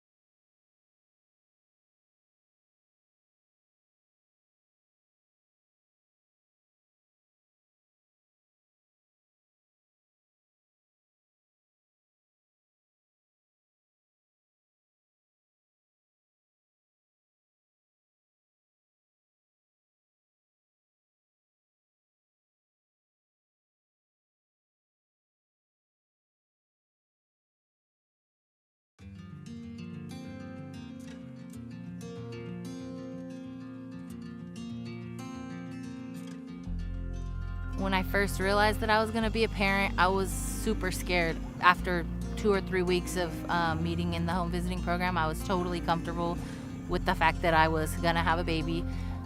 Yes, I was still scared, but at the same time, I felt like I had some sense of strength behind me. If I didn't have those resources that Jeanette provided me, I think it would be harder now. I got into the program and I realized, like, oh, this is nice. And now look at me, I work at a family resource center with parents and families, all this stuff. I'm so grateful that I got the opportunity to meet my home visitor, because without her, I think that I would be 10 steps behind from where I'm at right now. Pero pues aquí pues ya los enseñan un poquito más cosas que uno no sabía. Como cómo cuidarla, cómo desarrollarla, cómo educarla, y pues es algo bien, porque pues cosas que yo no sabía, pues ya usted nos las dijo y todo como consejos, y pues muchas cosas que se aprendieron. I don't know what's normal for a 22-month-old baby or an 18-month-old baby, you know. When we get together, we usually discuss and get some progress made with the baby. It makes me feel comfortable, and I associate my parenting with her, my home visitor, telling me, yeah, this is going great. So it's nice to know where they're at, what stage they're at for every parent, and also to give, again, your children that head start in education. If I had any questions with her, just call her up on the phone. You know, it was very relatable, very personal. And, you know, with her getting to know my kids, she got to kind of help guide me along the way. I mean, there were so many cool things that I've learned. I went from a very rough type of life. I was homeless, and she was able to help me get into school, and I actually have enough credits to graduate with the business degree right now. I think I really want to mention just that I'm grateful that I took advantage, because it's something that has put me in touch with my child, or closer to my child and her development. I want other people and parents to know that the home visiting is not something that you should be afraid of. It's actually something that is needed. Because she's not just here for her, she's here to help with all of it. She helped me create a safe space where I feel comfortable enough to ask for help. Don't be afraid to take that step. Don't be afraid to get help. It's always okay to have extra support. I would say, give it a try. You got nothing to lose. It's free. There's some perks, They've got great resources. Personally, I think everybody could benefit from the home visiting programs.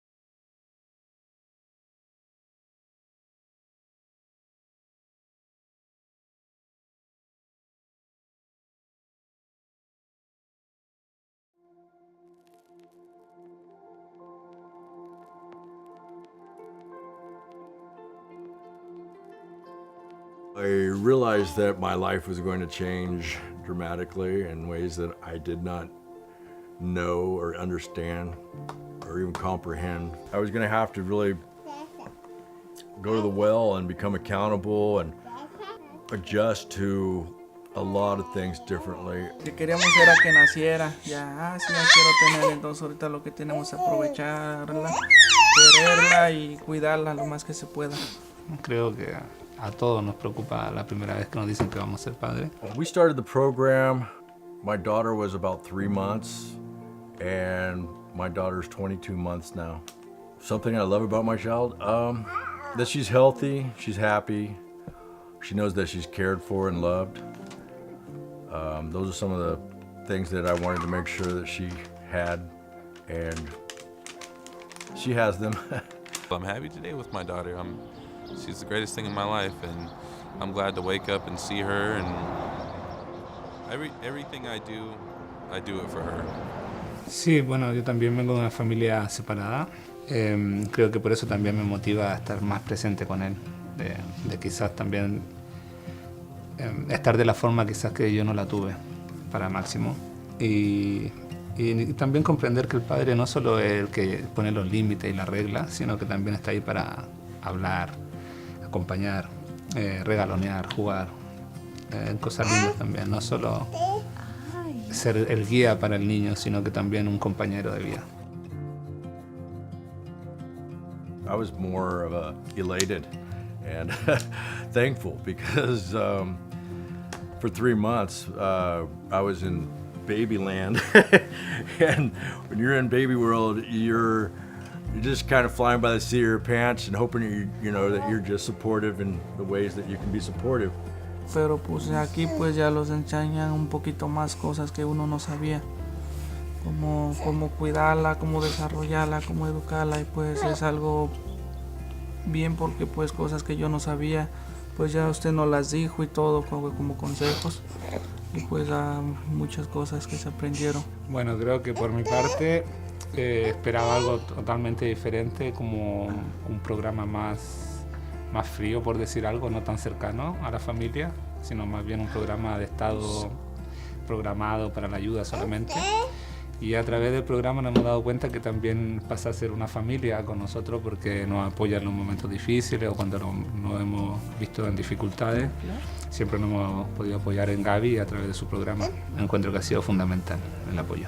You know, my experience has been nothing but positive. Annette has been wonderful. She's on time. She lets me know if there's going to be any changes in the schedule. Not only did we get the assistance with this program, but we also made a really good friend.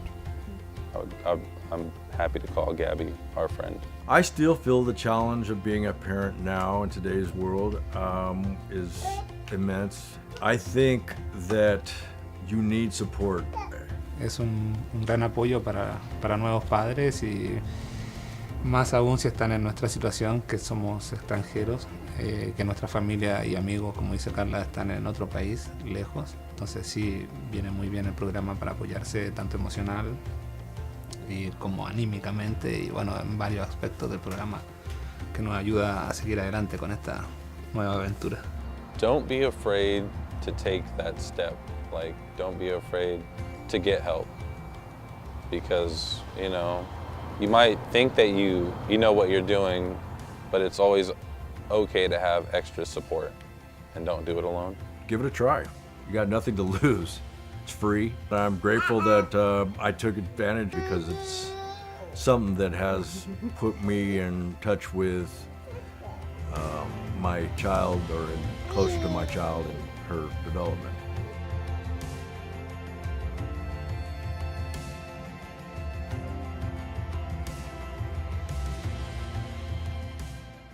Are you prepared? We're the Office of Emergency Services, and we're committed to providing the most up-to-date and accurate information so that you and your family can stay safe during an emergency. Visit MendoReady.org. It's our one-stop shop for emergency information. You can sign up for emergency alerts, find your pre-established evacuation zone on our current emergencies map, and find hazard and preparedness information. Imagine you're faced with a disaster such as a wildfire, and you're ordered to evacuate. I'll bet you wish you had more time in that moment. Now's your chance to buy yourself that time. Sign up for Nixle and Mendo Alerts on our website, mendoready.org. Do it today.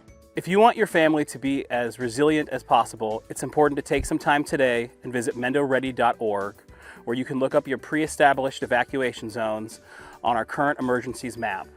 You can also find important tools to help maintain your situational awareness, such as the Alert California wildfire cameras and the Caltrans road conditions cameras. We hope you'll take some time today to prepare so that your family can be Mendo ready.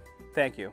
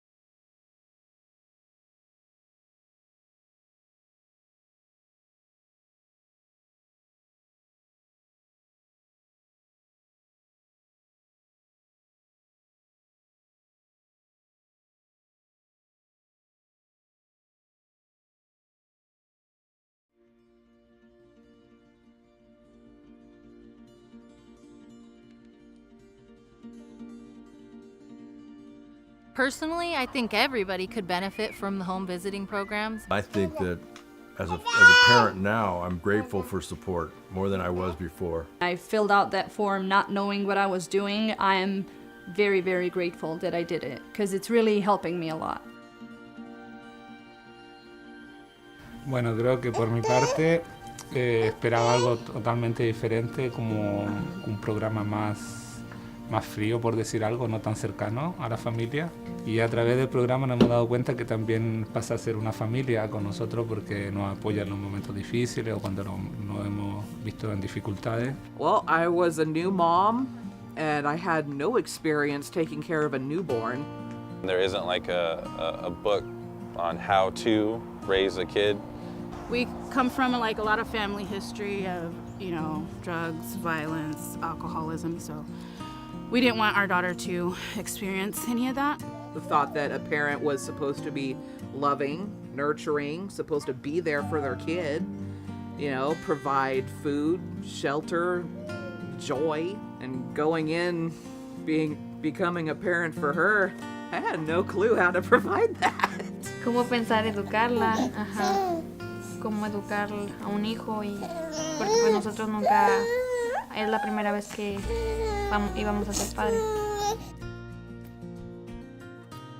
What I think parents should know about home visiting is that you can learn a lot of new things and tips and tricks, how to take care of the baby and what to do, and if you're, you know, stuck in a routine and everything being monotonous, like they give you new resources and new tools how to handle parenthood. It was nice to have them kind of guiding me, even though I was not a first-time mom. I felt like a first-time mom. It totally blew my mind over time. So much information that I had no idea about. You know, she was straightforward when, you know, teaching me this stuff and answered any of my questions. It's just a really positive experience. What I think that parents could benefit with the program is just having someone here for you, especially for first-time parents. It can be very isolating and it can be very lonely, and having the home visitor changes that and it feels very good. For me, having a home visitor is like having a second mom there. A lot has changed. I'm definitely more knowledgeable taking care of her, and I know that anytime I need advice or help from somebody, I can just call her. It's just that little positive nudge to, hey, I'm noticing something, you know, let's find a way how to change it. And she's like, you know what, Amanda, let's pick you up, dust you off, and let's go over to, you know, see about either getting your driver's license or seeing about, you know, going to college, see if we can start something for you. It's totally worth it. Like, even if you're on the fence at first, you don't feel like having a stranger coming in your house and teaching you about your little one, do it anyway. You know, you get the help that you need. You get professional advice on things you may not know about your child. And the fact that the program has no fees or anything, it's all totally free, is fantastic.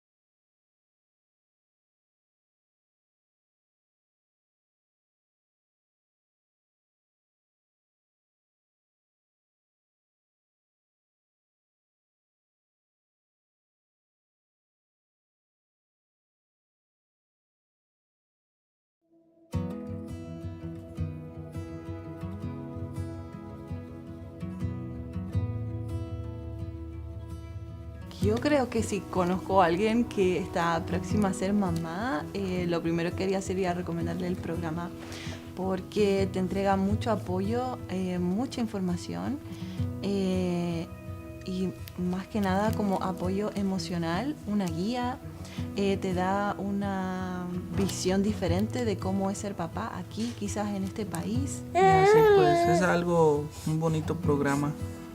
porque pues es buena persona la señora y los ha atendido muy bien. Pensé que nada más iba a ser un programa de orientación quizás para los nuevos padres, pero creo que nos llevamos una linda sorpresa porque Gaby es una persona muy cercana a nosotros, es como parte de nuestra familia, siempre ha estado dispuesta a ayudarnos y a escucharnos con nuestras dudas sobre la paternidad, y en nuestro caso, que estamos solos en este país, ha sido como de mucha ayuda. Es un gran apoyo para nuevos padres, y más aún si están en nuestra situación, que somos extranjeros, que nuestra familia y amigos, como dice Carla, están en otro país, lejos. Entonces sí, viene muy bien el programa para apoyarse tanto emocional y como anímicamente, y bueno, en varios aspectos del programa que nos ayuda a seguir adelante con esta nueva aventura. Te ayuda como a ver los distintos recursos que tiene la comunidad para nuevos papás, entonces creo que es de gran ayuda. No queda mucho que agregar, pero lo veo de la misma forma. Que hemos aprendido algunas cosas aquí y pues los han ayudado, como este programa los ha ayudado para seguir creciendo a la bebé, como con buenos consejos y así. Sí, y creo que también ha sido muy importante el tema de apoyarnos con el libro y saber qué actividades hacer con Máximo de acuerdo a su edad, cómo estimularlo, cómo cuidarlo de los peligros de la casa, como cosas que uno como papá nuevo no conoce, claro. Pues a mí me gustaría que lo siguiéramos visitando aquí en la biblioteca de Covelo. Está tranquilo y muy bonito aquí. Cuando no nos podemos reunir, nos comunicamos por Zoom o una llamada telefónica o por texto. Donde nos visite, porque ha sido nuestra casa, a veces nosotros vamos a Willits y puede ser en el parque. Gaby llega, hacemos un resumen de cómo ha ido nuestra semana o qué hemos hecho de nuevo, cómo va el trabajo. Luego hacemos las actividades del libro.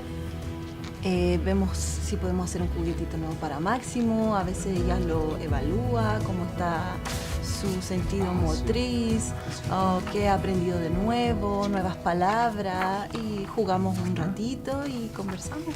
A mí personalmente también me ayudó mucho a obtener mi licencia a conducir, que era un objetivo que teníamos en cuanto a la familia, sí, para poder estar tranquilos, así que encuentro que ha sido fundamental el apoyo. El objetivo del programa es que las familias estén bien, y que las familias estén bien significa niños felices, niños sanos, y eso en un futuro es adultos sanos y un mundo mejor. Entonces está bueno.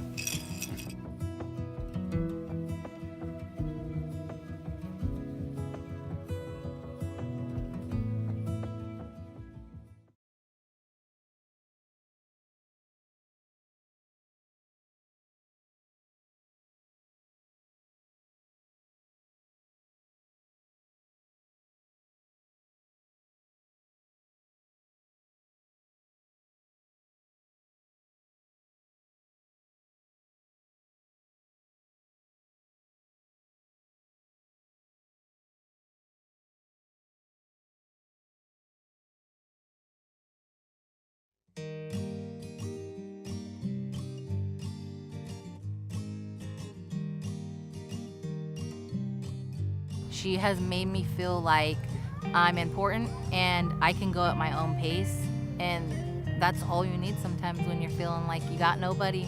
It was helpful to have somebody there kind of holding my hand and guiding me and letting me know this is kind of the normal. It felt like I was becoming a new mom, so it was very interesting and helpful, very, very helpful. You know, there was that self-conscious part of me, like, will I be accepted even though I'm not perfect? What I like the most is that she really listens. The support that she gives me is special because she does it with love, and it's just natural, you know? That's all I could say. It just feels like somebody that I've known since I was little. You know, I said to Jeanette, Jeanette, you're supposed to be with me for 5 years. Jeanette said, yeah, I know, I'm going to be with you guys for 5 years. That's when I said, well, I guess I can trust her. She's going to be with us for 5 years. Yo creo que quizás pasó como a la segunda visita o algo así, como que ya nos presentamos formalmente. Y luego ya creo que en la segunda visita estaba como todo más tranquilo, como muy, como que el ambiente era muy familiar, entonces yo me sentí muy cómoda. I felt like she cared for Sparrow too, and Sparrow really enjoyed it.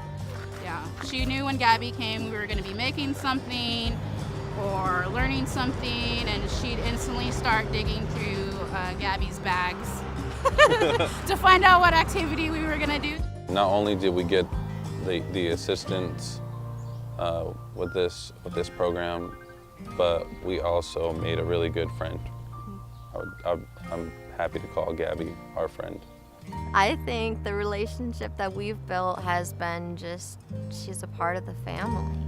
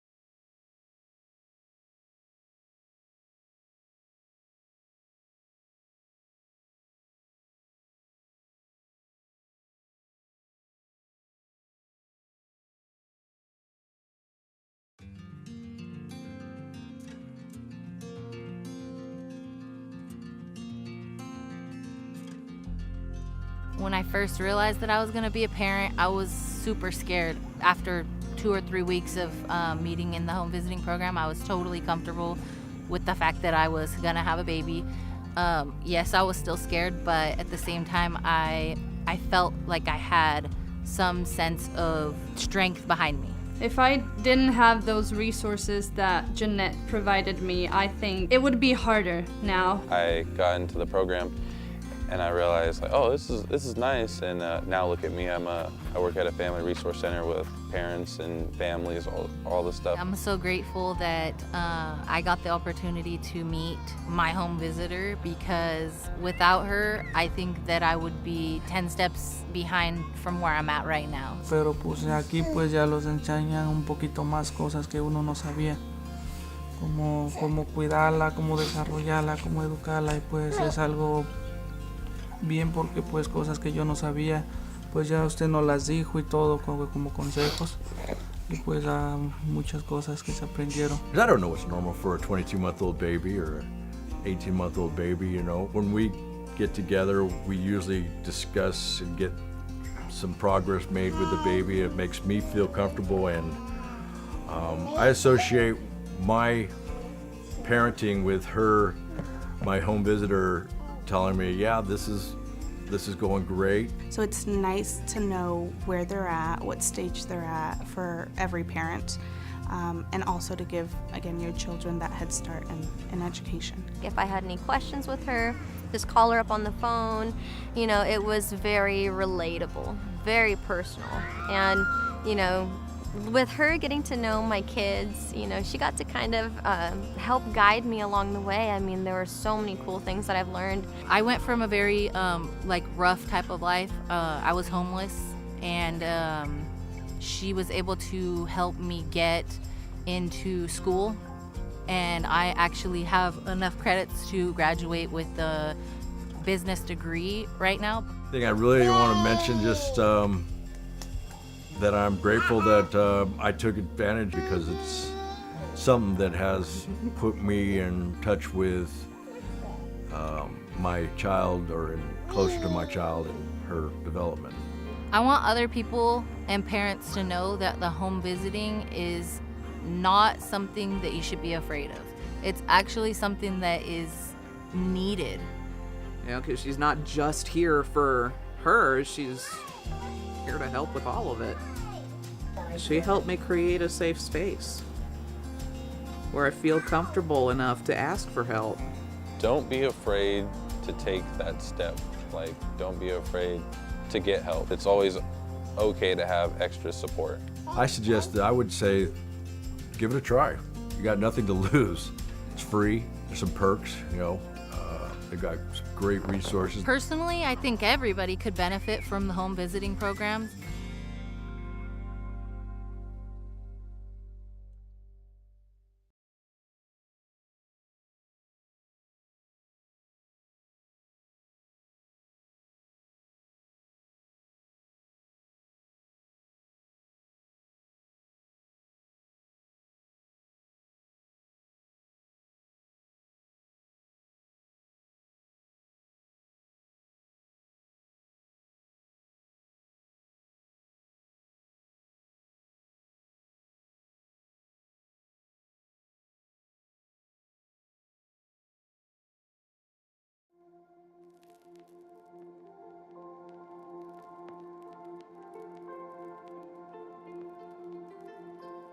I realized that my life was going to change dramatically in ways that I did not know or understand or even comprehend. I was going to have to really go to the well and become accountable and adjust to a lot of things differently. Lo que queríamos era que naciera, ya quiero tener, entonces ahorita lo que tenemos es aprovecharla, quererla y cuidarla lo más que se pueda. Creo que a todos nos preocupa la primera vez que nos dicen que vamos a ser padres. When we started the program, my daughter was about 3 months, and my daughter's 22 months now. Something I love about my child, that she's healthy, she's happy, she knows that she's cared for and loved. Those are some of the things that I wanted to make sure that she had, and she has them. I'm happy today with my daughter. She's the greatest thing in my life, and I'm glad to wake up and see her, and everything I do it for her. Sí, bueno, yo también vengo de una familia separada.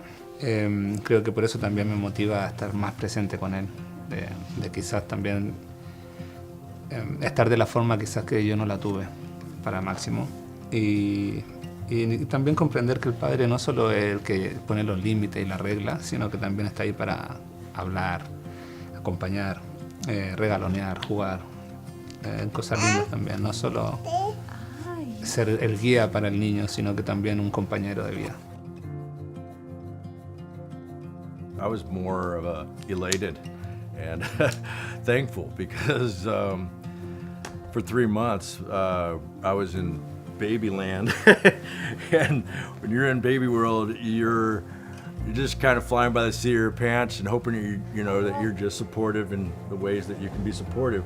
Pero pues aquí pues ya los enseñan un poquito más cosas que uno no sabía, como cuidarla, cómo desarrollarla, cómo educarla, y pues es algo bien porque pues cosas que yo no sabía, pues ya usted nos las dijo y todo como consejos, y pues muchas cosas que se aprendieron. Bueno, creo que por mi parte esperaba algo totalmente diferente, como un programa más frío, por decir algo, no tan cercano a la familia, sino más bien un programa de estado programado para la ayuda solamente. Y a través del programa nos hemos dado cuenta que también pasa a ser una familia con nosotros, porque nos apoya en los momentos difíciles o cuando nos hemos visto en dificultades. Siempre nos hemos podido apoyar en Gaby a través de su programa. Encuentro que ha sido fundamental el apoyo. You know, my experience has been nothing but positive. Annette has been wonderful. She's on time. She lets me know if there's going to be any changes in the schedule. Not only did we get the assistance with this program, but we also made a really good friend. I'm happy to call Gabby our friend. I still feel the challenge of being a parent now in today's world is immense. I think that you need support. Es un gran apoyo para nuevos padres y más aún si están en nuestra situación, que somos extranjeros, que nuestra familia y amigos, como dice Carla, están en otro país, lejos. Entonces sí, viene muy bien el programa para apoyarse tanto emocional y como anímicamente y bueno, en varios aspectos del programa que nos ayuda a seguir adelante con esta nueva aventura. Don't be afraid to take that step. Like, don't be afraid to get help. Because, you might think that you know what you're doing, but it's always okay to have extra support, and don't do it alone. Give it a try. You got nothing to lose. It's free. I'm grateful that I took advantage because it's something that has put me in touch with my child or closer to my child and her development.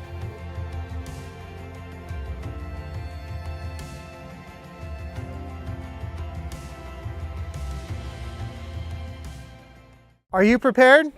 We're the Office of Emergency Services, and we're committed to providing the most up-to-date and accurate information so that you and your family can stay safe during an emergency. Visit MendoReady.org. It's our one-stop shop for emergency information.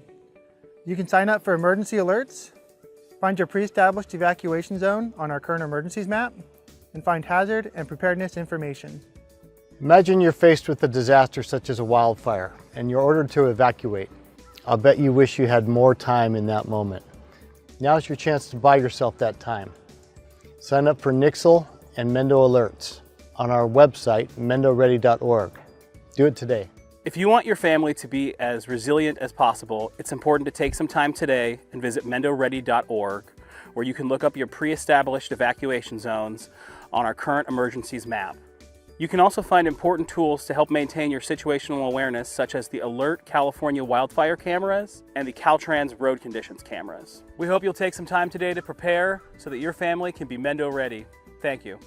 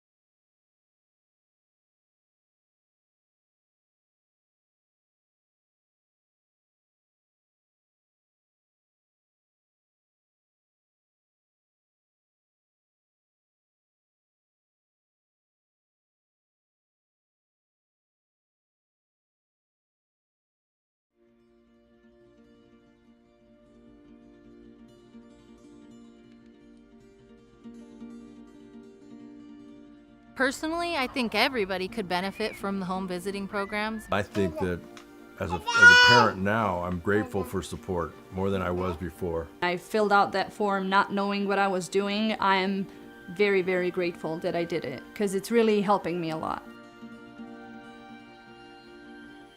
Bueno, creo que por mi parte esperaba algo totalmente diferente, como un programa más frío, por decir algo, no tan cercano a la familia.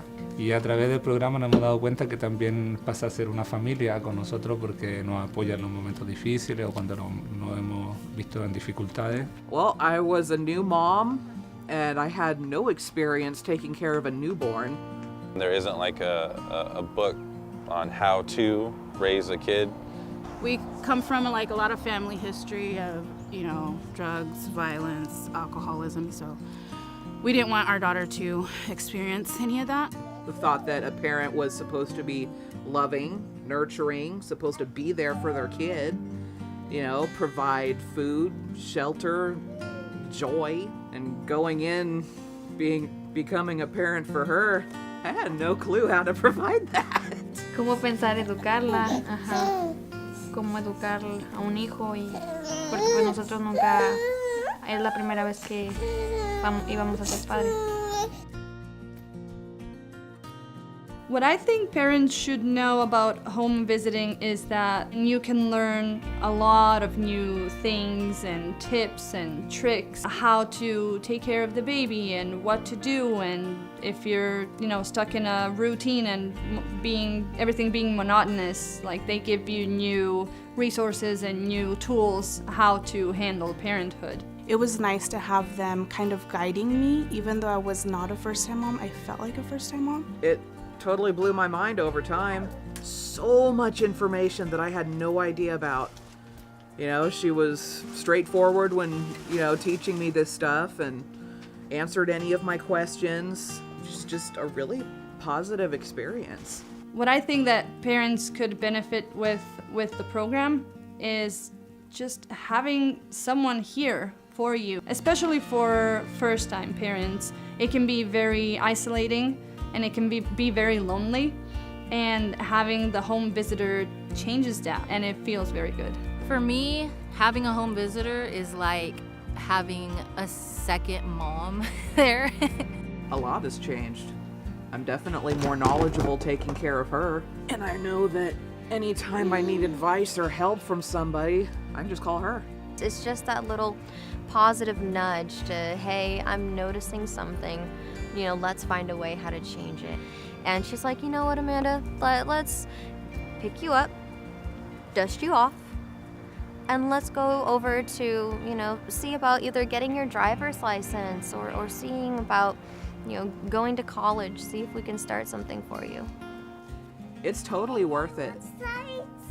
Like, even if you're on the fence at first, you don't feel like having a stranger coming in your house and teaching you about your little one, do it anyway. You know, you get the help that you need. You get professional advice on things you may not know about your child. And the fact that the program has no fees or anything, it's all totally free, is fantastic.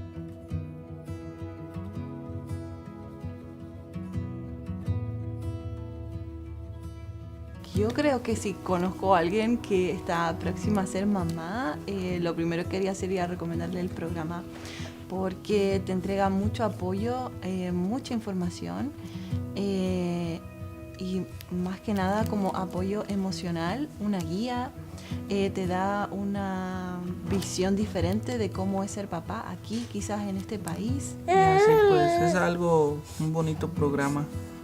Porque pues es buena persona la señora y los ha atendido muy bien. Pensé que nada más iba a ser un programa de orientación quizás para los nuevos padres pero creo que nos llevamos una linda sorpresa porque Gaby es una persona muy cercana a nosotros, es como parte de nuestra familia, siempre ha estado dispuesta a ayudarnos y a escucharnos con nuestras dudas sobre la paternidad, y en nuestro caso, que estamos solos en este país, ha sido como de mucha ayuda. Es un gran apoyo para nuevos padres, y más aún si están en nuestra situación, que somos extranjeros, que nuestra familia y amigos, como dice Carla, están en otro país, lejos. Entonces sí, viene muy bien el programa para apoyarse tanto emocional y como anímicamente, y bueno, en varios aspectos del programa que nos ayuda a seguir adelante con esta nueva aventura. Te ayuda como a ver los distintos recursos que tiene la comunidad para nuevos papás, entonces creo que es de gran ayuda. No queda mucho que agregar, pero lo veo de la misma forma. Que hemos aprendido algunas cosas aquí y pues los han ayudado, como este programa los ha ayudado para seguir creciendo a la bebé, como con buenos consejos y así. Sí, y creo que también ha sido muy importante el tema de apoyarnos con el libro y saber qué actividades hacer con Máximo de acuerdo a su edad, cómo estimularlo, cómo cuidarlo de los peligros de la casa, como cosas que uno como papá nuevo no conoce, claro. Pues a mí me gustaría que lo siguiéramos visitando aquí en la biblioteca de Covelo. Está tranquilo y muy bonito aquí. Cuando no nos podemos reunir, nos comunicamos por Zoom o una llamada telefónica o por texto. Donde nos visite, porque ha sido nuestra casa, a veces nosotros vamos a Willits y puede ser en el parque. Gaby llega, hacemos un resumen de cómo ha ido nuestra semana o qué hemos hecho de nuevo, cómo va el trabajo. Luego hacemos las actividades del libro.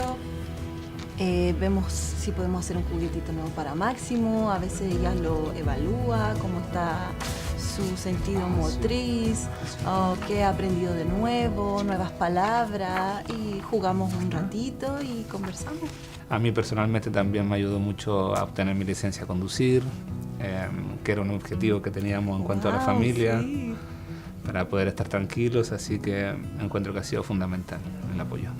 El objetivo del programa es que las familias estén bien, y que las familias estén bien significa niños felices, niños sanos, y eso en un futuro es adultos sanos y un mundo mejor. Entonces está bueno.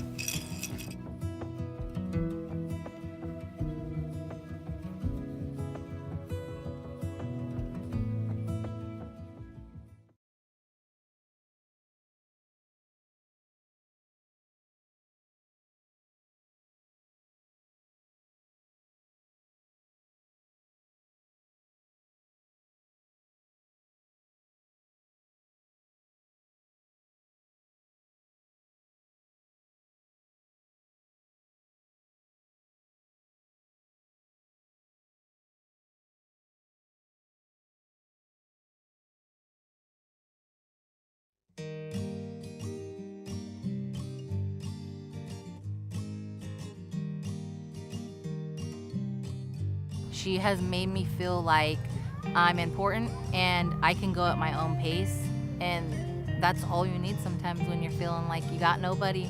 It was helpful to have somebody there kind of holding my hand and guiding me and letting me know this is kind of the normal.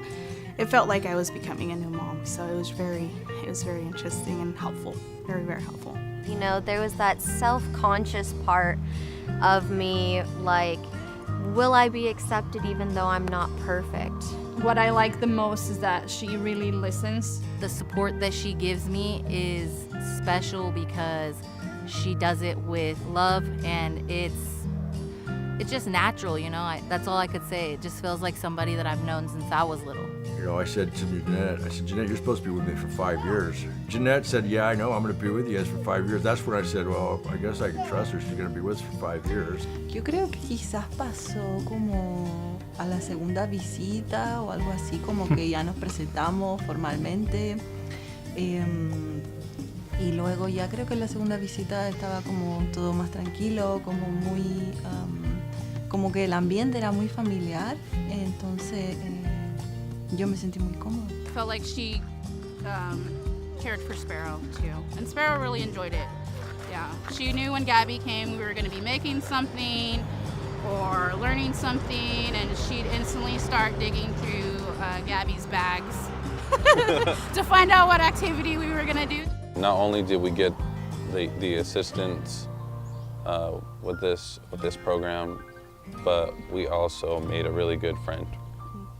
I'm happy to call Gabby our friend.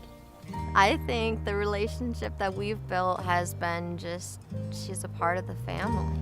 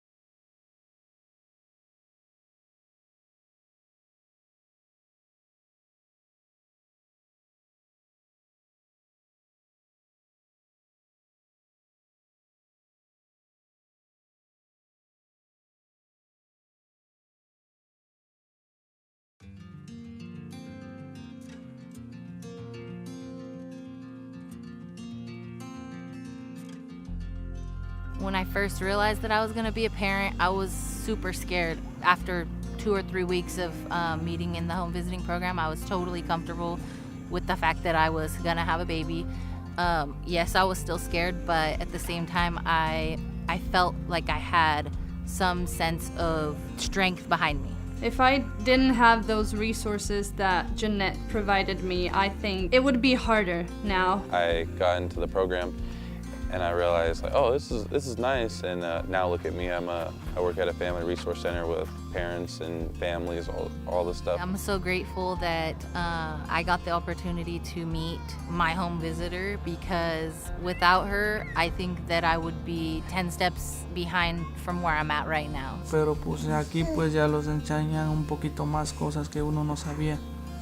Como cómo cuidarla, cómo desarrollarla, cómo educarla, y pues es algo bien, porque pues cosas que yo no sabía, pues ya usted nos las dijo y todo como consejos, y pues muchas cosas que se aprendieron. I don't know what's normal for a 22-month-old baby or an 18-month-old baby, you know. When we get together, we usually discuss and get some progress made with the baby. It makes me feel comfortable, and I associate my parenting with her, my home visitor, telling me, yeah, this is going great. So it's nice to know where they're at, what stage they're at for every parent, and also to give, again, your children that head start in education. If I had any questions with her, just call her up on the phone.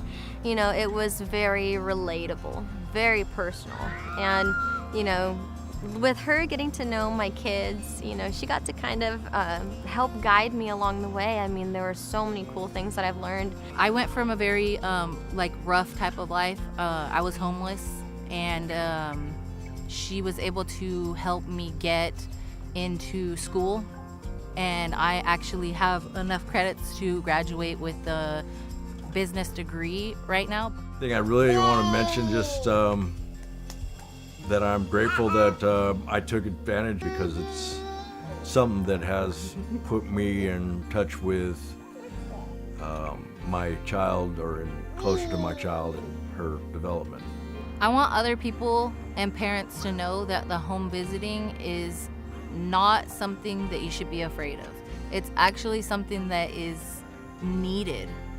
You know, because she's not just here for her, she's here to help with all of it. She helped me create a safe space where I feel comfortable enough to ask for help. Don't be afraid to take that step. Like, don't be afraid to get help. It's always okay to have extra support. I would say, give it a try. You got nothing to lose. It's free. There's some perks, you know. They got great resources. Personally, I think everybody could benefit from the home visiting programs.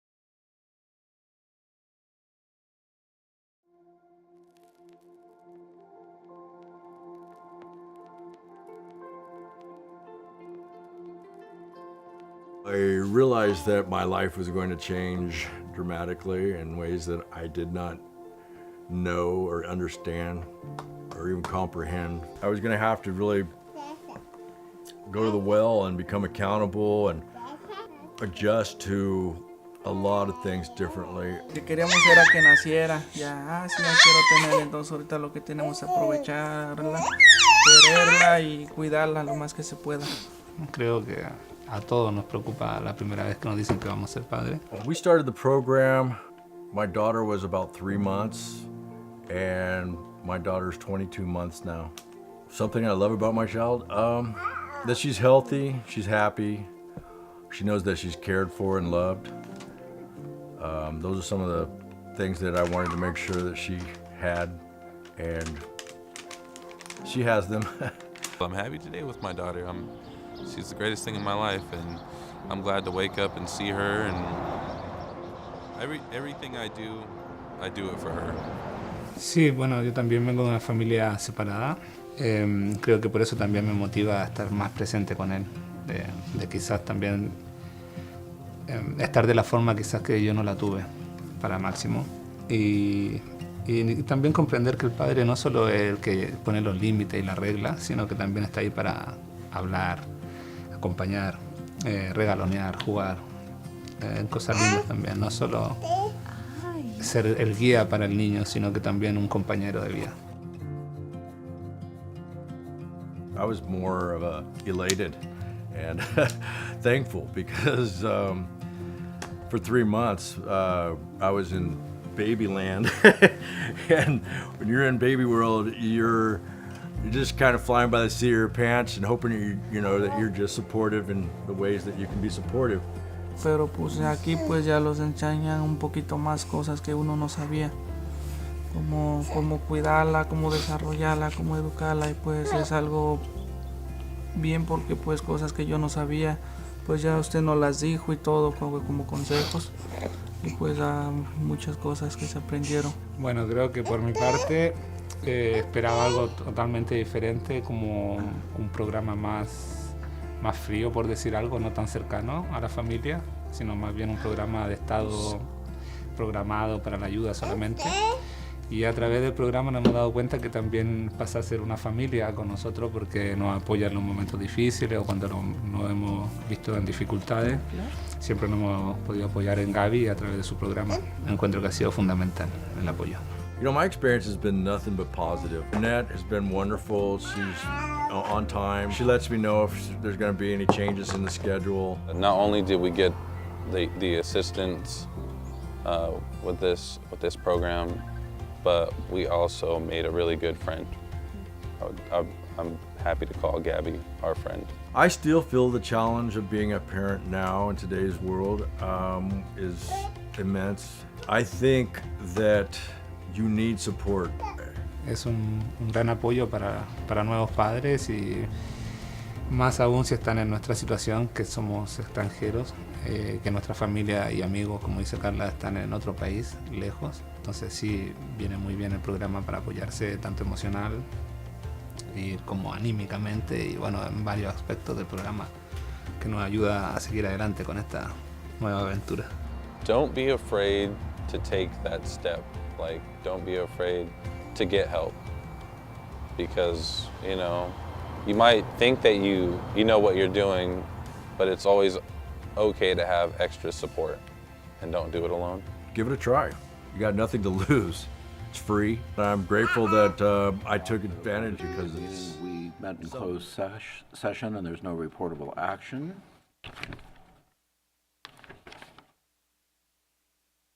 And we're on to agenda item number 4F, which is discussion and possible action regarding Board of Supervisors standing committees, including 2023 final report out of committees, approval to clear referrals from committees, and formation of an ad hoc committee to further review any matters previously referred to a standing committee if necessary. Sponsor is Clerk of the Board and County Counsel.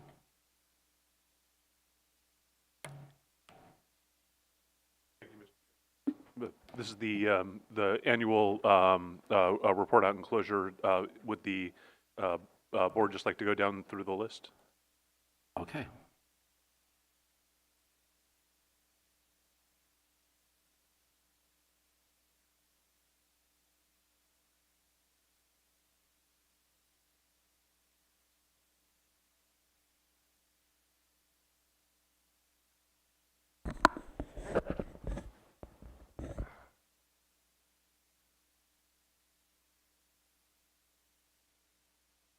Lillian, would you be able to pull up the list for the ad hoc, please?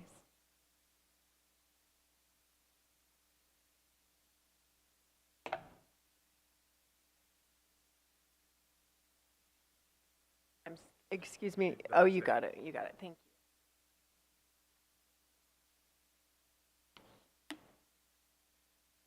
What's that?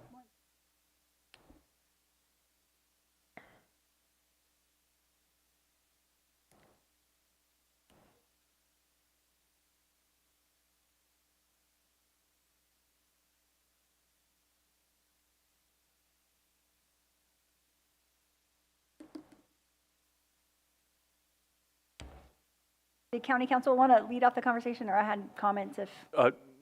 No, just these are both the standing assignments for the General Government Committee. If there's anything related to either of these that needs to form an ad hoc, if there's anything specifically unfinished business, you know, we could have that spun off at this point. But otherwise, it's just the pleasure of the board as to whether you want to continue with those as standing assignments. How do people feel about that? Mr. Chair? Yes. So I've served on the General Government Committee, pre-cannabis committee and post-current cannabis committee. I think it's serving the purpose well of allowing space for the public to come and talk about cannabis. But I also think that there are other issues that our county faces. And so I know that we've tried to keep the time very limited to that meeting to make sure that we have time for afternoon sessions, et cetera. I want to make sure that we respect the clerk of the board's time. But moving into 2024, I think it might be appropriate for this committee to hear other items as well as would normally relate. I mean, when I first joined the board, we talked about contracts. We talked about how departments interacted. I think that it's a good opportunity, not in a board meeting, for the public to be able to come and present their thoughts. I support that point of view. I think having a very narrow focus is so limiting for public discussion and scrutiny. So, Supervisor Hasjak. Yeah, certainly we've dealt with a lot of cannabis issues, and I guess my understanding was that the General Government Committee would deal with any issues that got referred to it. And so we've only had the the cannabis issues. We do have outstanding, ordinance changes that are coming to the board on January 23rd. And that has been worked on by we had a special session of the General Government Committee, and so it's moving forward, and we'll see that. I think that's the only outstanding issue from the committee at this point, but certainly going forward, if there are other issues that can be dealt with by the General Government Committee, we could look at them. We have had some, like our meeting on yesterday was 52 minutes long. So we do have it streamlined, and unless there's a real controversial issue, we seem to be doing really well with how we're managing the workload. Okay, any other thoughts from board members? I support all of that. Okay, good. President Jurdy, any thoughts? We're in support, so we're... Mr. Chair, I just want to make sure that I understood. The board is intending to keep the cannabis item as a standing assignment for the General Government Committee, but also have other items heard by the General Government Committee as well? Yes, as needed. Thank you. All right. Right. And if I could add that we did review the legislative platform, and that was done in the General Government Committee and then referred to the board, which was approved. Okay. All right, so I think we've finished that.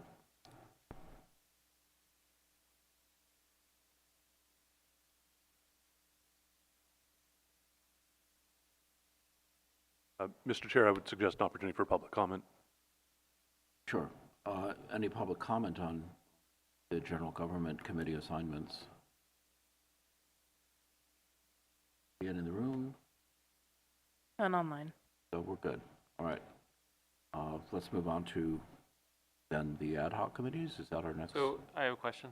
Sure. Process here, we talked about motions rather than direction.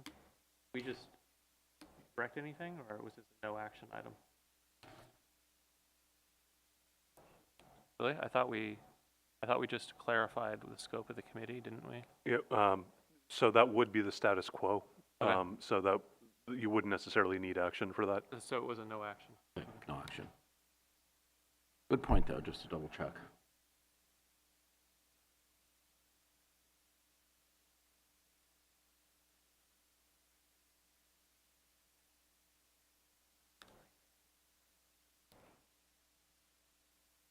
Okay, so we're bringing up the ad hoc committee topical index. Working on it. Okay.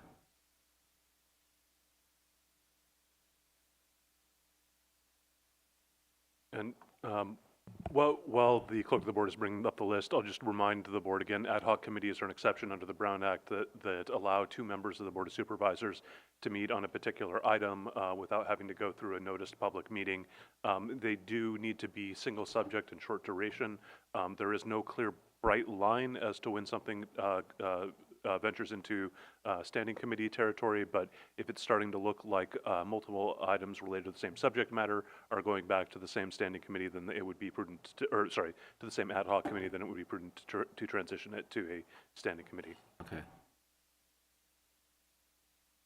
All right, shall we just go down the list and go ahead, Supervisor Mulhern. I'm happy to go down the list, and my colleagues can add whatever they'd like.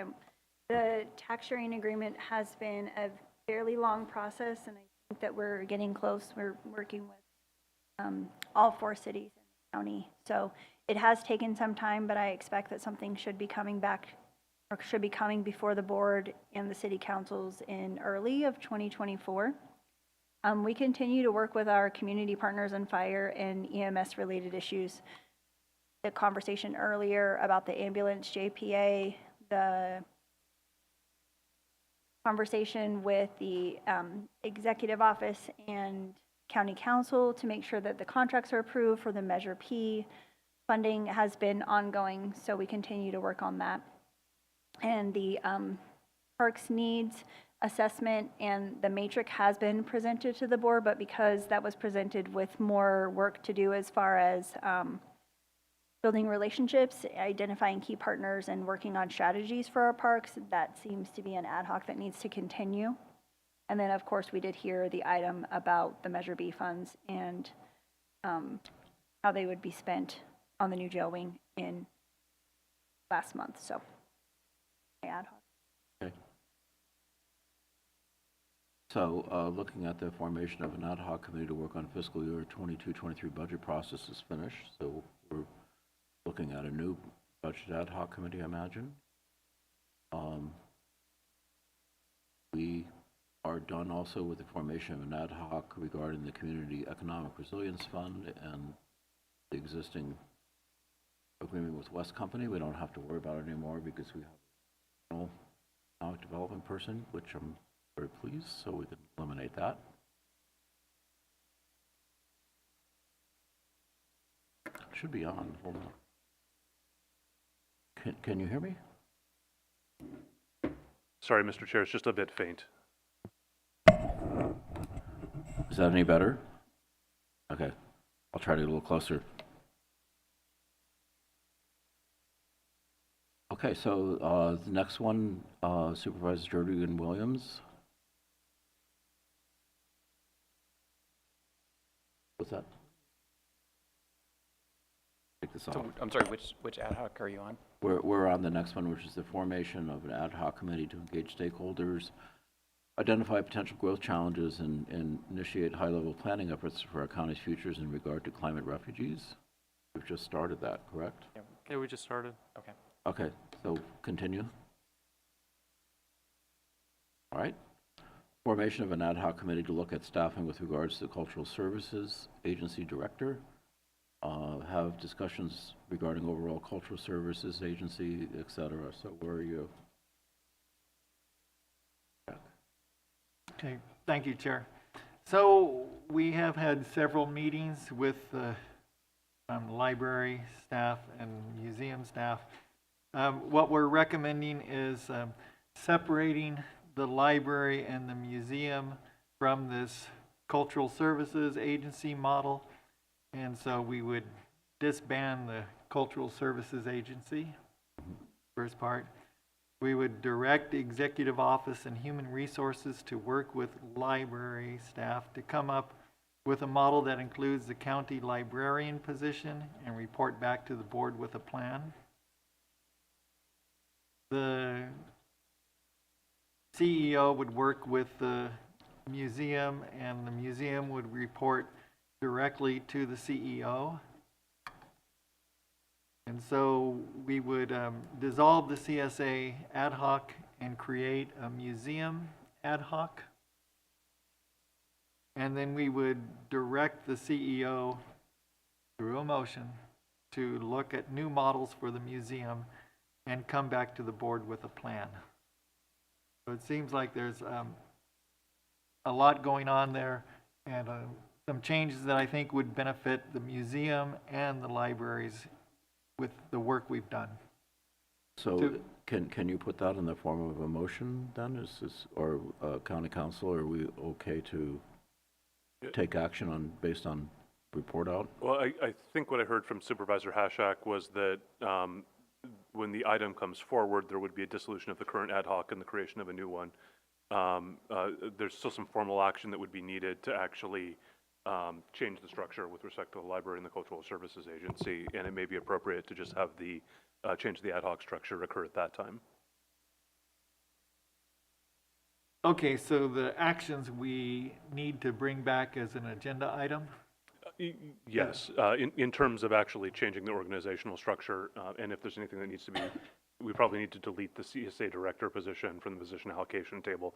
I'm looking over at the CEO right now, and she's nodding. So just when those items come back, what may be appropriate is just dissolve the ad hoc at that time and then create a new one to address whatever the issues are that are more narrow to the new department. Unless I'm missing something in terms of what you were proposing. Well, at this point, could we dissolve the CSA ad hoc, and can we create a museum ad hoc? You certainly could, as long as there's, the only reason I was suggesting you keep the current one was because it sounded like the action wasn't complete just yet. Yeah. Well, if I could, I think we were discussing with staff, we didn't discuss with you. I think they thought it was cleaner if we dissolved our ad hoc and either at today's meeting or in the first meeting in December or January, create a new ad hoc specific to the library. Yeah. I don't think that you have a problem from a Brown Act perspective. Just be aware that you're essentially forming a new one with a new scope, new mission at this time.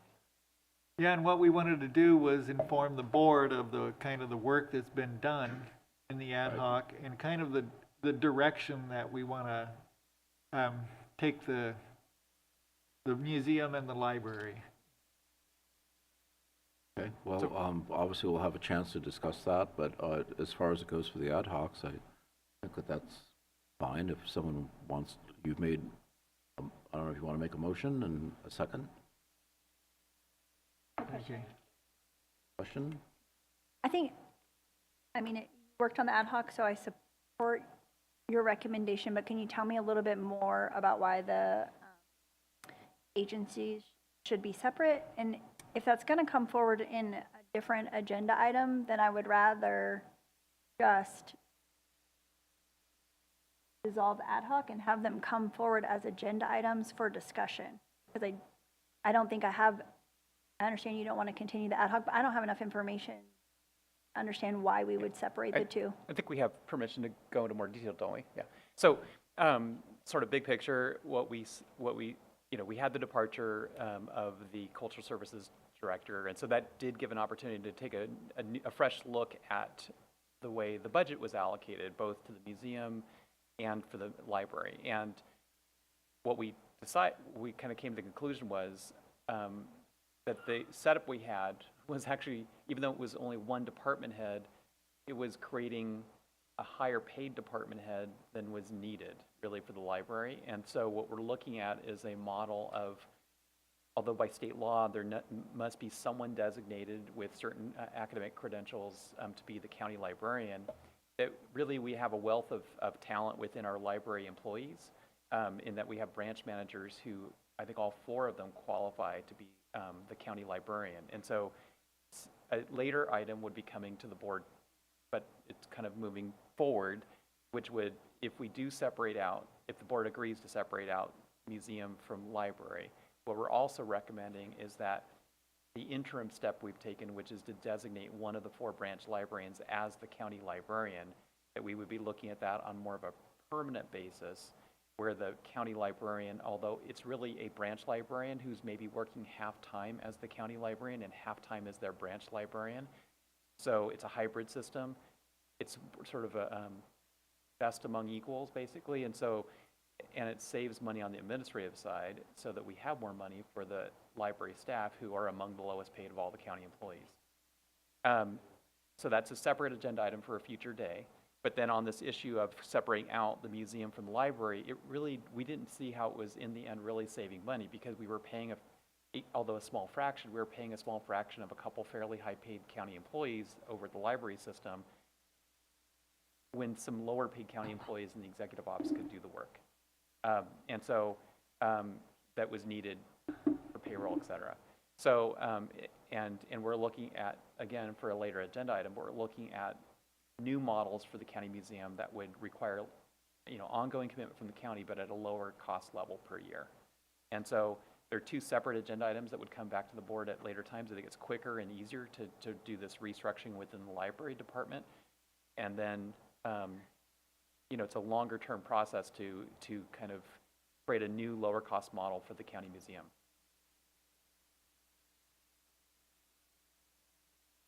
And I guess one of the recommendations, if we can go there, is that, the CEO work with the museum staff to look at other options. Okay. Well, and we potentially could have an ad hoc of the board still working on the museum, but if the 2 are separate, then they would really be separate ad hocs, because one's working specifically on the library, although that work could be concluded fairly soon, and there may still be the need for a future ad hoc on the museum specifically. Okay, so is there a motion on the floor for creation of new ad hoc or ad hocs? Can't the chair just do it? Okay. Yeah, chair action is sufficient for the dissolution or creation of an ad hoc per your rules. Although I would suggest before action is taken, we get public comment. Okay. Is there any public comment on this issue? Oh, CEO. We have more ad hocs to go through. We have 3 more. Okay. All right, so with that in mind, the formation of an ad hoc committee to look into staffing within the air quality management district. So Supervisor Williamson and I, working with Acting Director Gerhardt from Lake County Air Quality and us, we have hired Ephraim Lopez to be the Assistant Air Quality Management Director. So this ad hoc is finished its business, so we can dissolve this. Next one is on, I think Supervisor Mulhern already kind of discussed, so I think that's another one that is no longer necessary.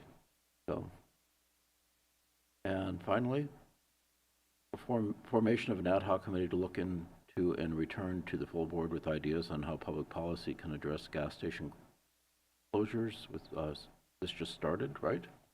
So it's still ongoing, so we're going to keep it.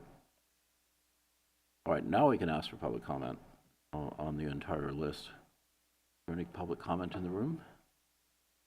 Oh, Supervisor Hasjack, would you like to say something first? Well, I'm just concerned about ad hocs and you know, when we have 3 ad hocs that started in 2021, and I understand the tax sharing, that certainly takes a long time, and the fire and emergencies, medical services, you know, okay, parks. It's like, when do we convert to a standing committee? Because 2.5 years for these ad hocs seems like it's just too long for an ad hoc.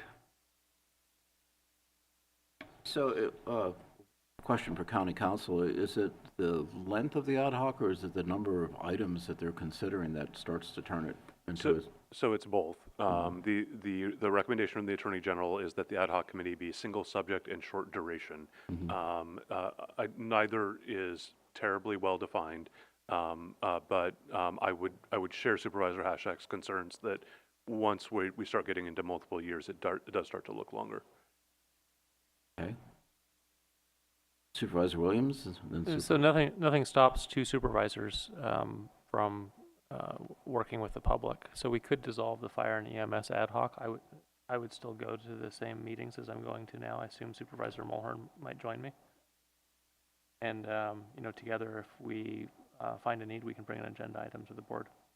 It doesn't make sense to transition it to a standing committee because those other parties won't come here and be part of the meeting. The whole point is we're engaging with other agencies. Okay, so I guess we can eliminate that one. And on the tax sharing agreement, I mean, we may not need to meet again. I mean, we've basically come to agreement in principle. We're just waiting for you know, both county and city attorneys to agree on the language. So, but you know, my point is, it's not going to be. I can't imagine this ad hoc running much past January or February of next year. Okay. So I guess the report out from that ad hoc is, we'll find it out when this agreement comes out. Is that the plan? Yeah, that's what I said when I was talking about that we would hear and at the very beginning, or that we've been working with the city. Absolutely. I'm also I would continue to work on parks with staff and the community. If you'd like to dissolve that ad hoc, that's fine. I'll continue to do that work without it being an ad hoc. Yeah, it seems like we're a little bit stuck there, and we've had recommendations for some time, and we're just kind of waiting for general services to actually perform with the recommendations. So I don't know that we need an ad hoc for that. The recommendations are on record, so we could probably drop that as well. Supervisor Williams, any Okay. I know that's not one of your favorite issues, so. I was going to ask if you have a way to track the status. I'm actually curious. Is it coming to us soon, or? Well, Excuse me, we've heard the update. Yeah. That was presented to us on consent. I also do believe that they are reporting in the CEO report, but we could follow up with GSA and make sure that they're reporting quarterly on the movement. I guess I was wondering, is there a reason to keep the ad hoc? No, I don't think so. You don't No, expect I anything think to we're come done. back further from Yeah. effort? At this point, I think we're done because we've made recommendations and now it's time to execute. I think we're finished with all that we need to do. It's just up to GSA to follow through. Okay, so we cleared off the list quite a bit. Chair, if I may clarify, we're remaining the tax sharing. Fire and EMS, you're not keeping that one. Climate, I think it's the climate you're keeping, and the gas stations. So it's 3. Well, I thought that the tax sharing would come back as an agenda item and that the work of the ad hoc had been done. Yeah, I thought tax sharing was staying until early 2024. Okay, and then when the agenda item comes, then you can disband the ad hoc. Yeah. Okay. I think that's prudent. So right now we're keeping 3. Yes. Okay, thank you. Just for the clerk of the board, through the chair, I do also, the CSA was going to be dissolved, and there was going to be an ad hoc for the museum and an ad hoc for the library with the same members. I see that the clerk is tracking this.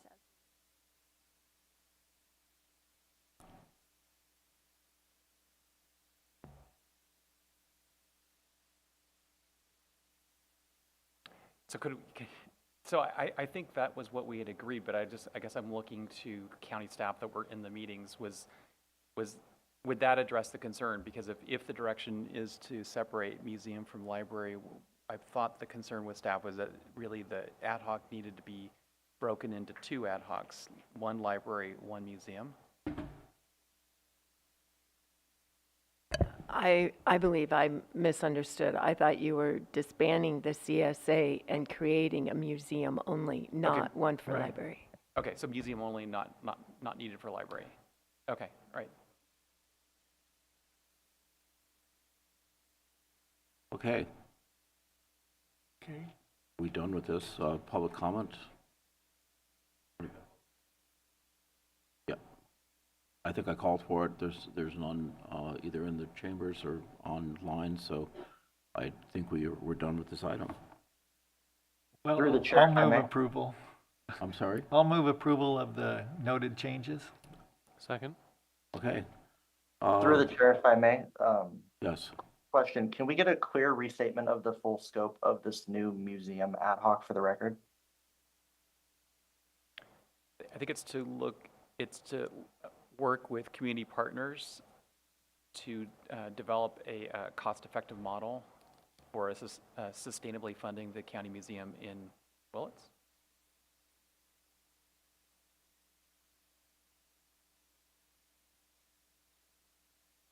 Okay.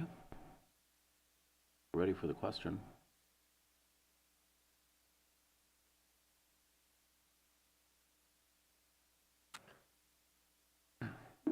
Chair McCourty?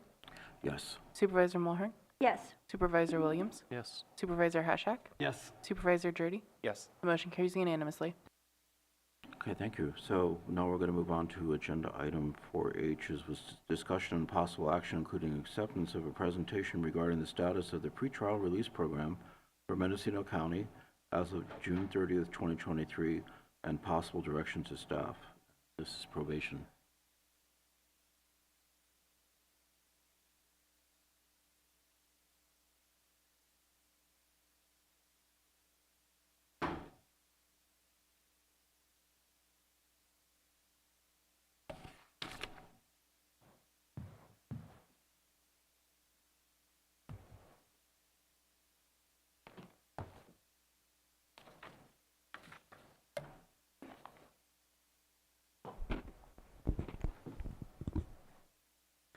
Good afternoon, Chair, board members, County Council, CEO Antle.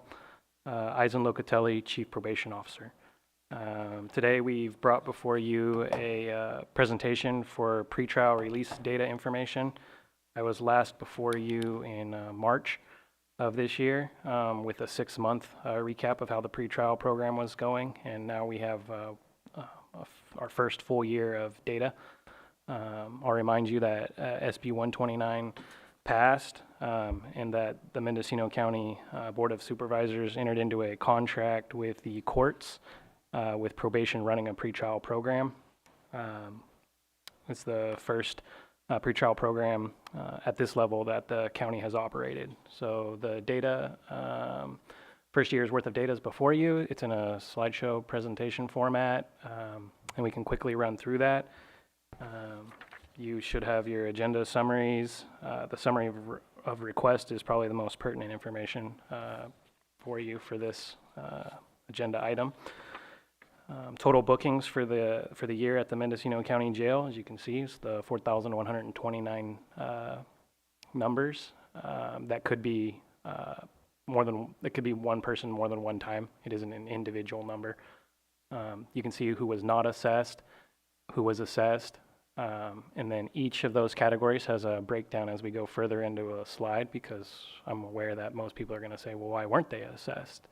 So each category has a breakdown of what happened with that category. So if Katie can scroll down, you'll see on the next slideshow, or the next slide, the reasons that people may not have been assessed was the jail released them before we could do a pretrial assessment on them, or they were on a form of supervision like parole or formal probation. But anyway, each of those categories shows you why they weren't assessed, which gives you the total number when you add those together for that. Katie, keep going down. Even more of a breakdown than what you had in the last one. Very granular here. This report not only goes to the it goes to our local courts, it goes to our local law enforcement partners, and it goes to Judicial Council for the state of California. So all of this data is necessary for the SB 129 funding, which is at $200,000, and then the county and the CCP augment the rest of the program. So keep going. Of those assessments that were provided, you can see how often somebody was granted monitoring through the pretrial program. So there's denials, there's no decisions, and there's granting of pretrial release. Those are the percentage breakdowns in the pie chart. And then again, each of those percentages is going to be broken down for you further down in the slides. So those that were denied, the overwhelming majority is bail is set. That would be most likely because the assessment score or the current crime the judge felt wasn't a good risk for public safety to release them. 39 of them were actually, they didn't even believe that monitoring was appropriate. The risk was so minimal that they just released them on their OR, or own recognizance. So keep scrolling, and then you can see the reason a decision wasn't made was because we have already done the work, and then the DA's office decided not to file charges, or they bailed out after we had already done our assessment, or the jail had decided to release, or they were there for sobering purposes only. But basically the judge didn't have a decision to make because there wasn't a body brought before them at arraignment. And then if you keep scrolling down, those that are released onto monitoring, you can see based on our static risk assessment, the PSA is the tool we use, what level of risk they provided to the community if they were to be released. Level 1 being the lowest risk and level 3 being the highest risk. When I say risk, there's two parts to the PSA. One is a risk to reoffend, meaning they're going to commit a new crime while released, or risk not to return to court, known as the FTA. Of those that we did an assessment on, 51 of them, or 17.5%, had if they were to commit a new crime, the tool believes that it would be violent in nature. So that's an important flag to look at for courts or anybody when you're trying to determine what level of risk you feel comfortable releasing somebody into the community. There's further breakdown of what happened with those 291 folks that were granted monitoring. At the 1 year point, this is a moment in time. There's still those who are on the program, but those that we were able to close or actively track, those are some of the resolutions to their cases. So you can see as a percentage, for instance, that 114 or 39.04% were successfully terminated from the program. 58% are still, or 58 or 19.86% are still actively being monitored, and you can just follow along with percentages, but they're all up there for you to see. Keep scrolling, and you'll see this here is about efficiencies. This chart shows that 75% of the time, the folks that are out on monitoring are returning to court. If we can get that number at 75% or higher, imagine the amount of time that goes into the criminal justice system trying to get defendants to show up to court so cases can get resolved, so we can be more efficient in the criminal justice arena. You have public defenders, you have DAs, you have cops subpoenaed, you have judges, you have a vast amount of financial resources dedicated to the criminal justice system, and just getting the defendants through the system is a very expensive process if it's not efficient. So anytime you see those percentages going at 75% or higher, you're doing fairly well in a rural county with our public transportation, the way it is. Keep scrolling. And then crimes that were committed, it gives you a breakdown of the new arrests and what they were basically for if there was a violent crime. So I had previously told you 17.5% our risk assessment tool said if they were to commit a new crime, it would be violent in nature. We actually had 4. And you can see of the crimes committed what that percent looks like. So overall, in the law enforcement community, although you never want to see a crime committed, it's human nature that it's going to happen. A matter of when. 4 is a much lower percentage than what could have been expected based on our actuarials. So overall, the law enforcement chiefs are satisfied with the pretrial tool, its implementation, and the results that we're seeing at the jail. A moment in time today, the head count is 210. A couple years ago, we were upwards of 290. I can't say that the pretrial program alone is the reason for that. There's a whole bunch of dynamics at place, including COVID, lower staffing, and a pretrial program.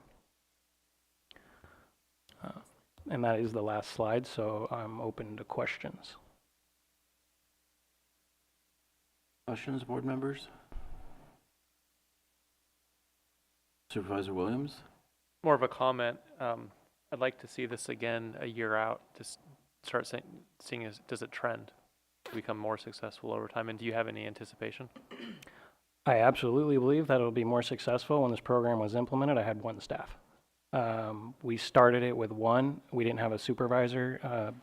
Katie, my assistant chief sitting next to me, and myself were providing oversight and doing the line level work. I now have 2 staff and a supervisor. So I expect our monitoring to be improved. I expect our return rates and our ability to robocall, text, and get people back to court should improve. So I, like you, am interested to see what the data would be like. We have a way to share this information back to law enforcement to show, for instance, how many bookings are happening per month. So maybe we want to be staffed up in the month of April and May because of the number of bookings we have and whether they were violent bookings. So once you have data and statistics, you can start making high-level decisions. And when you see the same people come through pretrial, I imagine it'll happen over time. Does that play into, does their success the previous go-around play into the calculation of their risk level? Yes, it's a static tool, so the number of arrests that you have or the number of FTAs get calculated. So the more we know somebody, the more that it can predict something about you. Yeah. Also, it brings down staff time because once we do it once, it's all there. We just build upon the latest information. So as time goes on, we have a better data to pull from, better system. We become faster at it. And last, those 4 unfortunate violent acts, do we know what those were? How severe? I don't off the top of my head. Violent is defined by about 30 different penal code sections, and I'm not sure which of those were. It isn't the traditional what you think would be violent. It's got a code section that goes with it. Thanks for the thorough report, as always. Supervisor Jordy. So as I understand it, the pretrial release program is something that's been implemented in, at this point, almost every county in California. We're one of the last ones to implement it, and that the states really had a big push to implement this. And state law changes all the time. Do you foresee more people being evaluated as part of the pretrial release program in the future, either because state law has changed or just the local court's familiarity with this? Maybe the comfort level goes up over time with the success of the program. I'm just kind of curious, do you see that this is sort of a static number, or is this a number that could go up over time? So you're correct. Mendocino County entered into the pretrial due to SB 129 and the funding that came with it. We were one of 6 to 7 counties that hadn't had a pretrial program. So at this point, I believe most, if not all, counties have some version of a pretrial program. I think I'm on the record as having previously said, do you want the Cadillac version or do you want the Ford Pinto? We're kind of closer maybe to the Malibu. Could we get more effective, more efficient? Should there be more numbers in it? Well, having 2 staff and a supervisor dedicated to the program allows us to have more people being monitored, maybe even more assessments. The numbers, though, is really about how many people are getting arrested, is how many people I'm assessing. So if we're able to do that prevention, intervention work, hopefully there isn't as many people being assessed. But if people are getting arrested, hopefully we are making the best decisions upon who gets released without having to post bail. Posting bail doesn't guarantee public safety. If I had my wish, maybe we could do some studying of, if you post bail and get out, what are your recidivism rates? Because I'd want to know, maybe this program provides better safety than somebody posting bail. And I think some of our partners think bail might be what determines public safety. And I'm not sure, I actually don't believe in that at all. I don't think money determines safety. I just think it means you have the ability to get out. I don't have the ability at this point to do a study on those that are released by the jail without our assessment and those that are posting bail to see what their rates of returning to court are or the amount of crimes that they're committing. So far, I'm only able to provide you those that we're monitoring, and the 75% returning to court, to me, based on what I've seen in 16 years in this county in criminal justice, is a good number. Supervisor Haschak. Well, thank you for this presentation, and I think that, all of our hopes for this program are kind of shown here. As it's working, it seems to, keep people out, lower the number of people in jail, and also, put them in an environment where they're being monitored and coming back and for their court dates and everything. So I guess the question I have is, between that time when they get the release to their court dates, there's monitoring going on continually. Okay, what's that look like actually? Depends on your level. So there's a matrix that goes with this, and whether you're level 1, 2, or 3, there's a grid of lower level 1, lower risk, means less communication with the probation department, the pretrial unit. Level 3, more contact. So level 3s you can expect to be in the office or visited at home, more phone calls, more terms and conditions applied by the court. The court ultimately looks at the matrix, assigns the level, which the matrix then tells you what we're going to be doing with them. So another way to say that is, there was a slide and it showed you how many level 1s, how many level 2s, and how many Right. level 3s they pick based on your prior record and how many FTAs you've had over the life of your criminal history, what level of safety we believe that you threaten the community with, and then our monitoring program, now that we actually have a couple staff in it, are able to do more of that. So it could be referrals for substance abuse, mental health. It could be office appointments with drug testing if that's the issue. All of that clinical, social type work to get them where they need to be. So out of the 57 new arrests, do you have is there a correlation between the different levels? That is the next step that I've talked to my team about that I want to know. I want to know of the 57, how many of them, what percentages were 1, 2s, or 3s. That's how we validate the tool. So there'll be more coming as we fine tooth this. I'm never satisfied with enough bar charts or graphs as we have. We'll be adding more to this over time so that we have even a deeper dive into what's happening with this data. Right. Okay, let's make sure that the matrix is working properly, right? Yes. Okay, thank you. Other supervisor comments? If not, this is a classic example of how you can't manage what you don't measure. So it's really great that you're doing this because I know that Supervisor Williams is always looking for efficiencies, and probably a pretty textbook example about how you start to manage what's going on in your department and be able to report out to us. So we have a very short period of time.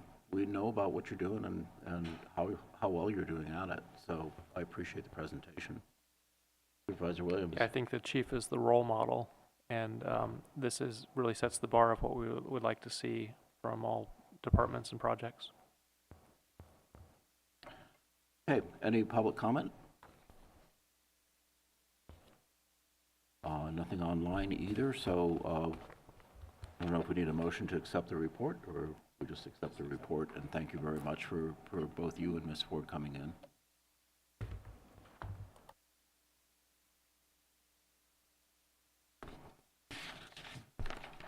Okay, now we're going to move on to agenda item number 4I, which is discussion and possible action, including acceptance of Code Enforcement Division's report and possible direction to staff on updated enforcement priorities and discretion regarding anonymous and non-priority complaints. Planning and Building Services is our sponsor.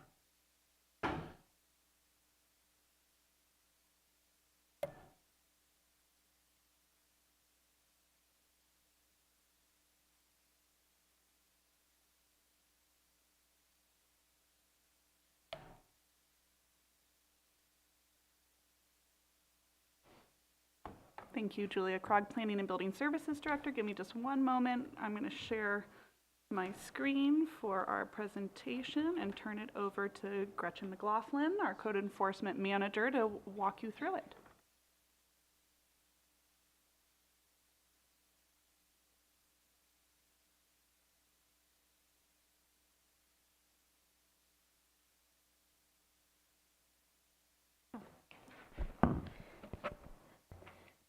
Good afternoon, Board, CEO Antle, and County Counsel Curtis. Gretchen McLaughlin, your Code Enforcement Manager with Planning and Building Services.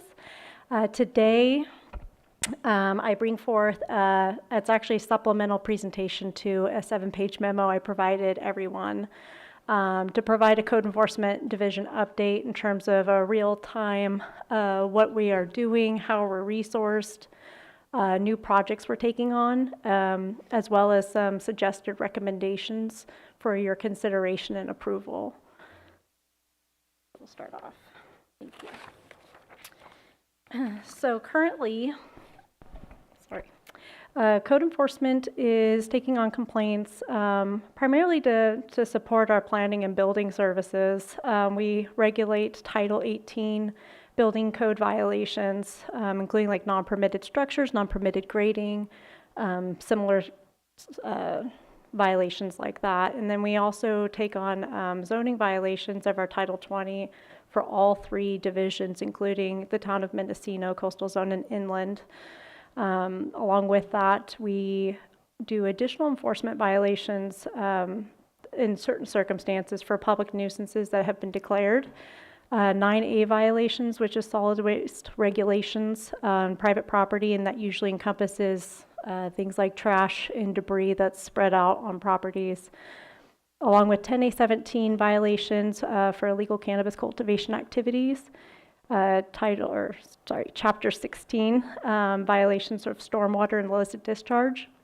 And then additionally, beyond those, we also administer our abandoned vehicle abatement program, carry out directed enforcement that's directed by the Board of Supervisors, health order enforcement, which we historically did during the time of COVID, and some cases we do summary abatements. Currently, our staffing resources include a code enforcement manager, 2 supervisors, and 4 field officers. These are actually currently divided up into north and south team sectors that is divided by the Highway 20 line. All of our officers are trained to carry out investigations and enforcement of all violations that we have purview over. Additionally, we have 1 administrative assistant and 1 part-time department analyst. And along with that, we currently have 2 code enforcement officer positions that are frozen and 5 allocated code enforcement officer positions that are allocated but not funded. And this goes back to when we were originally proposing the enhanced cannabis enforcement plan. So the current Board of Supervisors priorities, this was actually established prior to me joining onto the code enforcement team in 2018. So it's been a while since we've received an update on this. But it basically, the priority 1 is life safety issues. As you can see, it's substandard housing or living conditions that take on the highest priority. Environmental degradation, including illegal grading, illegal ponds, illegal activities that cause environmental damage. Stop work orders. This is stopping work on non-permitted construction jobs. This is active non-permitted construction, nothing existing. Nuisance abatement, trash, debris, refuse invisible from major traffic corridors, and then cannabis regulatory compliance. These are all the things that we prioritize as a division. Our case management structure incorporates these priorities in terms of how we deploy our investigations and enforcement. Everything that does not fit within these priorities, we still treat the same, but we get to them as staffing resources and time allows.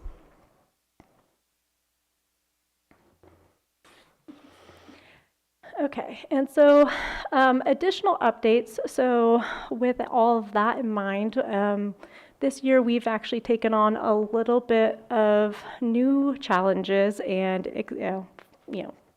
exciting adventures.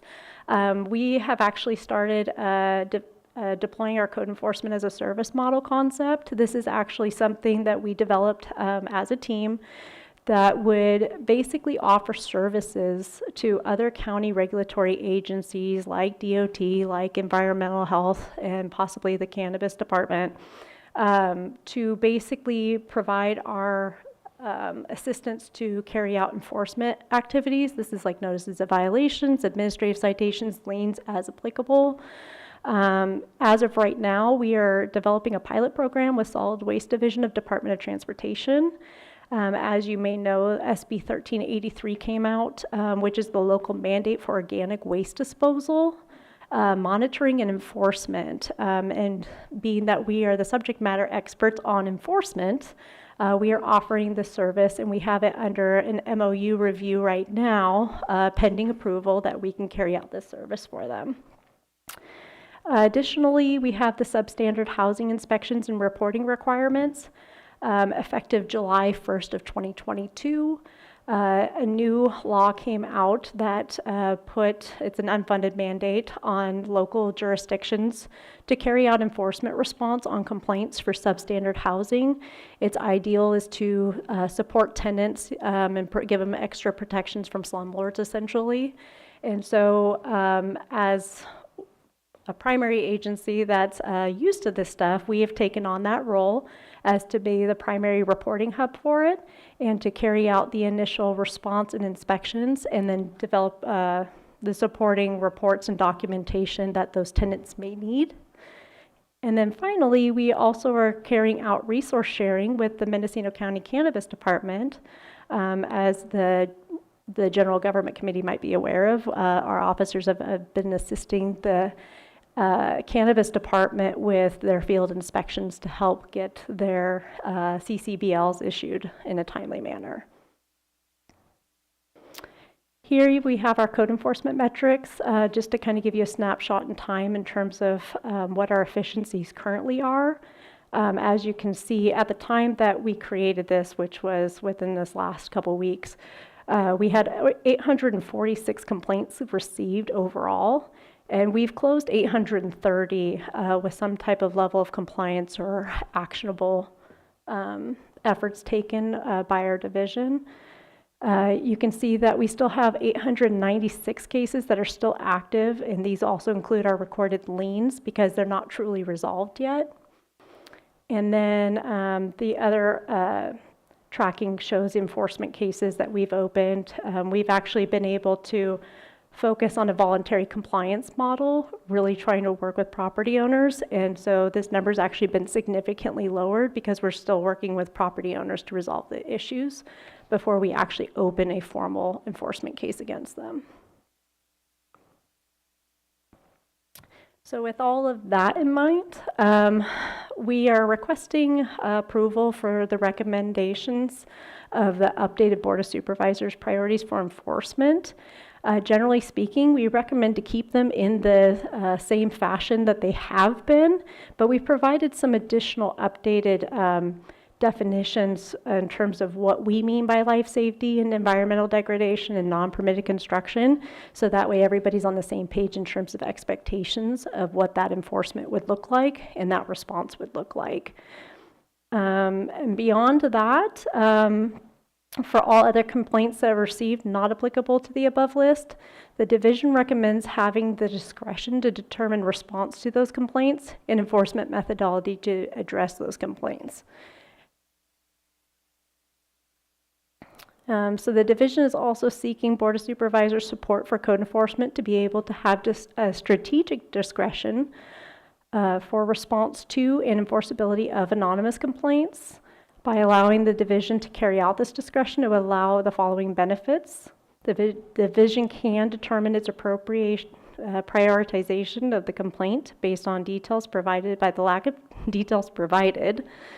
Avoid duplicative staff time efforts for multiple complaints received where violations have previously been determined to be unfounded or resolved. And that's actually a really big problem that we face. Determine alternative enforcement methods for non-priority anonymous complaints. Determine to close the complaint due to the lack of required information, but can re-engage it if further information is received at a later time. And then finally, all complaints will still be tracked without expending excessive staff time and resources. And with that, I will conclude if you guys have any questions. Hey, Supervisor Jordy. Yeah, so Gretchen, thanks. I just sent you and CC Julia and Tony Rakes a link to a website that I'm not sure how actively it's being maintained, but it's set up by Meadow Recycle. And it's similar to websites I've seen at City of Santa Rosa, City of San Francisco, and other places where the public can quickly go to and see if there's already reported item that's been, a piece of waste that was along a public road or in a public park. If it was already reported, if not, they can report it pretty easily. I think there are actually apps that are not shown on their website that you could go to. And, oh, thanks for pulling that. And I don't think we have that right now. When I go to the county code enforcement, I see a sort of a typical county page that has a form for someone to fill out, but not quite as slick as this, because again, this then leads to a dot on a Google map that others can see. And I think part of the issue you brought up is sometimes multiple members of the public will report something, and then it's kind of wasting staff time for fielding the same question over and over again. And I think the advantage of these maps is that people can see that it was already reported. They don't need to report it again. And then finally, the most frequent complaint I get actually is not always related to the county, but people don't know where to go. And that has to do with abandoned vehicles, often on state highways, sometimes on county roads. and the length of time it seems to take, I would say especially along the state highways, for the vehicles to be removed. And when I get complaints like that, all I know is, oh, I'll try to reach Gretchen, or before you, John, or somebody else. So here, I'm taking up some of my time, some of your time, and who knows who else's time to finally get to the contracted contractor who's supposed to remove these vehicles once they get referred.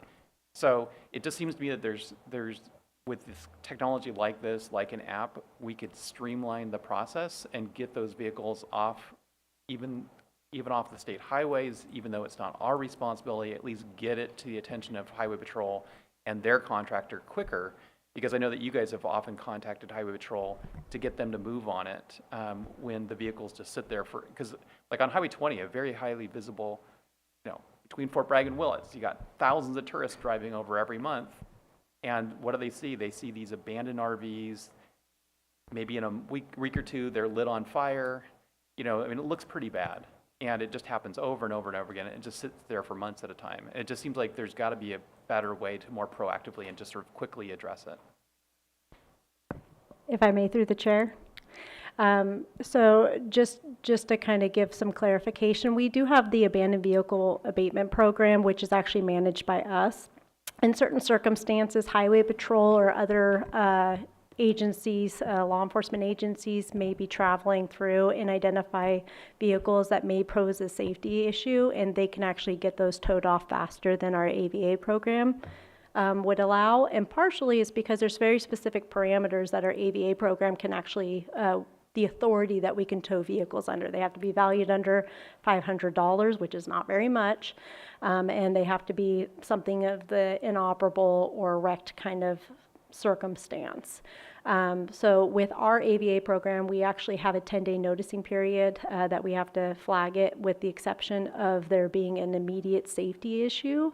But generally speaking, we try to get those done, and we have a pretty good successful record with T&T Auto that does those things to remove those vehicles.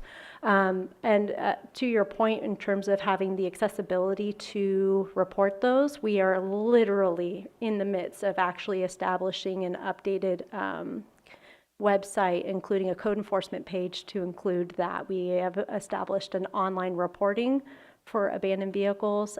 We can try to see if we can incorporate a tracking system. I'll have to do a little bit of research on that, but that is definitely something we can look into. So for clarification, you're saying that if a vehicle is abandoned along a state highway, it's still the county's responsibility for removing it? Under the abandoned vehicle abatement program, if it's something that's reported to us, we will tow it under that program. Okay.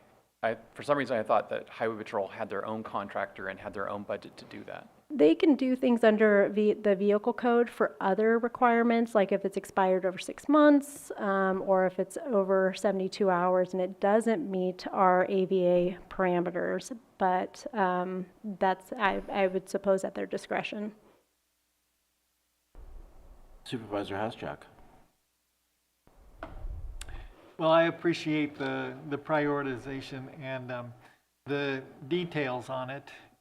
It certainly helps to understand what your priorities are, which are our priorities, and also the discretion for the anonymous complaints.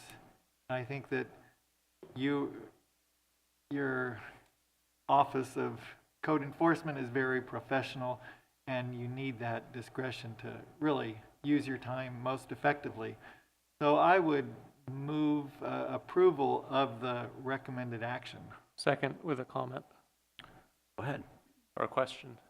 Are we following up on the previous owner where we haul a vehicle that still has a VIN to see if we can recover any of the cost?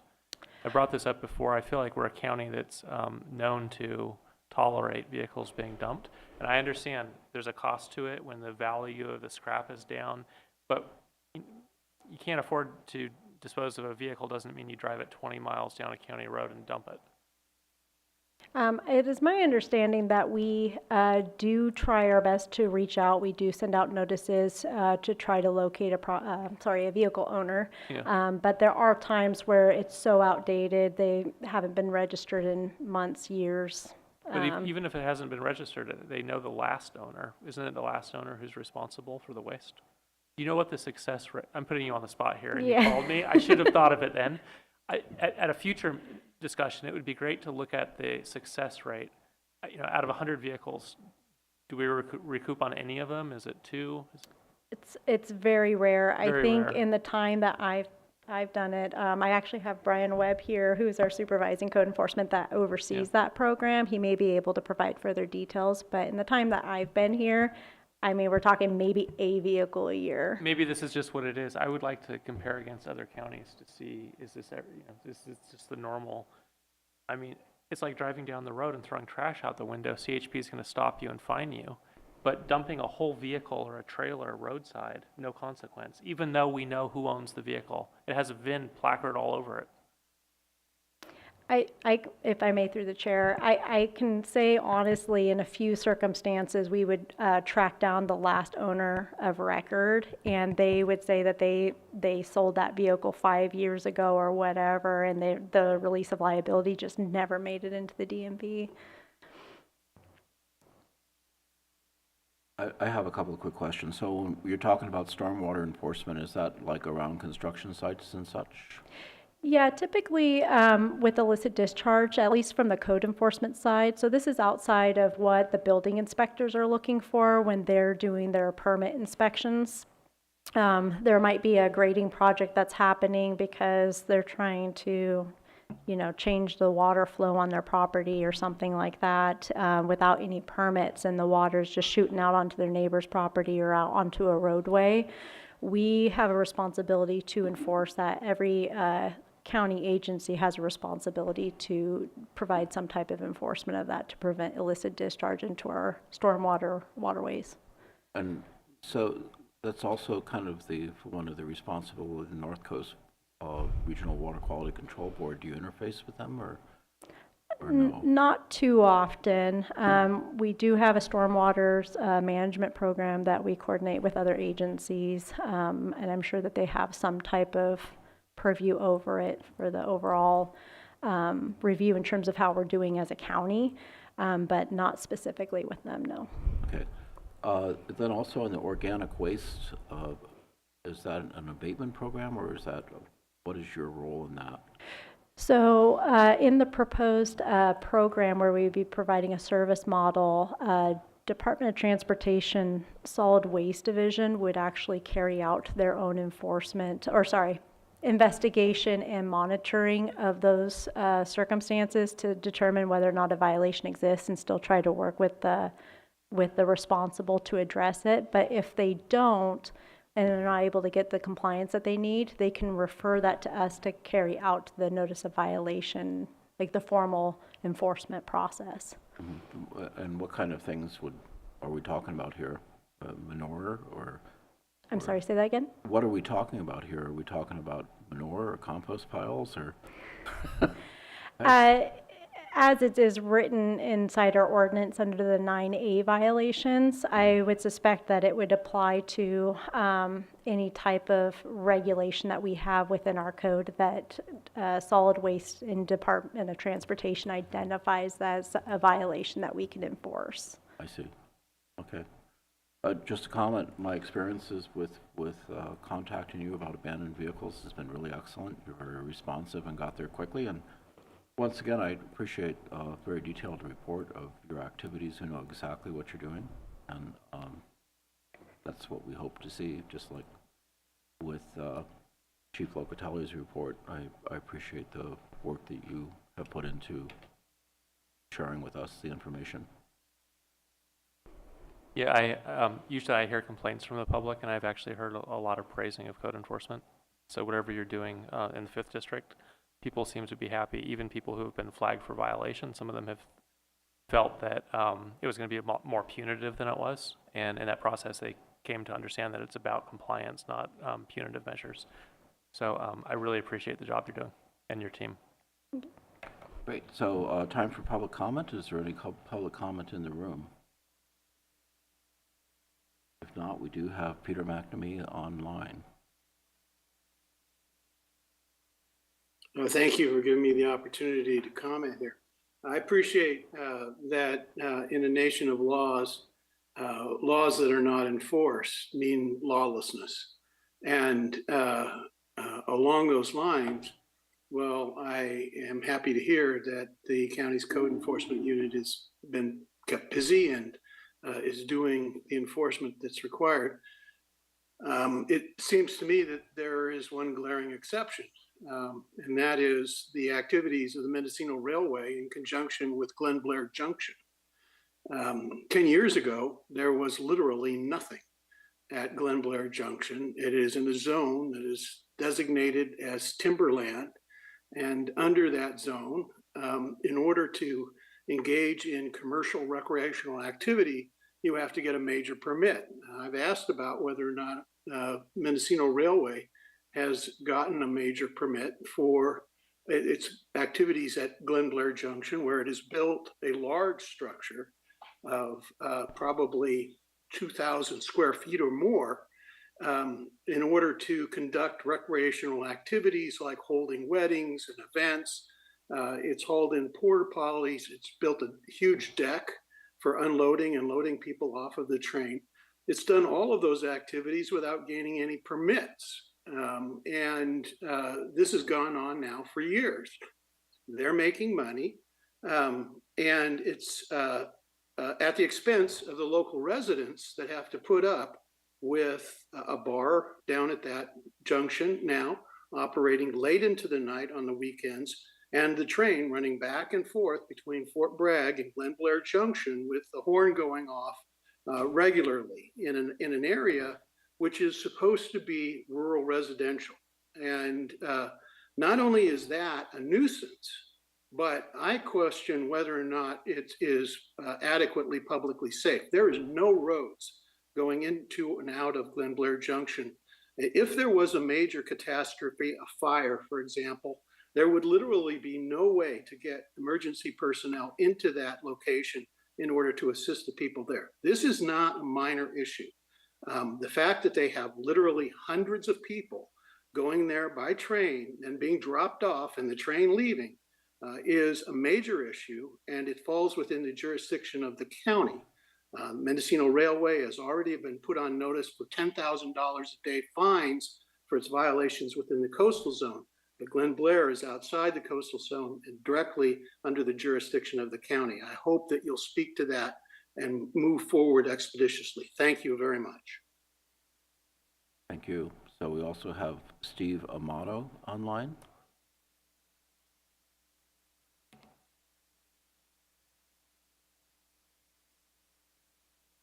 Steve, are you there?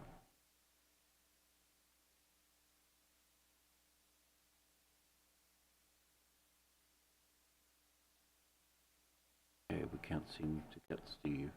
Oh, here he comes. I hope that.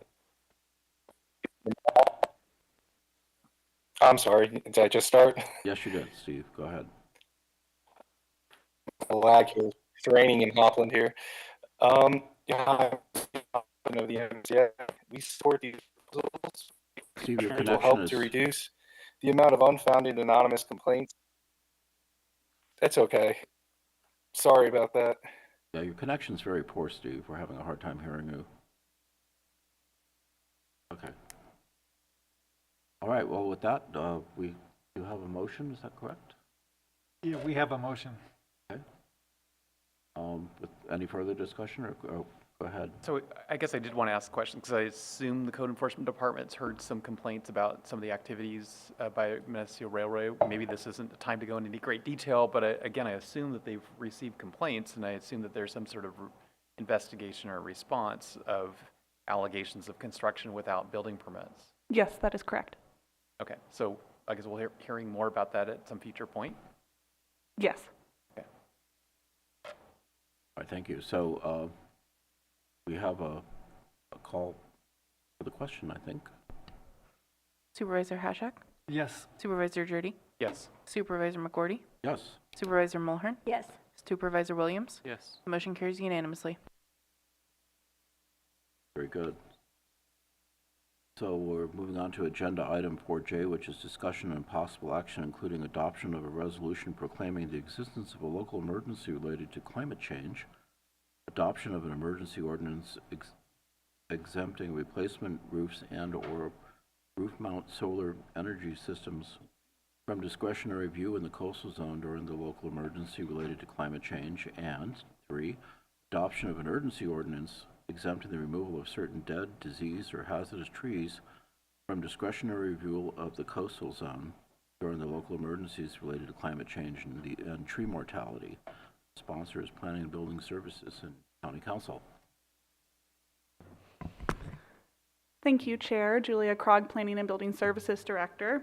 The item before you today contains 3 items for your consideration. The first is adoption of a resolution proclaiming the existence of a local emergency related to climate change. And as is discussed in the proposed resolution, Mendocino County has been affected by multiple natural disasters in recent years due to climate change. In order to avoid irreversible catastrophic climate change impacts, the county must focus not only on reducing its emissions, but must also take action to enable its residents to prepare for potential significant ecological and economic impacts due to climate change. The severity and urgency of the climate change crisis necessitates swift and urgent action to protect the county's residents, environment, and future generations. As such, a draft resolution proclaiming a local emergency related to climate change was prepared for the consideration of the board today. In addition, certain existing policies and regulations of the county could potentially hinder the rapid and effective response to climate change, and urgency actions to ease regulatory and public policy constraints may be necessary to facilitate effective and expedited implementation of climate change mitigation efforts. As such, the second and third items for your consideration are potential adoption of urgency ordinances based upon prior board direction. So first, the board has previously provided direction to prepare urgency ordinances for the exemption of replacement roofs that are like for like, roof mount solar energy systems, and dead, diseased, or hazardous tree removal from discretionary review within the coastal zone. If adopted, roof mount solar energy systems and like for like replacement roofs would be exempt from the review by the Planning Division and discretionary review.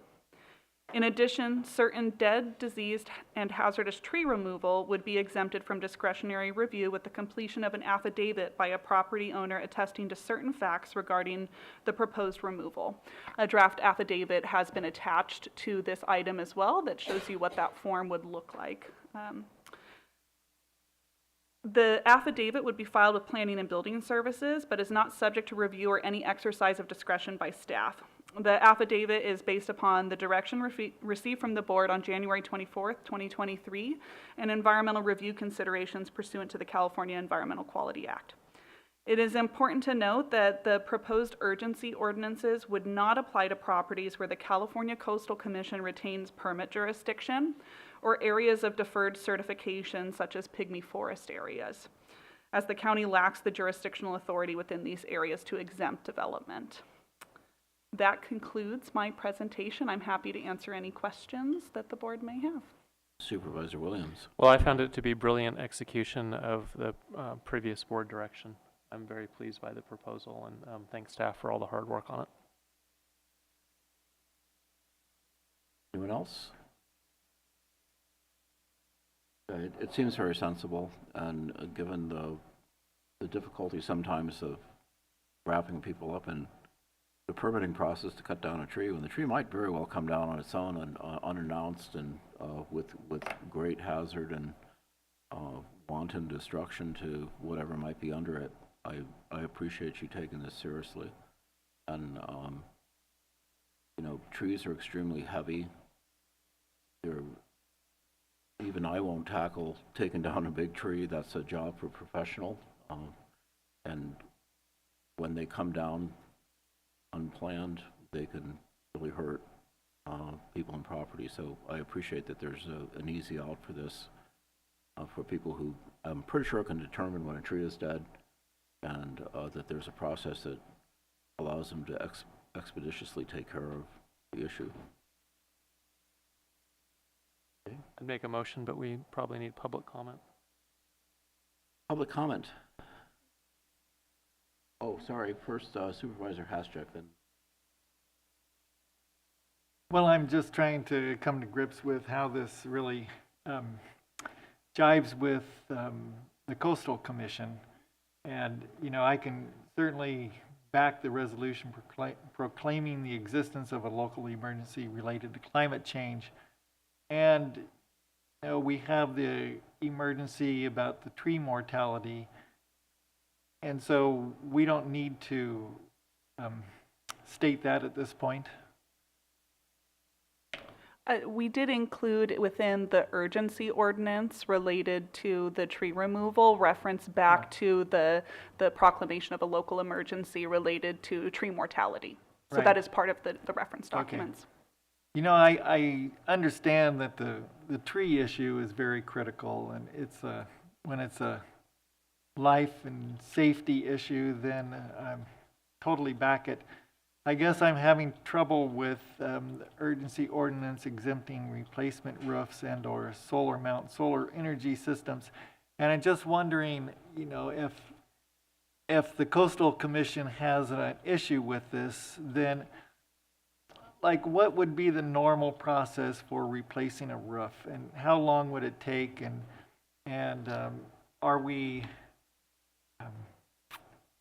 bringing attention to something that should just be taking place in a normal way? Are there other options besides this urgency ordinance? Well, I appreciate that question. I'll do my best to answer it. So one thing for roof mount, or excuse me, I'll start with re-roofing. So re-roofing is exempt in many areas of the county by statute within the coastal zone. However, there are certain areas of the coast, primarily when you have a structure within 50 feet of the edge of a coastal bluff, where there is no exemption for repair and maintenance activities to occur. And we're running into this within 50 feet of a coastal bluff rather frequently. And so if your home is one of the, you know, unfortunates, or maybe fortunate because you have a bluff top parcel, but that your location is such that you would require a coastal development permit, then you're looking at a delay in having to apply for that coastal development permit, go through the permitting review process, then to have you know, final action taken, and then you can pull your building permit to actually complete that re-roof. And often, as you're likely aware, when a structure needs to be re-roofed, it can be a rather urgent scenario. So waiting for that time to replace the roof can be more challenging. Then in terms of roof mount solar energy systems, similarly, these are actually, rather than considered repair and maintenance, it's considered an improvement on a structure. So the Coastal Act has certain exemptions which the county also adopted into our local coastal program. And one of the areas that you cannot exempt improvements are areas that are highly scenic, which is designated mapped areas within our county, which are rather extensive, and also areas where you may have a structure or improvements that is between the sea and the first public road paralleling the sea, or a bluff top parcel. So these are the areas that people run into rather frequently, the need to also obtain a coastal development permit for those types of roof mount solar installations. So, you know, generally the challenge with the current arrangement is that since the Coastal Act has existing exemptions within the Coastal Act itself, and those are not modified, a local jurisdiction cannot be more permissive than the Coastal Act is. So that's the challenge that we've been running into. And in my discussions with the Coastal Commission, there's not a great pathway to get to our ability to be able to exempt these through a typical local coastal program amendment. So we're still at the drawing board with the commission, and this urgency ordinance is meant to be a stopgap measure pending adoption of the update to the local coastal program, which we expect to occur you know, post 2026, but it's obviously not an immediate item, and or the ending of a local emergency related to climate change if you so adopt that resolution today. And I'm unsure if council has anything additional they want to add on this point. Okay. Supervisor Williams, question? Yeah, so the solar element of this came to me. There were about 5 in less than a 2-week period, mostly on the south coast. People wanting to install solar, getting hit with coastal development permits, planning permits. And one of the installers had noted they don't have this problem in Sonoma County. They do a lot of them. Why is it unique to Mendocino County that they're asked for a CDP? And a director can probably fill us in on what the differences are. But I think the counties do have some discretion here. The issue is we don't want to wait 3 years for the LCP update. We have a climate emergency. We want to encourage solar. People who are installing solar a lot of times are on fixed income.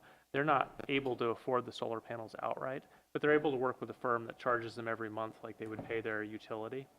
They can't afford the additional fee of thousands of dollars for planning permits. And then These are just within 50 feet of the bluffs? Is that correct? If I may, solar energy systems are also, the challenge exists in highly scenic areas, which is a much more expansive area of the coastal zone.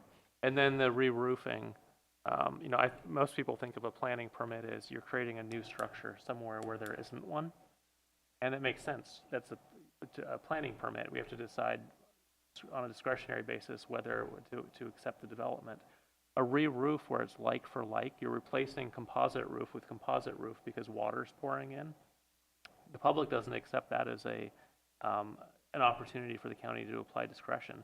You're not going to say, no, you can't replace your roof. You have to live with that water pouring in.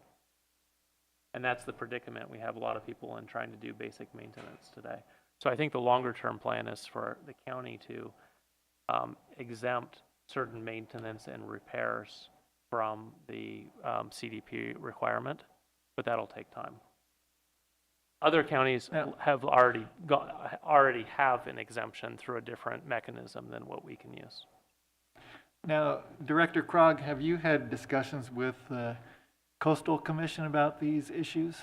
I have, since the September 12th board direction for the re-roofing and the solar energy systems, I inquired with them about what would be the best pathway in order to get there through a local coastal program amendment. So making sure as we're initiating our work on this local coastal program update that we're ensuring that we're going to be able to incorporate that into final drafts that would go to the commission for review. So we're still working through what is that best mechanism and best pathway in order to get there. The worst case scenario that was presented to me by the commission would be a programmatic coastal development permit conducted to essentially create a program for roof replacements on parcels that, if we can't find a pathway for an exemption under the code, then a programmatic CDP to essentially have already provided that authorization. And if a property owner fell within the parameters of that coastal development permit, they would not require anything additional beyond the building permit. So we are continuing discussions. Okay, so public comment in the room.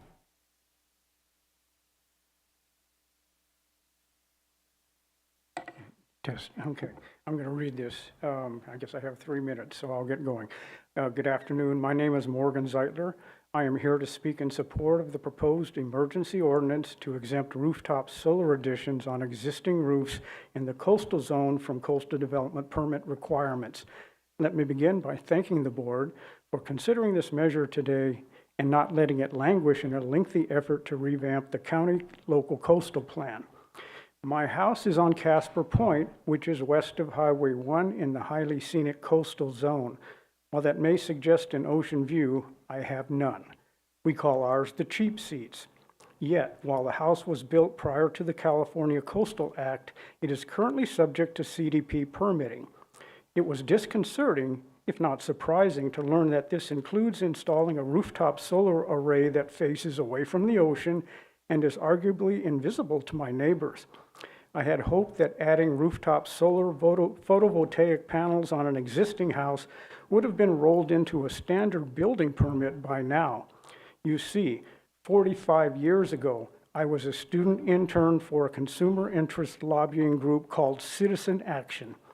I sat in legislative committee rooms in Sacramento, listening to California's public utilities line up to object to proposals that would have encouraged decentralized solar power development. The utilities argued that decentralized solar power generation was unfeasible, cost prohibitive, and a direct threat to their bottom line. Fast forward to now, and the utilities are fighting a rearguard action to build huge solar panel farms in the desert to maintain their centralized control over power generation. Never mind the sacrifice of desert habitat or the costs of transmitting and distributing that power over huge distances. At the same time, they are clawing back hard-won incentives such as net metering that requires them to buy excess power produced by homeowner solar panels, and are seeking other fees from solar panel owners. Despite the increasing disincentives for homeowners to invest in solar, I recently looked into the cost of installing rooftop solar panels. Unfortunately, even with a federal tax credit, my upfront investment was alarming. I was looking at 10 years before I could hope to break even.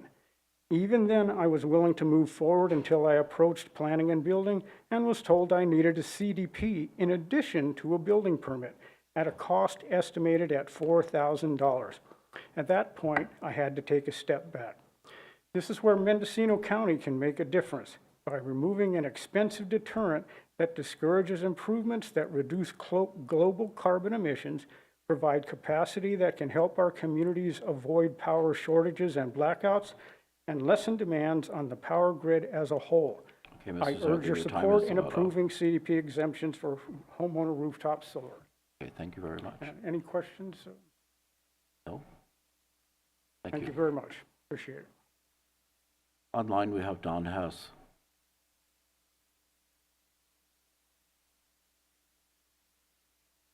Chair McGordy, members of the board, CEO Antel, County Council Curtis, and staff. Good afternoon. This is Don Hess from Gualala. I have reviewed the new climate emergency declaration, and yes, there are some good things to say about it. Among the numerous preambulatory clauses, there is significant updating of factual statements about the current climate conditions we are facing.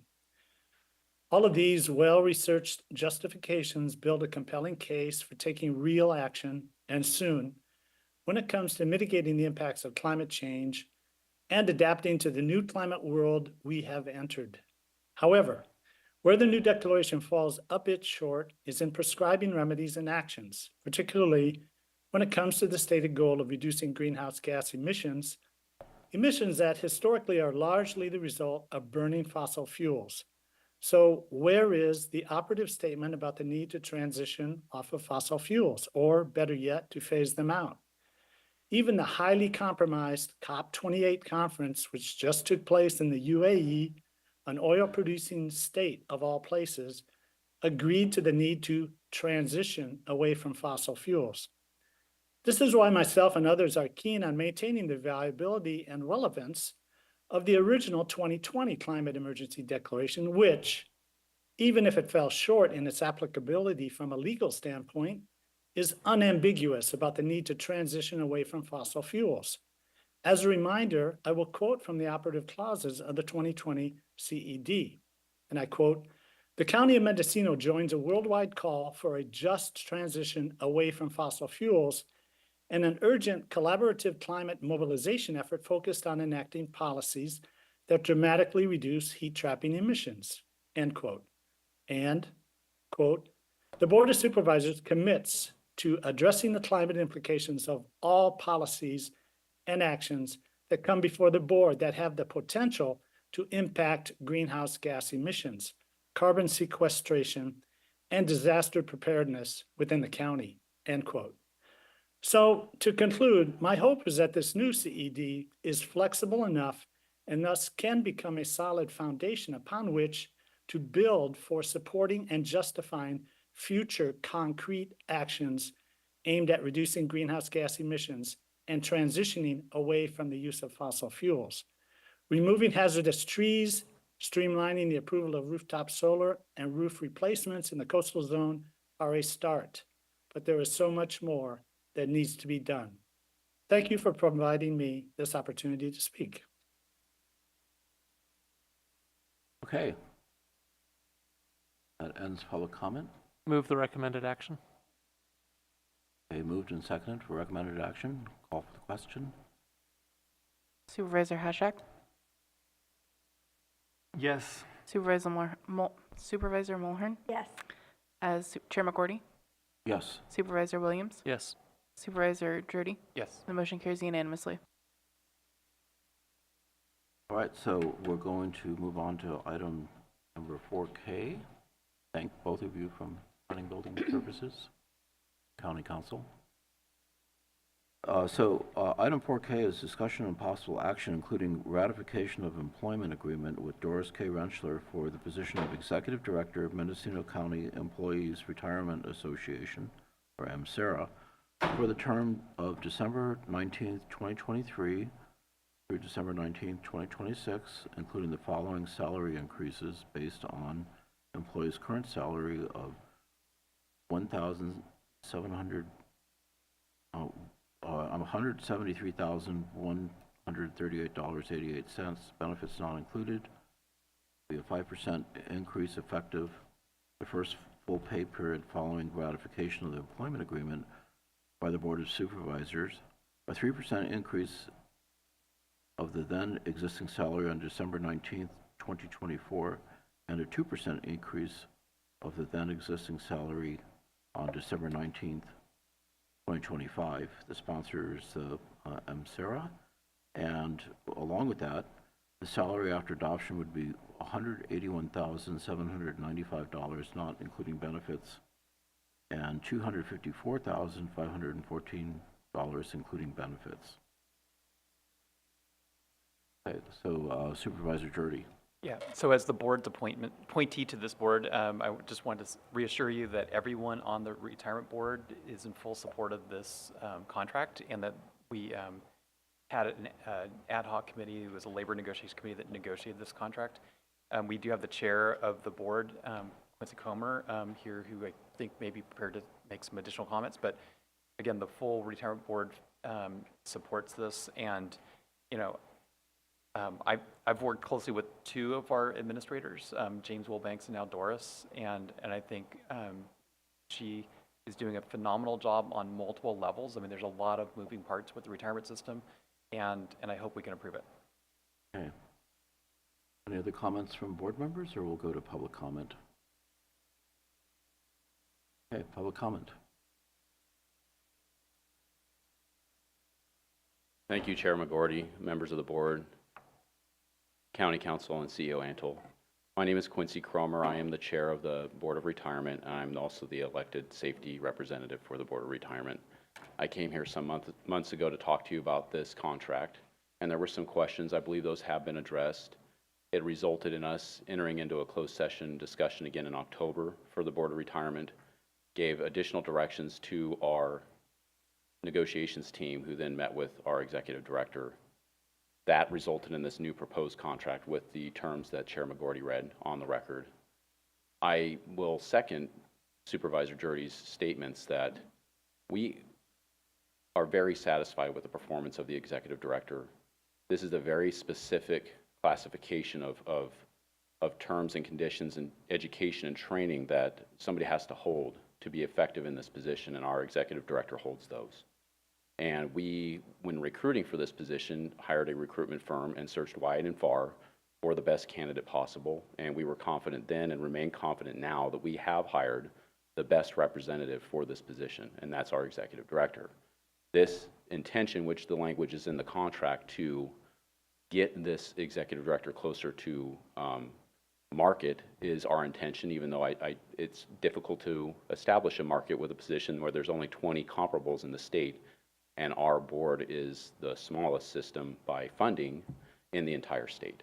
So that is a difficult endeavor, but I believe this will do something to help get our executive director closer to market and hopefully retain our executive director for some time.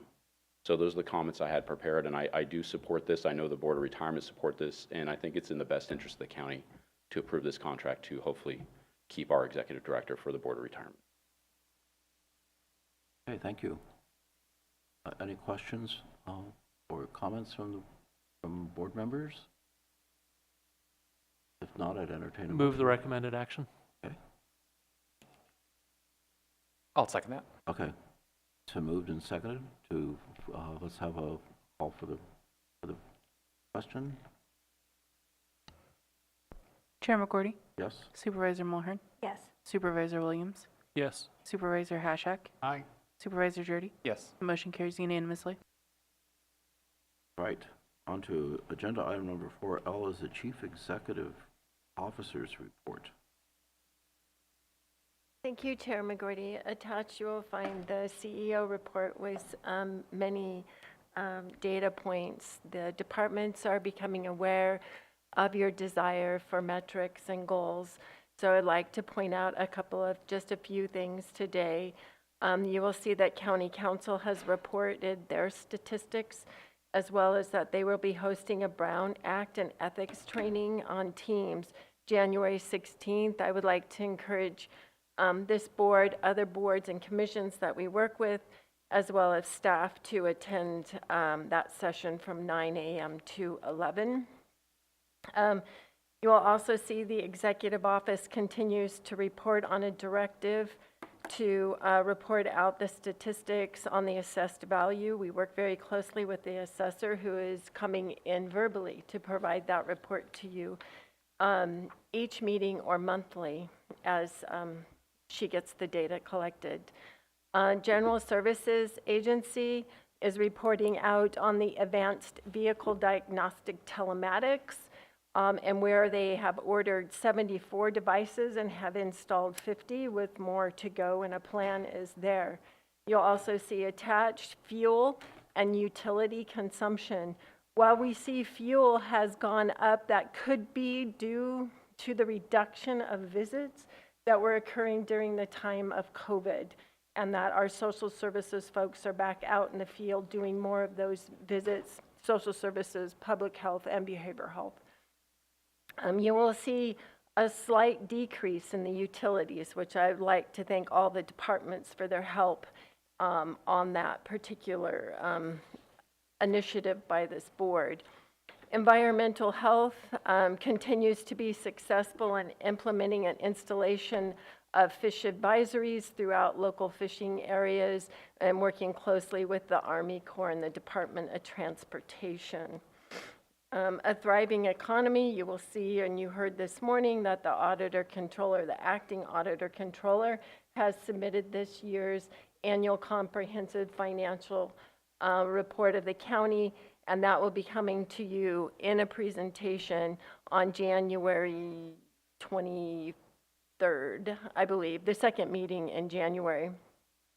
Planning and Building Services has posted their metrics on their website, so you will start seeing the data of their permits and where they are at in the process. So a big lift for Director Julia Krog and her Assistant Director, John Burks, and we really appreciate that. Of course, the Cultural Services Agency, the library, continues to do great work. On Thursday, December 21st, from 6 to 7 p.m. In Fort Bragg, they will host winter solstice stories and performances. So I encourage those on the coast to attend that and enjoy our lovely libraries. That's all that I have to point out today. Supervisor Williams and then Supervisor Mulhern. Supervisor Mulhern was that him? Okay, Supervisor Mulhern, sorry. Thank you. I appreciate you highlighting, CEO Antle, some of the things that I also wanted to just make sure that the board saw, including also that GSA does have their capital improvement updates in the CEO report. If any members of the public or board members have questions about projects, there is a Gantt chart that has timelines. I did want to talk about the fuel and energy consumption, and this board was presented with an item that led us to believe that if we reduced our fuel and energy consumption, we could save a considerable amount of money. We have not seen those numbers go down, and with the data that's in the report, even yes, there was a dip in services in February of 2020. However, we are not seeing a decrease in energy and fuel consumption. So I would love to hear from the CEO what our plans are across all of the departments to get them to really understand the critical need for that, especially as we continue to look at our employee salaries and trying to get people where we want them to be. If I may, through the chair, yes, I have asked facilities for further breakdown and fleet by department as to who's using what and what those field consumptions are, and utility by department, so I can start looking in and seeing exactly what it is tied to and bringing those department heads forward to have those discussions. Supervisor Williams. On the telematics for the vehicles, the report shows we have 290 vehicles. Of those, only 149 qualify for the telematics. I know putting GPS tracking on road graders doesn't make sense. There may be some exceptions, but I'm curious how we go from 290 down to 149. And then of the 149, we've only ordered enough devices for 74 vehicles, and I see 51 more planned. Why are we doing this piecemeal as opposed to get it on all the vehicles? The goal isn't to surveil our employees. It's to look at the data and decide if we have somebody who most days of the week drives from Ukiah to the coast and back, well, half the workday, half the total compensation we're paying is for time commuting. It would make more sense to find a way to hire somebody local. And there's other examples, but to do that analysis, we need the data off the vehicles to see where we're sending people. We're only applying it to a subset of the vehicles. And so when we look at the data, it doesn't give us a full snapshot of what's going on. And we won't know which vehicles are. Is there a rhyme and reason to this, or? If I may, through the chair, CEO Antle, I would ask Director Rowell to join the call to explain what they're doing. I would also remind this board that a significant number of our vehicles are in our Sheriff's Department, and so we may want to hear from County Council or the Sheriff's Department as to their comments on telematics and their. Good afternoon, board members. I'm hoping you can hear me okay. Yes, we can. Just to give you, Janelle Rao, General Services Agency Director. First, just to touch on the difference in the 149 qualifying for installation. Those are specific. The public safety vehicles are exempted from the telematic. That was part of the meet and confer process. So of those, there's probation, sheriff's office, obviously, district attorney, and a handful of others. So that's the difference between those that are reportable. The rollout was based on availability of the equipment and installation. So we've been working through that in a priority order. We've started with those in Ukiah, and we'll be working our way through the outlying and satellite offices as well. I'm hoping that through this, and again, yes, it was slower than we had anticipated for a lot of reasons. Some of it supply chain, some of it resources in the staffing to get them installed. But as we move through this, I believe we have a plan to get these out and into the other operating departments within the next few months. Just we won't hold anybody to it, but an estimate of when the installations will be complete, when it's 100% of whatever we think we're going to install. I imagine it'll take a few months to get some data that's meaningful, and probably another month to analyze it and report back. But when do we expect all of the devices to be installed and operational? I think we should reasonably expect within the next 3 months. That should get us something by the next quarter. From there, I'd be working with the CEO on reportable data and metrics. And again, this is just about vehicles. It's not about the drivers. GSA is focused on trip data, creating geofencing, analyzing where our fleet is and when, and reporting that through the CEO. Supervisor Jordy. So this may not be the right venue, but it does seem like the board should get some report back from the CEO, maybe from HR Legal Counsel, which may not be the county counsel's office. But just to explain, I mean, I'm hearing, oh, well, there's a meet and confer process, and that prohibited the installation of these devices. Generally, my understanding of meet and confer is you discuss it, you listen to what's said, but it doesn't inherently prohibit you from doing something. It's usually a conversation. So I'm not hearing I'm not hearing anything beyond the meet and confer prohibited this. I'm not hearing an explanation about why did the county staff agree to not proceed with a board directive. Yeah, I don't know that I can speak to the directive or the current status of the process. I would just say, in terms of the meet and confer obligation, you are correct, Supervisor Jurdy. It may delay implementation of certain measures, but the board does have the ability to go ahead and impose in certain cases. I don't know the status on this particular one. Well, again, this was maybe more of a question for a CEO to research and bring back and respond to the board later. Sherry Johnson, Deputy CEO. Yes, Supervisor Jurdy, if I could use the research and bring it back to you. So Cal Saturn, my human resource manager, is not in the office today, but he'll have the detail on that. So there's a little more detail to that. So I don't even believe that we did meet and confer with DSA on that. I think there was some other exemptions based on legal. So I will find that out for you. Okay, Supervisor Williams? So, some of the facilities decisions we need to make could be influenced by this data. When we analyze it, we may see if we close an office, it means we're going to have somebody driving, which is maybe a greater cost and sunk staff time than the office space. That's part of why I'm for years been trying to get us in the direction of getting this data, because I think it'll help us with a talk about long-term which buildings we can afford to keep open. Makes sense, and it also makes a lot of sense in terms of staff assignment, putting people where their commutes are minimal and where they're close to our constituents for services, so they spend more of their time giving services than driving around. So, okay. I think we're done. Any other questions on the CEO report? All right. Public comment.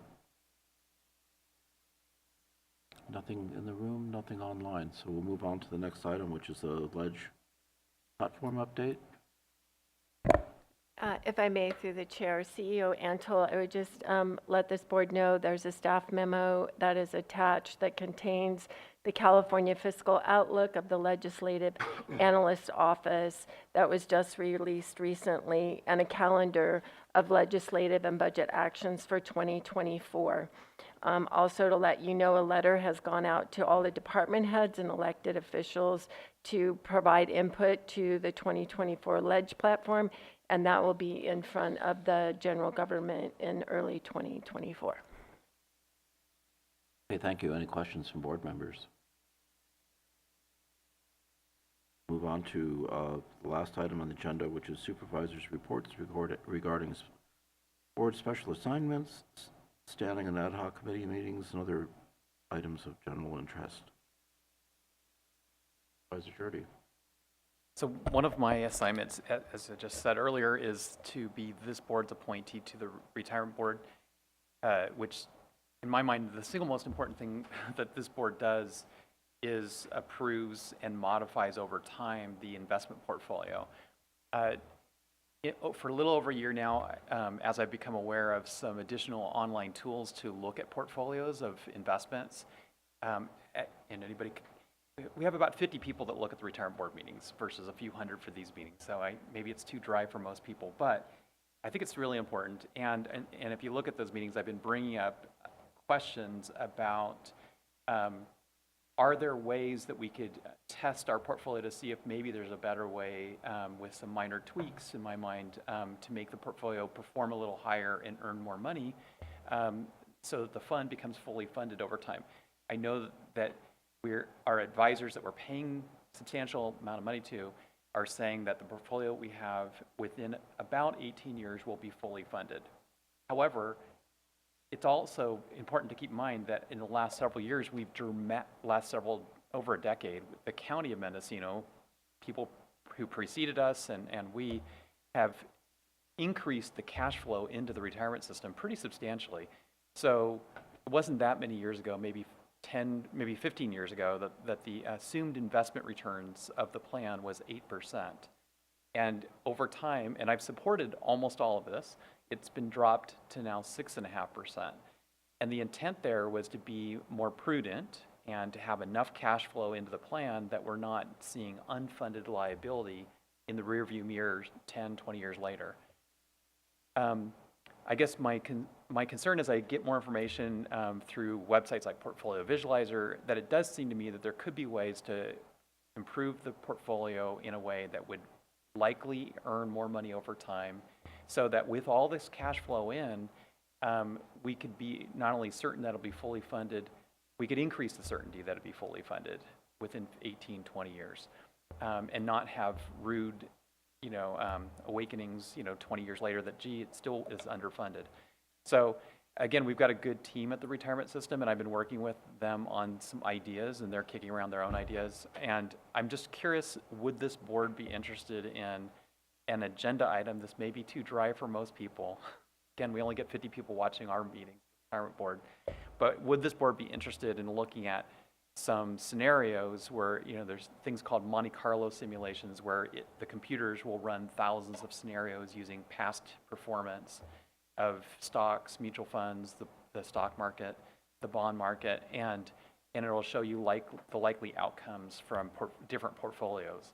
And again, the main point is we're putting so much cash, the county and the employees, into the plan that the cash flow out of the plan is now only about $8 million a year that we need to take from the portfolio, because there's so much money going in. And that's a little over 1.2% of the total portfolio.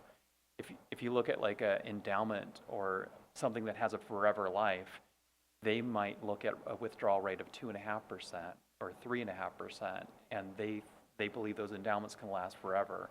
So to only be needing about 1.2% of the portfolio in cash flow out, because we have so much cash flow going in, it just seems to me that I'm not convinced that there isn't a better way to construct the portfolio, even if these are relatively minor tweaks. So anyway, is there interest in the board in some kind of discussion about this sometime in the next 6 months? Supervisor Williams. Dan, I support you on the agenda item, and I've also wondered why we don't just copy another retirement system that's more successful. Yeah, go ahead, Supervisor Hastrack. I'll bat last. Well, my question for Supervisor Jurdy is, if we have this presentation and we're in agreement, we still only have one vote, your vote, on that board, or do we have other, powers that we could exert? Well, this board does appoint up to 3 other people. We do have 1 vacancy on that board. And I think everybody on the board, whether they're appointed by this board or not, would listen. And again, the board itself is paying attention and is really focusing, I would say this last year, on the portfolio. I don't know, just asking if you guys are interested in some kind of discussion, or do you just want to, I do think that they are looking at it, but I don't know, it might accelerate the discussion if we had a discussion. Yeah, I'd be open for it. So just a couple comments. First of all, the Monte Carlo simulation implies it's a casino, which is not something I want to hear about, how we invest our money. But regardless, I also kind of think that what Supervisor Williams is true too, is if we have successful retirement funds in other counties, I guess it's rare now for counties to have their own retirement system. Is that correct? Yeah, most plans are a part of the bigger CalPERS plan. There's also, within our region, there's CalSTRS, the California Public Employee Teachers Plan, which actually is outperforming CalPERS in terms of performance. And then I recently ran across the fact that state of Nevada has a plan where, with the exception of some limited private investments, everything else, their entire portfolio is on inexpensive index funds, and they're in the top 5 of all pension funds in the country. It's interesting. They're paying substantially less to high-paid investment funds than we are, or most other entities are. Well, that's the other question I have, is what are we getting for our money if we have investment counselors, and they're saying that we could outperform this with with index funds. Well, that's the conclusion I'm coming to, but I'd like to work with the retirement board staff. Anyway, I think, but at the point, if the board's interested, I'd be happy to work with them and bring forward an agenda item. I was just going to suggest, Mr. Chair, that it may be appropriate to agendize that if there really is desire for discussion. Okay. This sounds very intriguing. I think that it would be really good for us to have a report on such an important function of the county, which is putting aside money for people to live the rest of their lives on. We should be familiar with what's going on. So if you can organize that, I think that would be very appropriate. Work with CEO Antle and Deputy Clerk of the Board to organize that. Sure, thanks. Thing to report. I'd like to thank Supervisor McGordy for chairing all year. I think he's been a very successful chair. I know it's been a lot of work. It's appreciated, and now you get to sit back and enjoy the meeting, the rest of us. Well, thank you. It goes two ways, and this is more or less my report, is that this has been a really challenging year in so many respects, and I'm amazed that we still all talk to each other, and we generally vote 5-0 on things. It's pretty amazing to have such a very different group of people process pretty well, and it couldn't happen without really supportive staff. It's pretty rare that we go to CEO Antle and she says no, unless it involves spending more money, and she's really helpful, and watching how she's adopted our wishes to create a better county government, and we can see tangible results. I'm watching her grant and contracts team, and now we have an economic development person, and her office seems to work very well, and the Golden Gate Bridge Initiative, all these things are really great, and seeing a strategic plan that's being followed and taken seriously, very, very impressive. And I know that this is something that in the end makes better government. It's incremental, but it's worth doing. So thank all of you. It's been an eventful year. That's all I can think about, and pretty soon I'll be able to try to speed Supervisor Mulhern up when she's chair. Okay, we'll go down the line for any further comments. I submitted my report in writing. All right, so yesterday we had a General Government Committee meeting, and it was really great to talk about the accomplishments that the Cannabis Department has made in this transformation in the last year. You know, we went from in maybe March of last year or this year having 125 permits to now almost 400. In November, I think they did 67 permits for the Cannabis Department. Instead of the 1.5 million that was predicted for the budget, they brought in 3.1 million in cannabis taxes. We just, the Cannabis Department did the LEAP grant round 5. They just submitted it on Thursday. It was collaboration between the Cannabis Department, staff, and advocates. And so I think it made a much better product that hopefully we'll hear in January what the results of that application are. And so I just really wanted to appreciate the staff that's really worked, you know, Steve Dunnicliffe, CEO Antle, and John Burks. You know, so really they transformed that whole department, and all the people in that department are really doing stellar jobs at this point. So high functioning, and it's much appreciated. On Friday, there was a Clean California ribbon cutting up in Covelo. I appreciate CEO Antle going up with me for it. We had a good community event.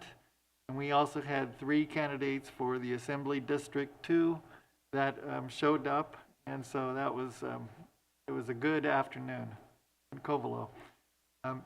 With the general services, you know, we talked about the PG&E money, and Supervisor Jurdy and I have been working with general services And so the RFP for the energy savings performance contracting services went out on the 12th. And really, I just wanted to emphasize that, you know, when we talked about it before, about a month ago, that we were talking about consulting services planning. But really, this is to look at that and also to implement the program. And so it's to do the economic analysis, but also to implement specific building improvements. And so the RFP is out. It will be open until January 12th. And then hopefully we can move on and do some of these cost savings and energy efficiency programs. And then I appreciate the economic development team for working on the situation in Laytonville with the food desert, you know, with the Geiger's grocery store closing, and looking at different options that are available, because without a grocery store, a community of the size of Laytonville is really, it's difficult, and especially with winter time coming and travel, and you know, to get to Willits or Ukiah to do basic shopping is just, it doesn't work. Okay, so I really appreciate their work.